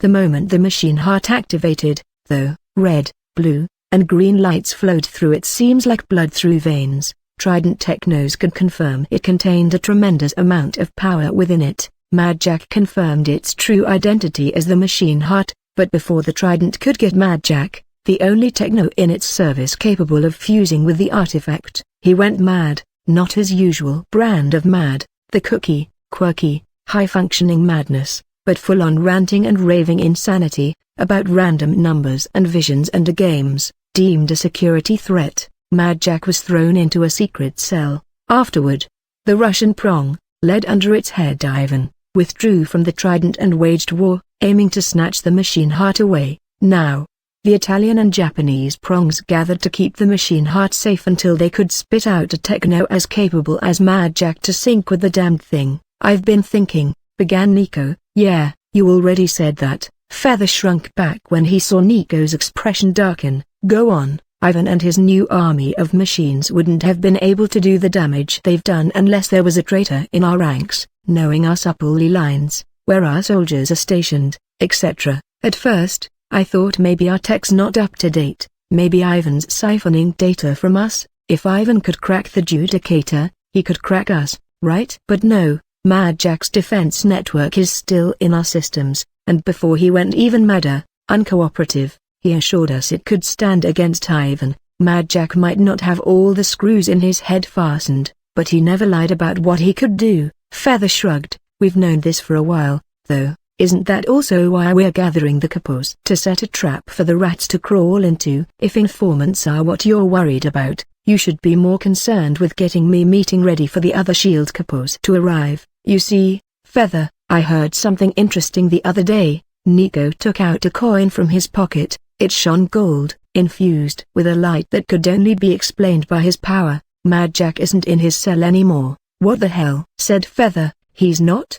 Did he escape?" "No. Something broke him out, something invisible that could evade all our senses." "Ivan's bots." "Yes, and you know the odd thing is, the only people who knew where Mad Jack's location was were the capos." "The capos." Feather stepped back, but Nico made a face that made it clear that if he took another back, another to retreat, to even think about escaping, he would sorely regret it. "You're accusing me of leaking Mad Jack's cell location?" "That's fucking crazy." "You know that only one sword capo and one shield capo got to know, right?" Don made sure not even all of us knew, just the ones he trusted, "and I'll tell you right now that shield capo, it ain't me." Nico shrugged. "Maybe, maybe not. What I do know is that you and the other shield capos are soft, easily dazzled by luxury. None of you have shed blood for a cause, you've only made others bleed for you. If a shiny enough offer was made, you would take it, all of you would. So, all of you are a liability, and that's why in this meeting, I'm going to be getting rid of every single one of you,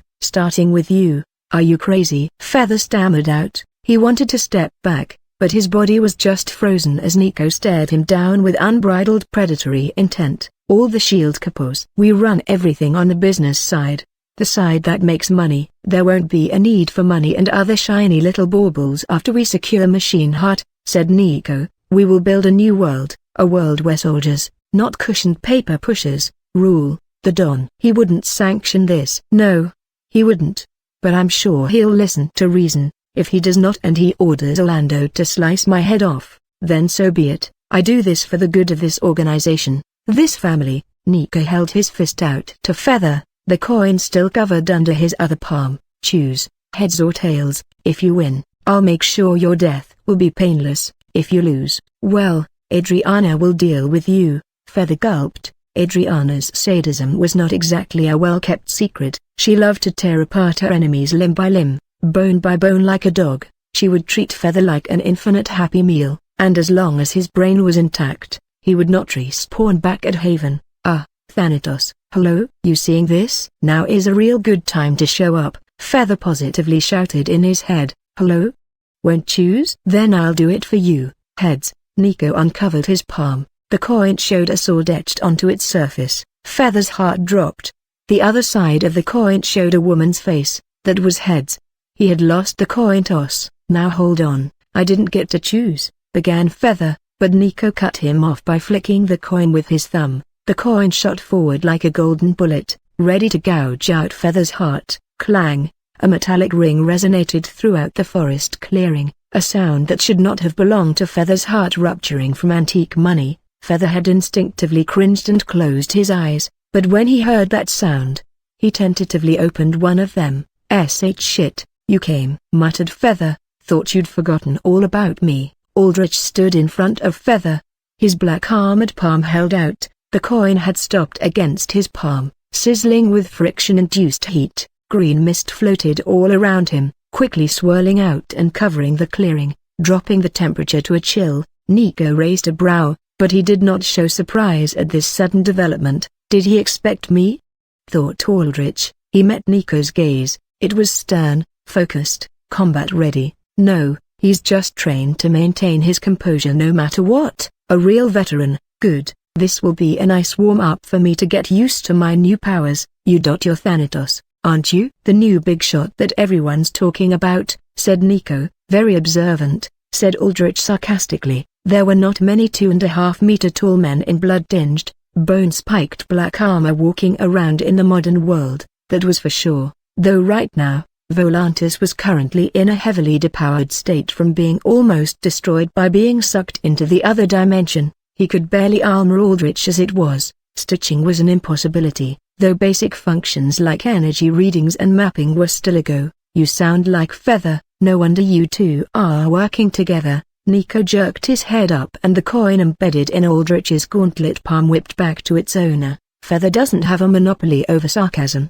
and that's about as much small talk I'm giving you. I've heard enough from you two. Aldrich had waited until the very last moment for Feather to squeeze information out of Nico. From the conversation between the two capos, he could tell now that they did not suspect that Feather was working with Aldrich. In addition, they were not expecting him at all, meaning this ambush was perfect. Volantis, gauge this guy's strength, said Aldrich. A red circle appeared around Feather in Aldrich's vision. It rotated for a second as Volantis carefully analyzed Feather's total energy level, at A+ rank in raw energy. A formidable foe, stated Volantis. A combat-based altar that stood in the A to A+ rank range was a foe that Aldrich would not have taken on alone in the past, but now, with additional levels and powers, the playing field was far more level. Whether it was slanted towards Aldrich was something he wanted to figure out now. But first, Aldrich raised his hand, pointing to the sky.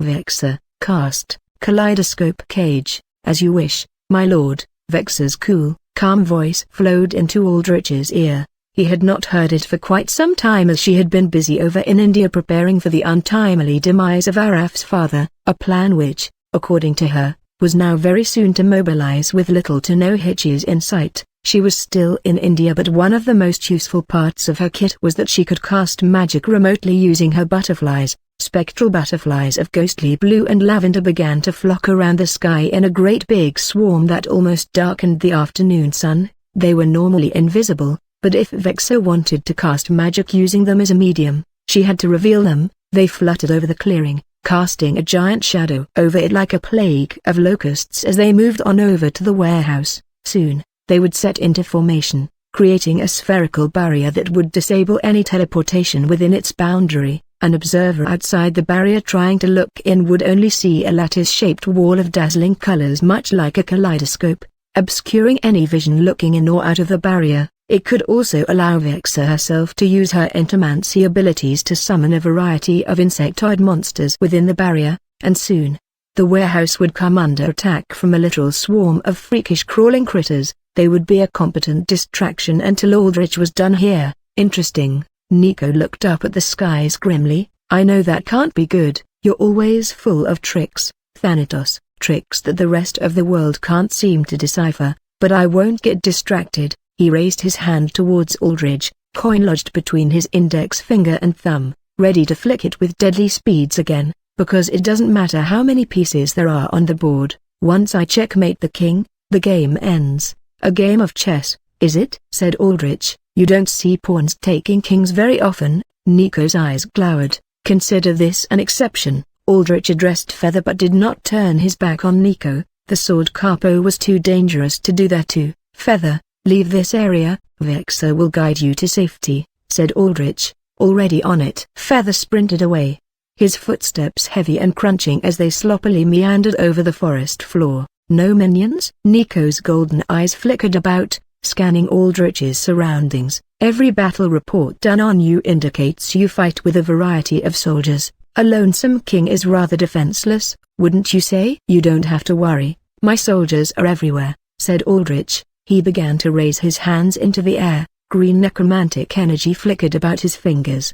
His mist cloyed and settled on the many corpses littering the large clearing, the corpses of variants that Nico had slaughtered. Serve, Aldrich cast, mass raise undead. The corpses began to twitch, strewn apart body parts moving on their own to reanimate back together. In response, Nico predictably flicked his coin at Aldrich. Aldrich expected this. He was ready to tank that hit. When he had first manifested here using his mist phase, his death essence barrier was not up.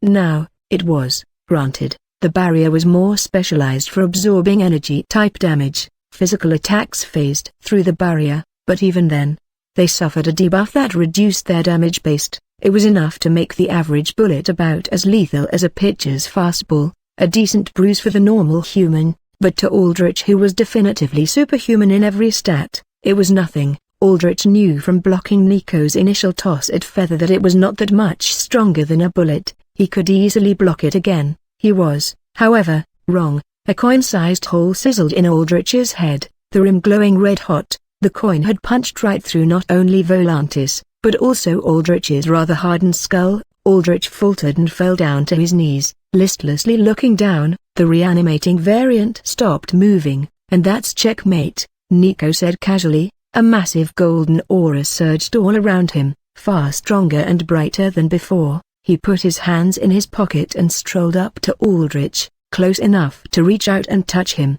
He looked down at Aldrich's cord head and scoffed. One move, that was all it took to get rid of you.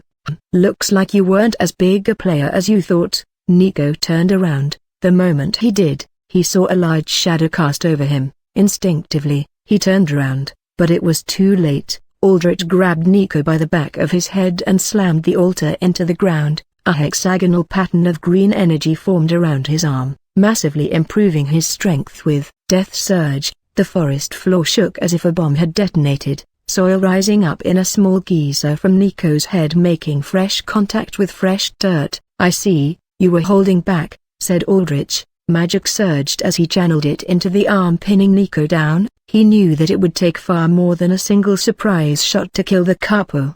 He prepared to cast Anti-Life Beam. Purple light began to crackle around Aldrich's palm. Incoming Volantis's voice rang urgently in Aldrich's head. In response, Aldrich let go of Nico and shifted to the side, his cloak allowing him to seamlessly fly through the air. The coin zipped back to where Aldrich was. This time, when it landed, it created a sizable golden explosion. Nico had learned in just one small exchange that explosive attacks fared much better than piercing ones against Aldrich, who could stand up with a hole in his head with zero issues. Aldrich had used Nico's attack as a chance to trick him by playing dead, but that would not work again. You're not dead. With a damned hole in your head? Nico's silhouette stood up in the waning cloud of his coin-induced explosion. The shine of his coin glimmered in his gloved hand. His normally gel-slicked back hair was now messy, framing his golden eyes with strands of silver. His lip was cut, blood dribbling down to his chin. You'll find me harder to kill than most. The hole in Aldrich's head reformed as mist condensed into it. Apologies, said Volantis. My structure is not as strong as it once was. I could not fend against that attack, nor could I even sense it, such was its speed. It's all right. I'll handle the brunt of this fight. Just keep your senses sharp, understood, Warfather? Doesn't matter, I've dealt with regenerating types like you before, growled Nico. He held his coin up, the surging golden aura around his body dimmed, thinning as it seemingly transferred over to the coin, making it brighter than ever. Aldrich held up his own hand in response. On it was a beating, red, healthy heart. Nico's brow rose in confusion, then further in alarm. 2115 From Flurgan's experimentations, Aldrich had learned that altars, though they could not really analyze magic as they lacked spell-scrying capabilities, still possessed a level of supernatural instinct that let them know whether a spell was dangerous or not. Back when Aldrich pulled off his fake death, he did not use his moment of surprise just to knock Nico's face into the dirt. He had mainly used it to get off his heart hold curse, a spell that was normally incredibly difficult to get off because it required making direct contact with a physical attack significantly slower than normal. Nico's brow rose in confusion, then further in alarm. From Flurgan's experimentations, Aldrich had learned that altars, though they could not really analyze magic as they lacked spell-scrying capabilities, still possessed a level of supernatural instinct that let them know whether a spell was dangerous or not, even if the spell was something less tangible than a fireball like, say, a curse. If the altar managed to see it, they could still sense danger from it. The stronger an altar, the sharper their instincts were. Nico might not have understood how a heart was on Aldrich's hand, but an altar of his caliber knew that his life was in imminent danger. Checkmate, said Aldrich. He crushed the heart in his hand. The very moment before he did so, Nico threw his coin, not at Aldrich, but behind him. The coin sailed into the air far, far away. The heart burst as Aldrich closed his metal-covered fingers around it. Blood spilled down his hand before it, along with the remnants of the heart, faded away into black particles. That was the sign that the curse had now taken effect. Nico's heart was now mush. Nico coughed heavily and went down to a knee, blood spitting out of his mouth. Aldrich took a step forward, ready to speed up the process of Nico's death. The man was going to die soon anyway, but Aldrich did not want to wait before inducting such a strong unit into his legion. Wait, that warrior's vitals. They are still stable, including his heartbeat, said Volantis. What?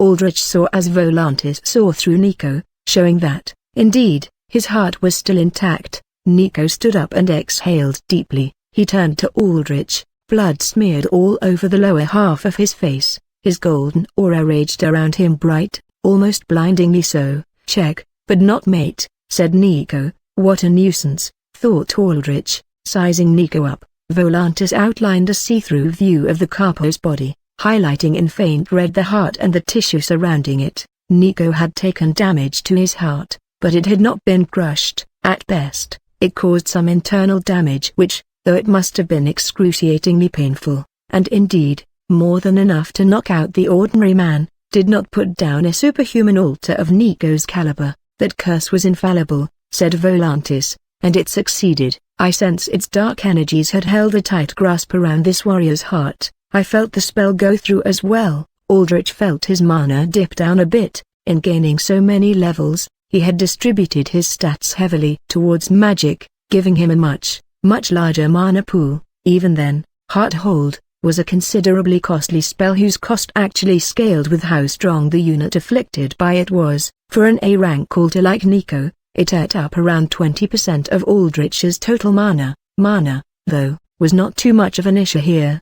He had a myriad of ways to recover it on the go. The biggest problem to tackle was Nico's supposed resistance to Heart Hold. It must have been a function of Nico's power. At first glance, it seemed like an augmenta main object secondary type power, Altars under this power classification could infuse external objects with additional powers, and in Nico's case, that seemed like extreme acceleration, durability boosting to keep the coin from destroying itself, and explosive energy output. But there was something else to Nico's power that had allowed him to survive. Heart hold. No sarcastic response this time, said Nico. Good, I hate sarcasm. He rushed ahead, clenching his gloved fists tight. Damn, he's fast, way faster than before. Aldrich saw Nico charge in as a golden blur, the way the Kappa moved with his shoulder squared and his fists out in tight, compact guard made it obvious that he was a seasoned martial artist. Aldrich pushed backward, his cloak of souls wailing as he flew into the air to make vertical distance.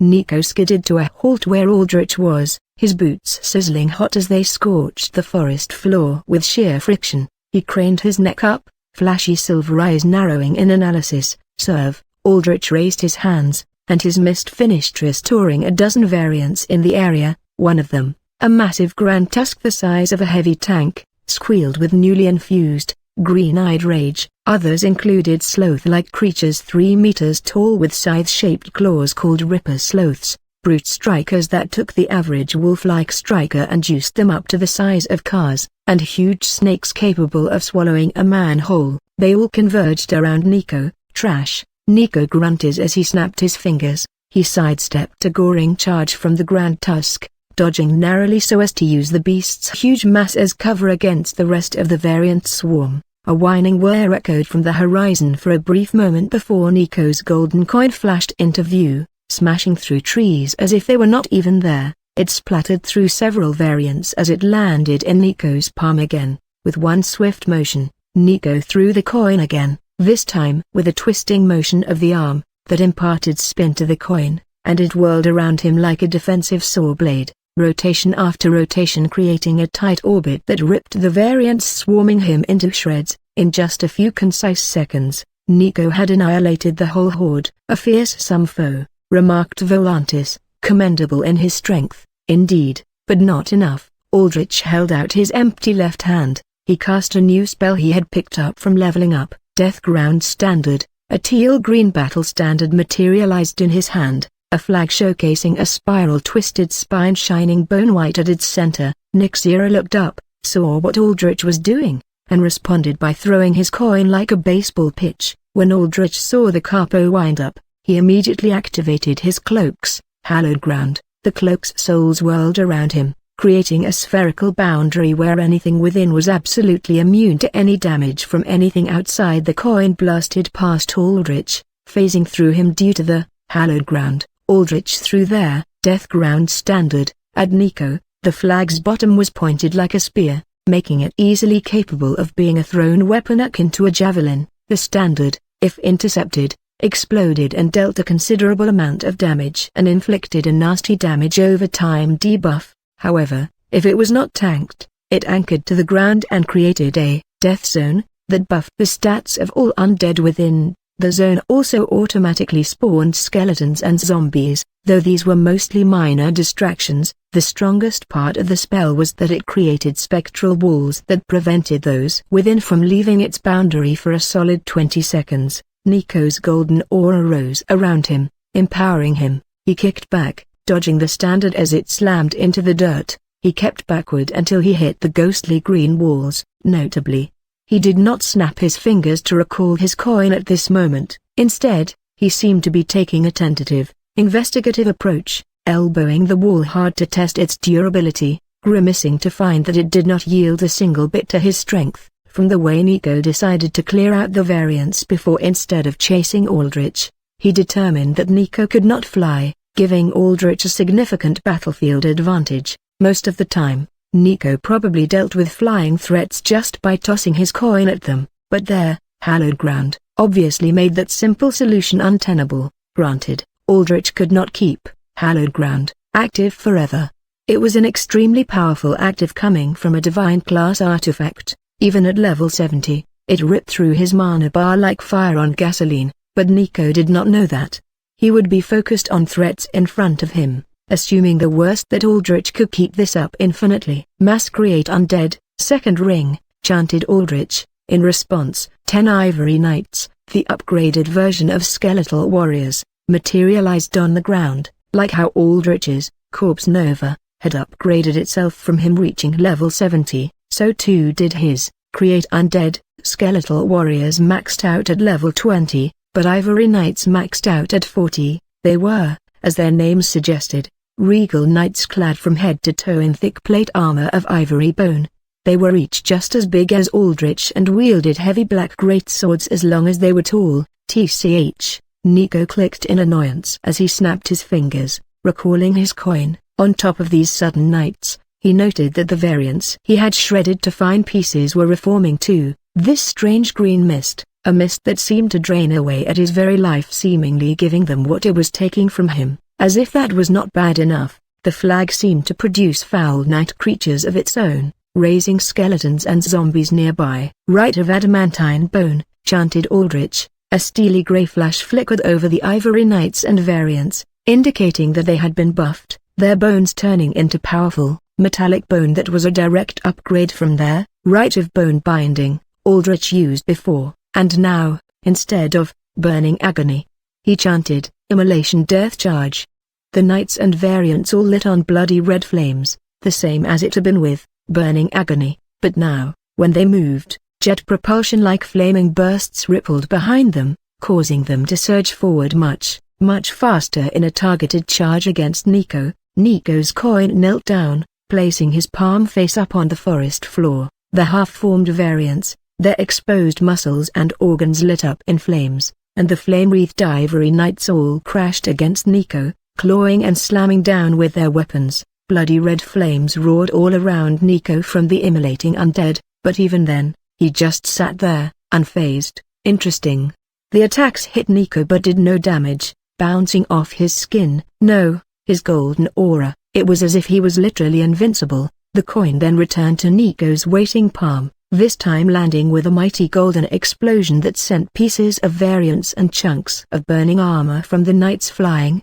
It was as if the coin had turned into a miniature meteorite. The explosion was sizable enough to cover the entirety of the death zone, probably affecting every single unit within their death zones. Walls kept things in, but they did not keep things out, a weakness that Aldrich waited to see if it would cost him. Golden smoke from the blast died down, revealing Nico standing alone in a smoking black crater, the coin shining bright in his hand. The variants had all been annihilated wholesale by the explosion, preventing mist from reforming them. The Ivory Knights, however, still had armor pieces and bone fragments strewn about. These started to quiver and reform as tendrils of condensed mist gathered around them. In a few mere seconds, they had completely regenerated. Their enormous dark great swords held heavy in their bone-gauntleted hands. The 10 Ivory Knights, wreathed in auras of blood-tinged flame, resumed their charge, surging forward with heavy, armor-clanking steps like humanoid tanks. They roared, too, and their bellows were just as deep and thunderous and threatening as that of a lion's. Nico deftly maneuvered his coin through his fingers, eyes flitting from side to side as he analyzed the threats. He isn't regenerating the variants. He must have a limit to his energy, thought Nico. Currently, analysis from various private war corps, the AA, and the Trident showed a sparse amount of information regarding Thanatos's powers. The closest anyone got to Thanatos was Nzamb, a zombie horde-controlling villain of the First Corpo War who, along with the Junker, managed to take down not one, but 2 Council of Fortune corporations. There were also striking similarities to Archmage, the S-class hero in Korea who could summon fantastical creatures like elementals and dragons while shooting out bolts of magic he called spells, but details about Thanatos were still sparse. Alters with powers specialized for investigating others could not find anything about Thanatos, indicating that most likely he had a high-tier altar concealing his ability to be read. Nobody could even get an AC count read on Thanatos or his minions where both Nzamb and Archmage had distinct readings on file. However, careful analysis of the footage showcased hints of Thanatos's limits. First, even though Thanatos had a seemingly impossible variety of powers, he had to wait in time intervals between using them, sometimes not using them at all after single usages. All this indicated that Thanatos used energy, or at the very least something like it as a resource, meaning his abilities had a finite end to them. and internal recharge periods as well. Generally speaking, alter powers that affected other bodies or created autonomous, complex objects consumed the most energy. If Thanatos followed these rules, he must have been burning through energy faster than even S-class heroes. My energy usage is efficient. The longer I weather this onslaught, the better of a chance I have, thought Nico. He's not coming down from there, meaning more than likely he's not confident in fighting me up close. He's hiding behind that barrier of his, but if I wear him out, I'll force him to come down or retreat. Either way, I win. Is what you're probably thinking, thought Aldrich, watching as Nico moved around expertly, sidestepping earth-shattering sword slams while countering with explosive coin tosses. Each toss, infused with explosive golden energy, was aimed accurately at the knight's center of mass, right at their chest. That way, the coin blew the knight's limbs apart, halting its combat capability entirely. A quick adaptation. Ordinarily, Nico would have tossed that coin at heads, but he had already seen Aldrich fight headless and assumed that his undead could too. Every time a knight sundered apart, Aldrich's mist repaired them. Undead mist naturally regenerated undead at a slow rate, but if he focused, he could rapidly restore them at a high mana cost. The stronger the unit, the higher the cost to manually restore them. At level 40, the Ivory Knights necessitated a hefty cost. To curb this, Aldrich stopped regenerating the variants. They were fodder right now anyhow. The Ivory Knights were significantly stronger and the more familiar as units to control, being from the game and all. He would use them to test Nico more, to find a way through his seeming invulnerability. Right now, after what felt like just a minute of mist regenerating his undead back up, his mana was going down near to half. Of course, their Hearthold took up a lion's share of that cost, but still, this was pretty expected. The Legion Necromancer's playstyle revolved around massive, sustained mana and health costs leveled off by tactical consumptions of undead and the occasional chug of the Divine Flask. So far, Aldrich had not been pressed enough to really have to break down his precious Legion, nor would he have to. He had made sure of that when he had exchanged his Divine Flask with the Death Lord. Unfortunately for you, Capo, I won't be running out of mana anytime soon. Aldrich materialized his soul bell. He held its silver and green carved handle and gently rang it. A crystal clear, sonorous ring chimed out. Its sound waves took the form of slow-moving blue waves that washed over Aldrich, restoring his mana to full. Soul bell charges, 8 greater than 7. What the hell? Nico's A's shot up, not missing what had occurred. Thanatos had rung a small bell. In high-level combat, every small action had significance. What did that bell do? This restores my energy, said Thanatos, as if he had read Nico's mind. You won't be outlasting me. Nico scowled. Did Thanatos have a mind reader, or was he just that much more ahead of him? We'll see about that, said Nico. He rolled, dodging 2 great sword strikes before lining up a shot and blasting through the 2 knights with a single coin toss. His golden aura flared around his body the moment the coin left his hand. At that moment, another knight rushed in from his blind side, landing a ramming thrust to his back. The Carper simply tanked. The blade, large enough to cleave a small car in half, just skidded across Nico's back like running a nail across solid concrete. Nico raised his lip in a slight snarl of frustration. That hit had come to him as a surprise. Inevitable, though. 10 targets, all approximately at the level of low to mid-B rank augmenters swarming, and there was bound to be a miscalculation somewhere. Whirling around, he shot a spinning kick at the knight's side, sending the heavily armored undead flying and hitting the spectral wall like it was styrofoam. I see, I'm starting to understand now, said Aldrich, carefully inspecting the interaction. Volantis's energy readings showed that Nico's golden aura did not remain constant. It ebbed and flowed chaotically, though. Aldrich now realized, not as chaotically as he had assumed before. The flow of Nico's aura was contingent on whether he had that coin on him or not. When Nico had the coin, his aura dimmed down. When he threw it and it was away from him, it rose back up, and when the aura was high around him, he had effective damage immunity on top of enhanced stats. Hearthold was not true instant death that killed no matter what. Very few spells were. Rather, it was what Aldrich dubbed effective instant death. It worked by dealing 100% of the target's maximum health in damage, but if said target had a way to become completely immune to damage, revive, or have some form of stored health, then they could survive it. It was why Nico had thrown his coin away from him when he saw Aldrich's heart hold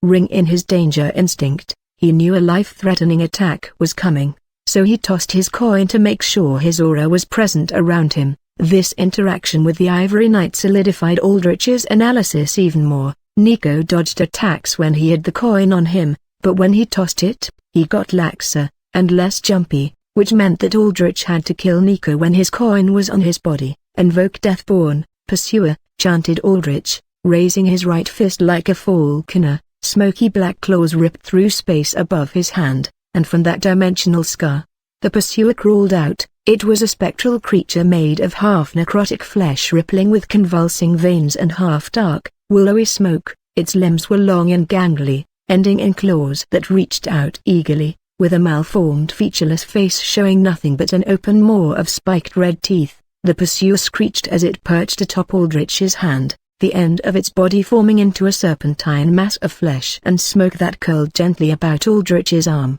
"Take these," Aldrich cast, Heart Hold, and Skeleteer's Mark, the ascended version of Bone-Bearing Curse, which forced units with bones under Aldrich's temporary command. A wreathing of black and red tendril-like energy coated his hand.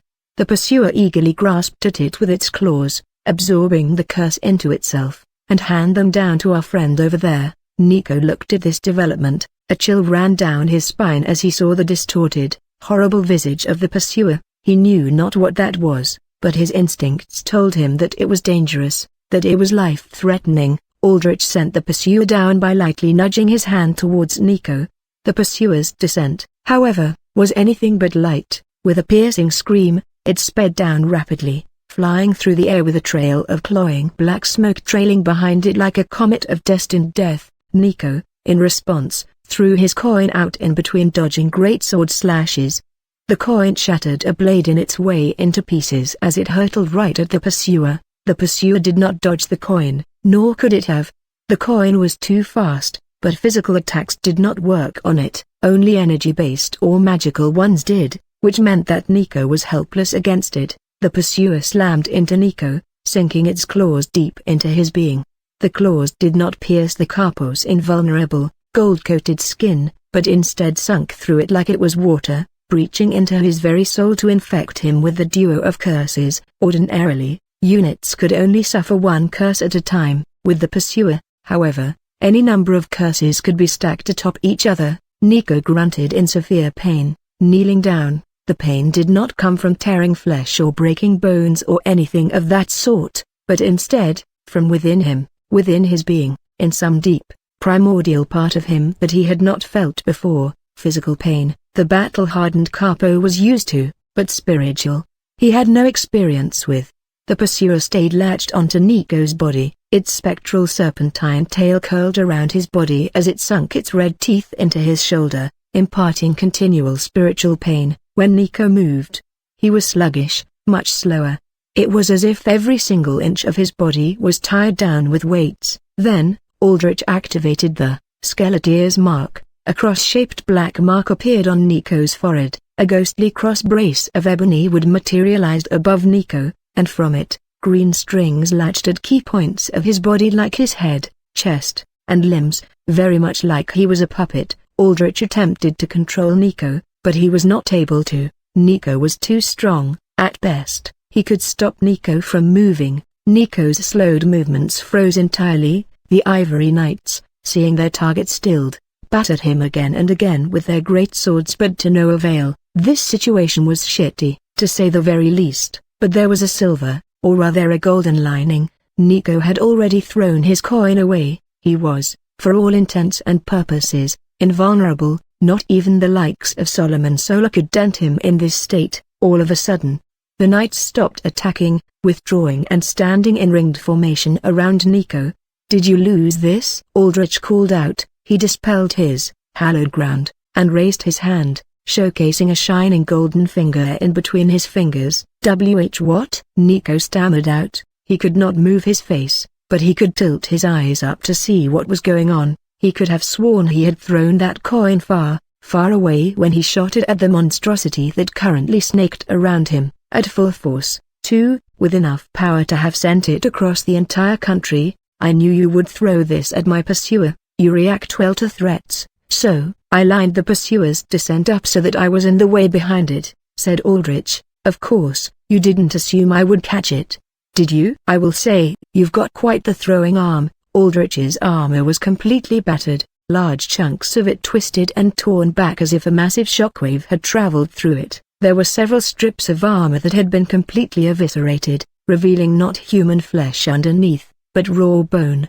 What the hell? Are you? Said Nico, eyes widening. Aldrich flipped the coin with a resonating cling. It took an agonizingly slow arc down toward Nico's head. As it fell, he held his hand out. A beating red heart materialized in his palm. Death, said Aldrich, to you, to your entire organization that tortured my parents to death, to the new world order you wanted, to everything you knew. Nico's eyes were still wide when the coin landed on his forehead. The moment it did, his aura dimmed down, transferring to the coin instead. Aldrich closed his fist, crushing the heart. Nico managed a faint smile, a smile of acceptance, of a fighter understanding he had been beaten. He closed his eyes as blood rippled out of his mouth, his heart stopping. Aldrich touched down on the forest floor, or what was left of it. The previously grassy clearing had been utterly trashed by Nico's coin-induced explosions, Aldrich's attacks, and the Ivory Knights crashing their great swords down again and again. Excellent work, everyone, said Aldrich. He raised his fist, and in response, the 10 Ivory Knights stood tall in trained formation, raising their huge blades in front of them with ease like they were toy props.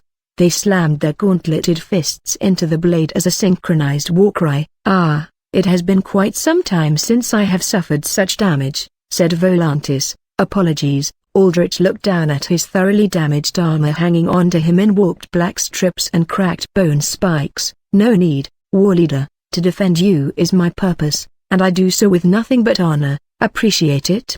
As always, Aldrich focused his mist, restoring Volantis back to top form. Nico's coin toss at the end had been quite the impressive display, shot at a speed almost too fast for him to perceive. It was only because Aldrich had predicted that Nico was going to throw the coin on the fact that he had lined himself up so that he was behind the pursuer that he could get ready enough to catch the coin, and to even take that coin. He had needed to cast Ribs of the Fleshless One, encasing himself in the bone armor of one of the old death gods that the Death Lord defeated and absorbed into her new brand of necromancy. Ribs of the Fleshless One was one of, if not the strongest defenses that Aldrich had in his arsenal, and Nico's shot had cracked right through it. It was an attack that not even the likes of Solomon Solar could match easily. Thankfully, the coin's momentum had halted just enough for him to manage to catch it instead of having it pass straight through him. Now that would have been bad, would have given Nico the opportunity to recall his coin and regain his invulnerability. If that had happened, the fight would have dragged on a lot longer. Quite impressive on your end, too, Capo. Aldrich stood in front of Nico's corpse. He had fallen forwards, blood trickling out of his mouth and sinking into the dirt. The pursuer had disappeared now that its target had been eliminated. A ghostly green outline flickered around the Capo,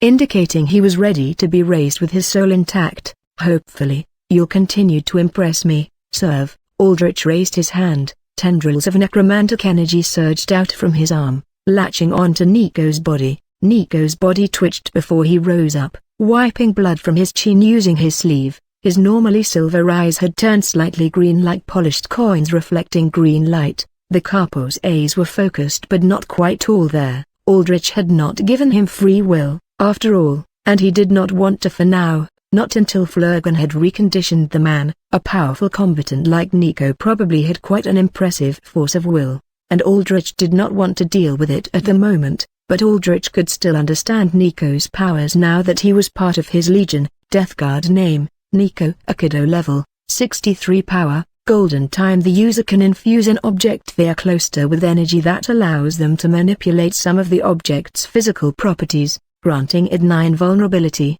acceleration, and explosiveness. With training, the user is now able to enhance their own body instead of their chosen object. However, This can only occur when their chosen object is not in their possession. In addition, the user can only enhance themselves with a few of the properties that they can enhance their chosen object with. A mighty warrior indeed, remarked Volantis. Yeah, he's just 2 levels below seismic, and that's after my recent power boost spilled over and increased the overall level of my entire legion, said Aldrich. He's on the high end of the A rank of alters. With his combat experience, he could probably take on the lower end of the S rank too, depending on power compatibility. In any case, he'll make a fine collection to my death guard. Now, for other matters. Aldrich looked over towards the warehouse in the distance. Well, warehouse in name only, it was basically a military base with fortified sentry towers and compounds large enough to be seen over the tree line.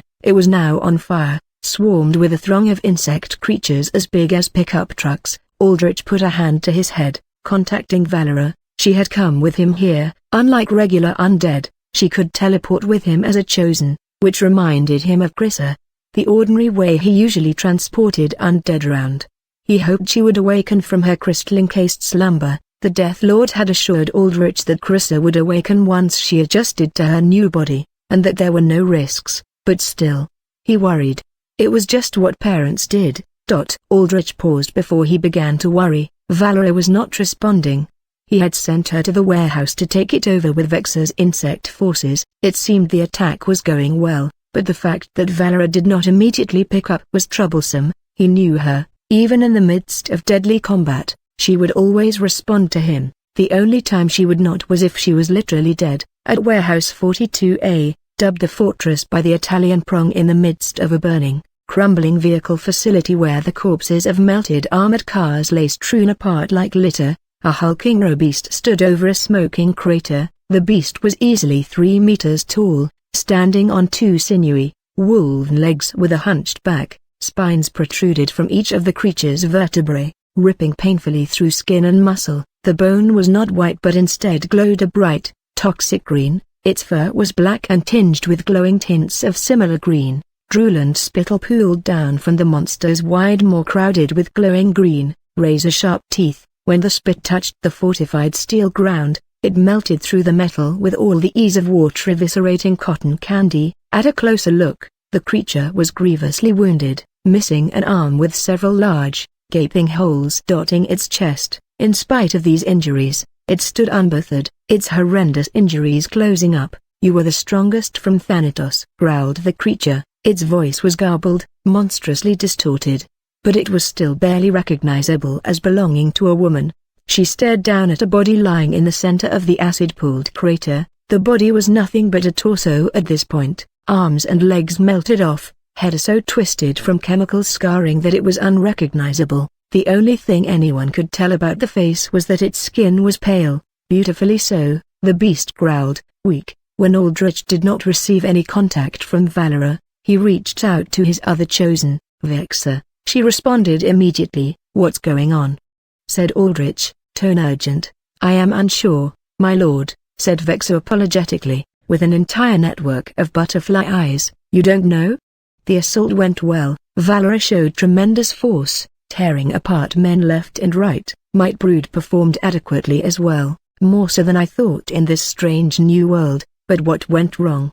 Valera's show of force brought forth their champion, a warrior woman with the visage of a feral wolf beast. Valera used her dueling taunt upon the beast woman, and together, they crashed through a building to fight in isolation while my Brood slaughtered the lesser soldiers. Adriana, the other sword capo. Unlike Nico, Adriana was less careful about concealing her powers, but even then, the trident did well in covering up any information available about her on the net. He checked Valera's status, specifically her HP. It was low, flashing red low, and not regenerating. "Vexa, redirect the majority of your forces to Valera's location," demanded Aldrich. "I am afraid it is not possible, my lord. I have tried. The wolf woman has erected a barrier of poisons around the building that not even the hardiest of my insect warriors can stomach before melting into nothingness, let alone my butterflies. The only one that can intervene is me." Aldrich grimaced, or he would have if his skull face could do so, with his death essence barrier, blocking out energy-type attacks which included environmental hazards like acidic air. He was the best candidate to help Valera. Immediately, he began to channel mist phase, kneeling down as his undead fog began to gather around him. "All of you make your way towards the fight," said Aldrich to the Ivory Knights. They nodded and began a steady charge through the forest, bulldozing through trees standing in their way. "And you," he addressed Nico, "keep that coin ready. Fire on my mark." Nico nodded. As Aldrich's channeling continued, a channel whose each and every second felt agonizingly long, he wondered how Valera could have lost. He had done a battle assessment and seen her winning 9 times out of 10. Adriana was a mutant that looked reasonably similar to a werewolf. Her sheer size indicated a considerable degree of superhuman physical stats. He also knew that she had killed no less than 3 A-rank heroes: Inferno, a blaster from the European Union who could whip up flaming tornadoes; Multiman, an augmenter from the United States who could create copies of himself; and, most notably, Tan Yong, an A+ rank hero from China who was considered an up-and-coming S-ranker. He had it all, came from a family of distinguished techno-heroes, graduated from Yumenguan, the top hero academy there, and after that, became a top disciple of Sifu, the hero with the greatest legacy in all of East Asia. Tan Yong could wield chi excellently and seamlessly synchronize it with his transforming techno-weapon and battle armor. In terms of track record and combat capability, he was good enough to be fast-tracked to be an S-class hero, of course, until he met his untimely demise trying to stop a gang war between the Imperials, the largest criminal syndicate in China, and the Trident. All 3 heroes showed signs of significant physical trauma along the lines of being savaged by a wild beast,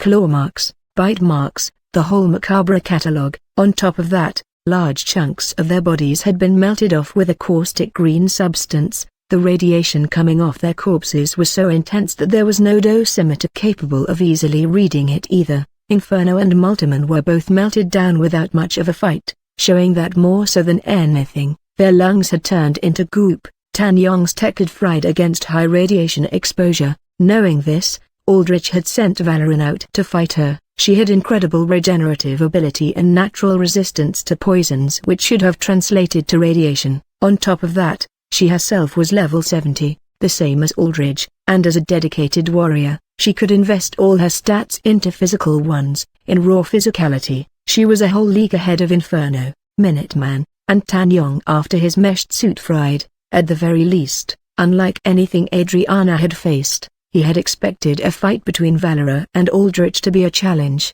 but not a life-threatening one, similar in vein to him and Nico. But Adriana had turned out to be more trouble than he had bargained for, maybe more trouble than she was worth. He would find out when he got there. "You heal a lot. I will make sure there is nothing left like a good girl does," said Adriana. She moved to take a step forward but stopped, the hairs on her hackles raising. "Ha!"